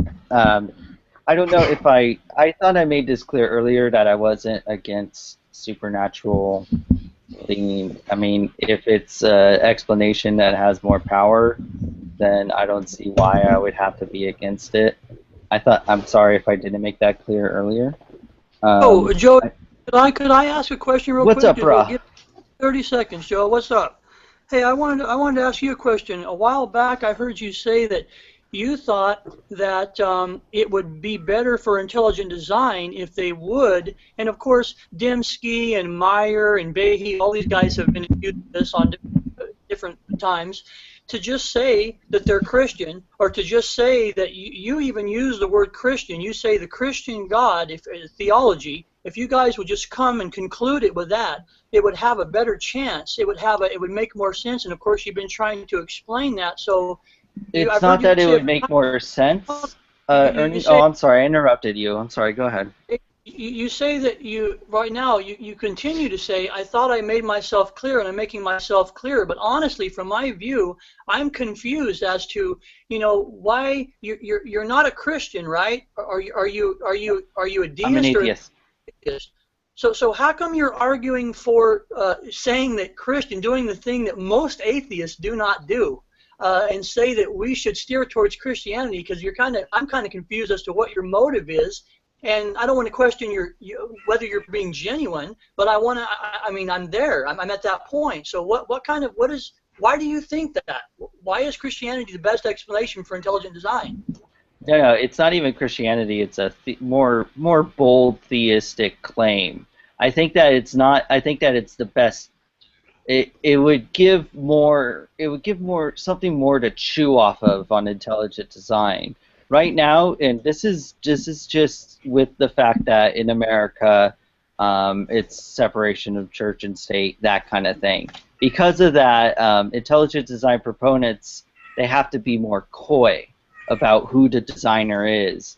And I heard there's a very persuasive philosopher of religion. His name is Greg Dawes. He wrote a book called Theism and Explanation, and he made. I mean, this is the thing. I don't think that it works out, but I do think that why not give theists their whole entire explanation, their whole entire model to work with.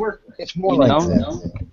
It's more like this. The intelligent design theory in itself doesn't have a specific design. Hey, Ronnie, can you turn off doesn't posit a specific designer, but this much we know is evolution has been demonstrated false. So how do we make change in science? Well, firstly, we show that it's intelligently designed. We have to get somebody on board with that much reality first.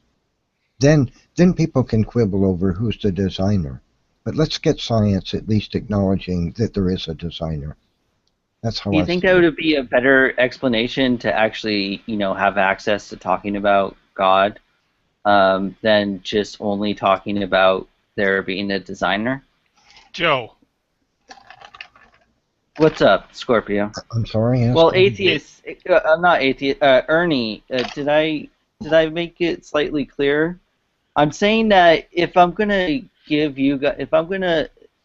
let you guys, I think that it would be fair, And if we're looking for explanations about things, it seems stupid to dismiss the supernatural if that's going to be the explanation about things, or if it's going to be the correct explanation.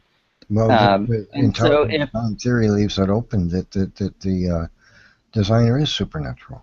It doesn't. Sure, but that doesn't sound more vague to you than actually just saying, well, that designer is God. Well, I mean, as a Christian, I would just come right out and say it is, yes. Yeah, but I mean, but the issue is that our court system won't let you do that, and I'm saying that I think that's unfair. Okay, I'm just saying that we're the battle is against an entrenched paradigm that's had been prejudiciously overtaken and ruled Ernie, by can you read the chat? Entirely secular minded people for a very long time now. And in order to make a change, we need to be able to at least take the step forward of saying, look, the evidence is clear that life is designed. I mean, I don't think it's critically important to the process of overthrowing the lie of evolution to come out and say, this is the creator, or this God is the creator, or that God is the creator. First, we have to take this steps for it to actually happen. You've got to get rid of the evolution paradigm first. Well, I think that I disagree with you. I think it would be more explanatory, because then we know, I mean, especially if it's a Christian God, and especially if it's the Bible, we have a book that tells us how this Christian God thinks, or what, well, as much as we can know from this book, how this Christian God thinks. We have this book that gives us his previous behaviors. We have this book that actually lays out what he wants. We can use that to try and understand things about the world a lot more explicitly than just saying that there's some designer. I mean, yeah, but well, I think does that make sense, though, Evan? I mean, yeah. I'm not trying to. But go ahead. Ignoring everything I've already said, that it's up against a highly entrenched group of people with a paradigm that fighting tooth and nail to hang on to evolution theory, and the reason they're doing it, Joe, is because the designer is logically a god. That's the reason. So really, what you're trying to label this a fight between you're trying to make it look like, well, the Christians are not coming out forthright and saying, well, it's God that did it. Well, I didn't mean to do that if you got that feeling. At the just same, theism is fine. While we're all well aware of the fact that the atheists which rule the scientific community are vehemently opposed to intelligent design because it's logical that if life is designed, the best explanation. Wait, it sounds to me like he's saying, and correct me if I'm wrong. The best explanation would be a theistic God. So you're what you're doing really is trying to make it look like the Christians ought to come forth and say that it's the conclusion is it's the Christian God that did it. While at the same time, it's obvious to everybody that the atheists that rule the scientific community are fighting against intelligent design. They don't want anyone to show that a God is the designer. So but can't you see that though, Joe? Can't you just see like what Neff is saying? It's a little bit. No. This is what I'm hearing. This isn't something that I just came up with, though. No. This isn't something that I just came up with. This is something that's been tossed around in the philosophy of science for a while. It's a little disingenuous to say that Christians are just hiding behind their God. I'm not saying that, though. I'm saying that that's unfair, that they're limited to only using a smaller version of their... You're trying to make me, like, into, like... I mean, Evan, if you're upset with... Go ahead, look up. Evan, if you're trying to paint me into, like, a corner where you're trying to like label me as like disingenuous, dishonest, which I don't appreciate. That's the reason why I stopped coming into your rooms, because I think it's like mean-spirited that you would just go, "You're disingenuous, you're dishonest," when I never say. I mean, I've been trying. I've been like hold on, Joe. What I'm trying to point out, Joe, and you're just trying to go, Joe, I'm gonna not listen to your argument and just try and see if I can figure out how I could say you're dishonest. That's all I'm hearing from you, Evan. Go ahead, look up. No. What I heard from you, I understand what you're saying, Joe, but I do think there's a level of disingenuity. Then I would appreciate if you took back what you said about me. And the reason I think that is because I think the atheists would love it if creationists, if intelligent design proponents would just come right out and say God is a designer, because they know that would create all kinds of backlash. In America, and I said that I think that's unfair, the explanation. Let me finish. And so what that would do is actually push the intelligent design movement back a few steps. and so it would be hurtful to it. And atheists know this, and so they would just love it if every intelligent designer would just, who's a Christian at least, would just come right out and hold the Bible up in there and scream at the top of their lungs like a Baptist minister preaching hell and fire. God is the designer. God designed it by cracking. And so that this would, label them all religious fundamentalists, and this would give the atheists all manner of ammunition to use. Oh wait, that's for me. Hold on, that's my phone. See? And they would just love that. So I think it is a little disingenuous for the atheists to say, wouldn't you be just more straightforward, more honest, more have more integrity? Just come around and say you believe the Christian God is the designer. Well, I think the reason why is because they know as soon as you say the word God, the implications that follow in the scientific community is the supernatural, and because science is supposed to be dealing with the totally natural, and of course that's going to be a problem for. I'm just saying that for science. You guys are arguing against arguments that I haven't brought up, and you said you were open to the supernatural, right? Making an argument for the supernatural, right? Sure, but you're arguing. That's what I'm saying. That's the reason why I'm saying. It seems like you guys are just used to only arguing against. That's not what I'm saying. That's not what we're trying to say right here. What we're trying to say is that that's not how science works. Science is dealing with the natural world, so there's a reason why intelligent design is specifically arguing for something specific rather than theistic evolution or any other branch of religious beliefs and views, because it's trying to skim off anything that might appear religious in the scientific realm so that it can be science, so that the argument is strictly science. Exactly. Okay. Now, remember the 4 things that I brought up, the 4 criteria that make a powerful explanatory model. Those things are uncontroversial, and those things do not prohibit supernatural explanations whatsoever. And those things are universal in scientific explanations. And also, remember when I brought up the simple argument earlier, we kind of, I guess that was kind of just shoved aside. Well, do you know what the problems are with...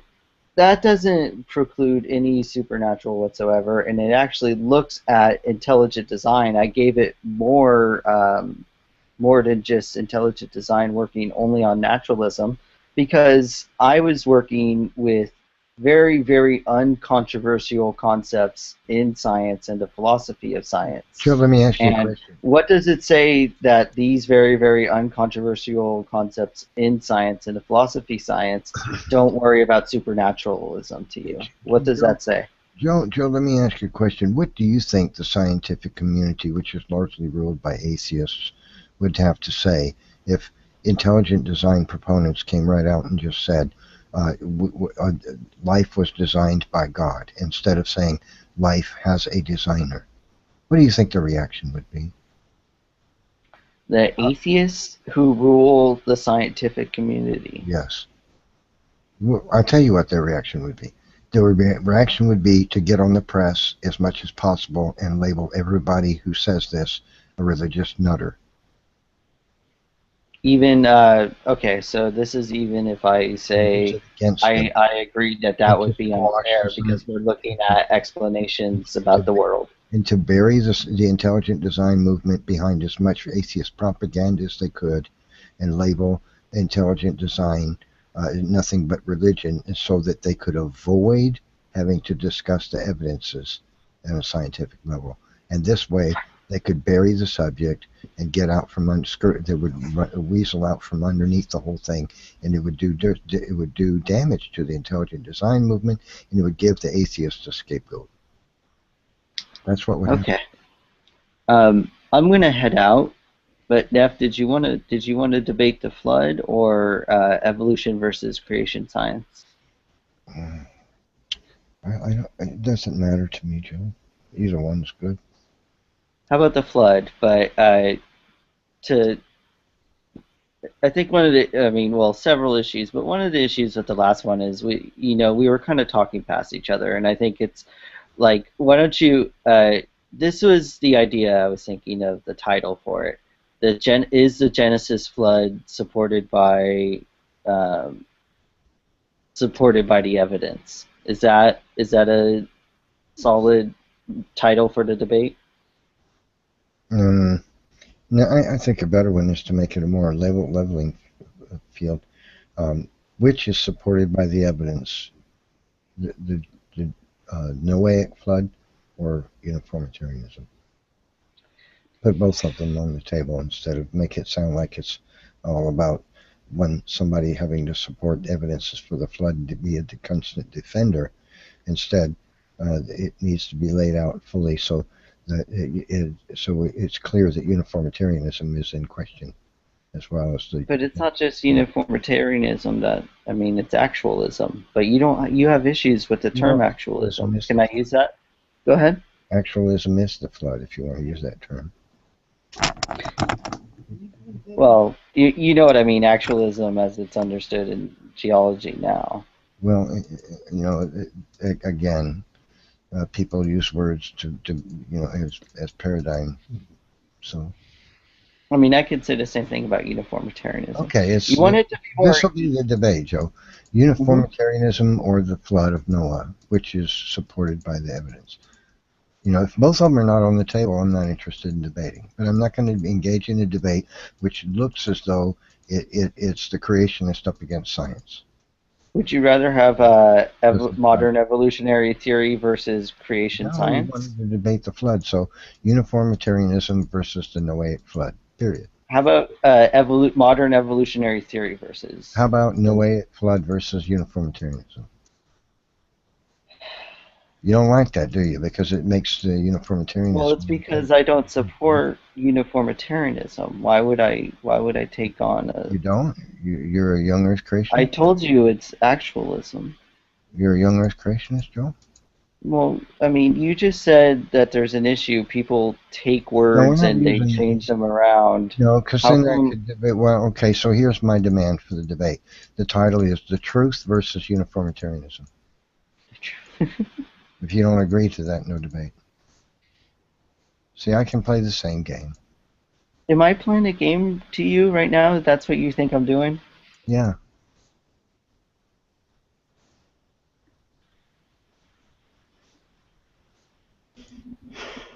See, it's actualism versus the flood, right? Reality versus the flood. Truth versus the flood. That's not going to be the debate. The debate is the Noahic flood versus uniformitarianism. Okay?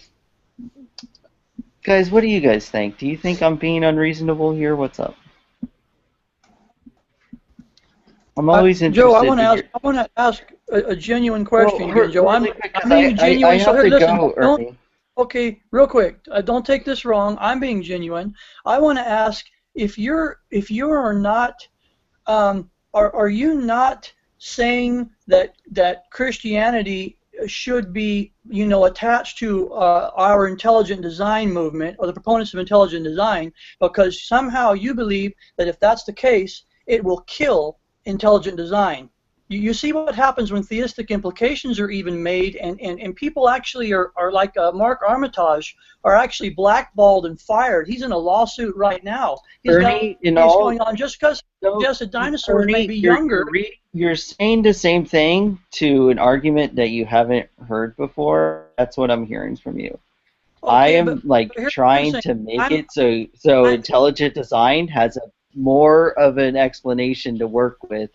And that is something I guess you've never heard before. So you're just going back to trying to argue against let me make a different atheist scientific paradigm. Let me say a different way, Joe. The intelligent design proponents who are actually working in science, like Behe, Myers, Dembski, these guys are approaching this from a factual scientific standpoint. They are doing the work without throwing the Christianity up in the air and without saying it. They're trying to study these things on biological complex systems and trying to show intelligence behind it.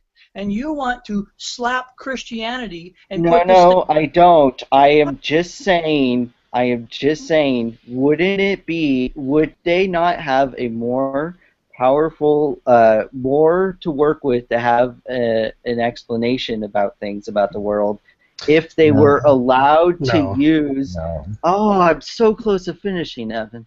If they were allowed to use theism. No, But of course instead, they wouldn't, because theism would. that's Theism, all I'm Because then saying. it's That's painted all as I'm religion saying. versus science, and that's yeah, not. that's not what it is. And I Religion said, versus and science, I don't but know the how many reason why. times I've said this. I It's really don't know how many times I've said It's this. actually two religions. That I think that is unfair. So, Joe, how about that? And I've been like making a lot of concessions, and it seems really weird that you guys Well, I don't are understand why you're. I don't understand why you're saying that it's unfair. because you're not used to these types of Joe, arguments. how about You should uniform? look into the philosophy No, of science. it's that you should science. look into Science. likelihoodism, true empiricism.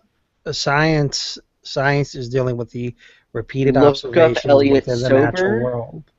Look Within up the Elliot natural world. Sober This is one of the reasons. simplicity. Well, can I ask you a question? Very, very basic. What is the argument. problem with string theory? I don't know, but what that is has the nothing to problem? do with the points I've been does. making all night. It does if you and just listen to what I'm it's saying. not surprising. You know what the problem is that with cyclic typerotic theory? Do you know what the problem is with those theories? You're not making any sense right now. Well, So I'm I asking guess, you, Evan, you want to debate against cyclic something that is false, so I don't want to debate you. Hold on. Cyclic typerotic theory No, is a theory no, that it's deals depressing to me that I've really, really tried to concede a lot of ground for you guys. Okay, but I'm been trying to talk to you very now, and you're kind of being rude to me right now, disinterested. Joe, because I'm trying to speak. So can I finish saying what I want to say, please? Did you just leave?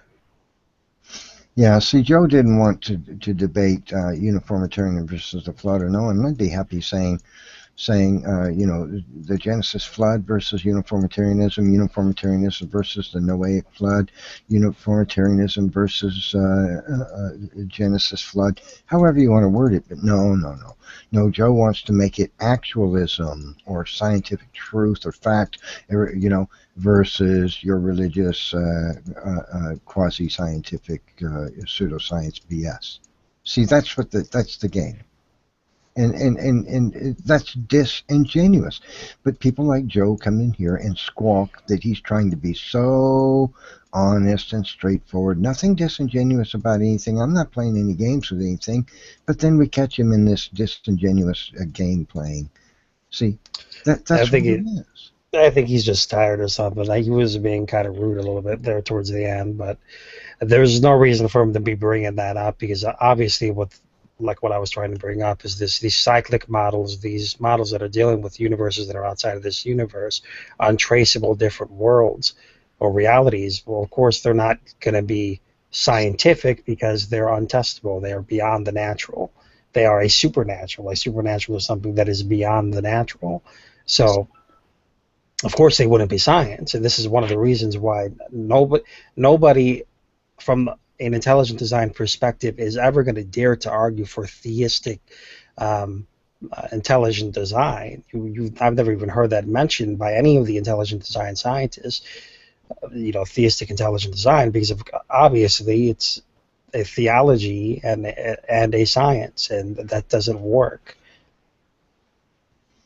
Yeah, they try to paint it as though it's science versus evolution. I mean, religion versus science, and so in this way, if they can label it that, then they can play the games in the media and bury it and ridicule and it just becomes a bunch of game playing. Yeah, I got the perfect video for that. You can go ahead and keep talking if I just want to. No, actually, I got to get out of here. I'm going to have to kill the hangout. It's 2:30 in the morning, and I gotta get somebody to the doctor's visit in the morning. So I got to head out. All right, man. I sure appreciate it. Is somebody gonna open up another hangout? Nah, if you guys start one, I might jump in. I got to get myself to bed soon as well. Okay. Well, anyway, thanks for coming in, guys. One thing, and you guys, I'm sorry. What's that? No, could I say one thing real quick? Sure. Well, as far as labeling the video, I agree with the Christian that he wants to use truth or science facts against religious is disingenuous. But the funny thing is, in those debates, in those arguments, depending on who's listening, would always see it. Like an atheist would listen to the argument and say, "Oh, the atheist won," or a Christian would listen to the argument and say the Christian won. So it doesn't matter what you label it. I think you should make the debate. You could put it up on your page, label it the way you want to label it, and let him put it up on his page and label it. Because no matter who listens to it, it's like Jesus said, right? Seeking you shall find. So if you a Christian facts, and you're gonna hear that, and the atheist is obviously gonna hear what he wants to hear and say, "Oh." Well, there's some truth in what you're saying, and I can appreciate that.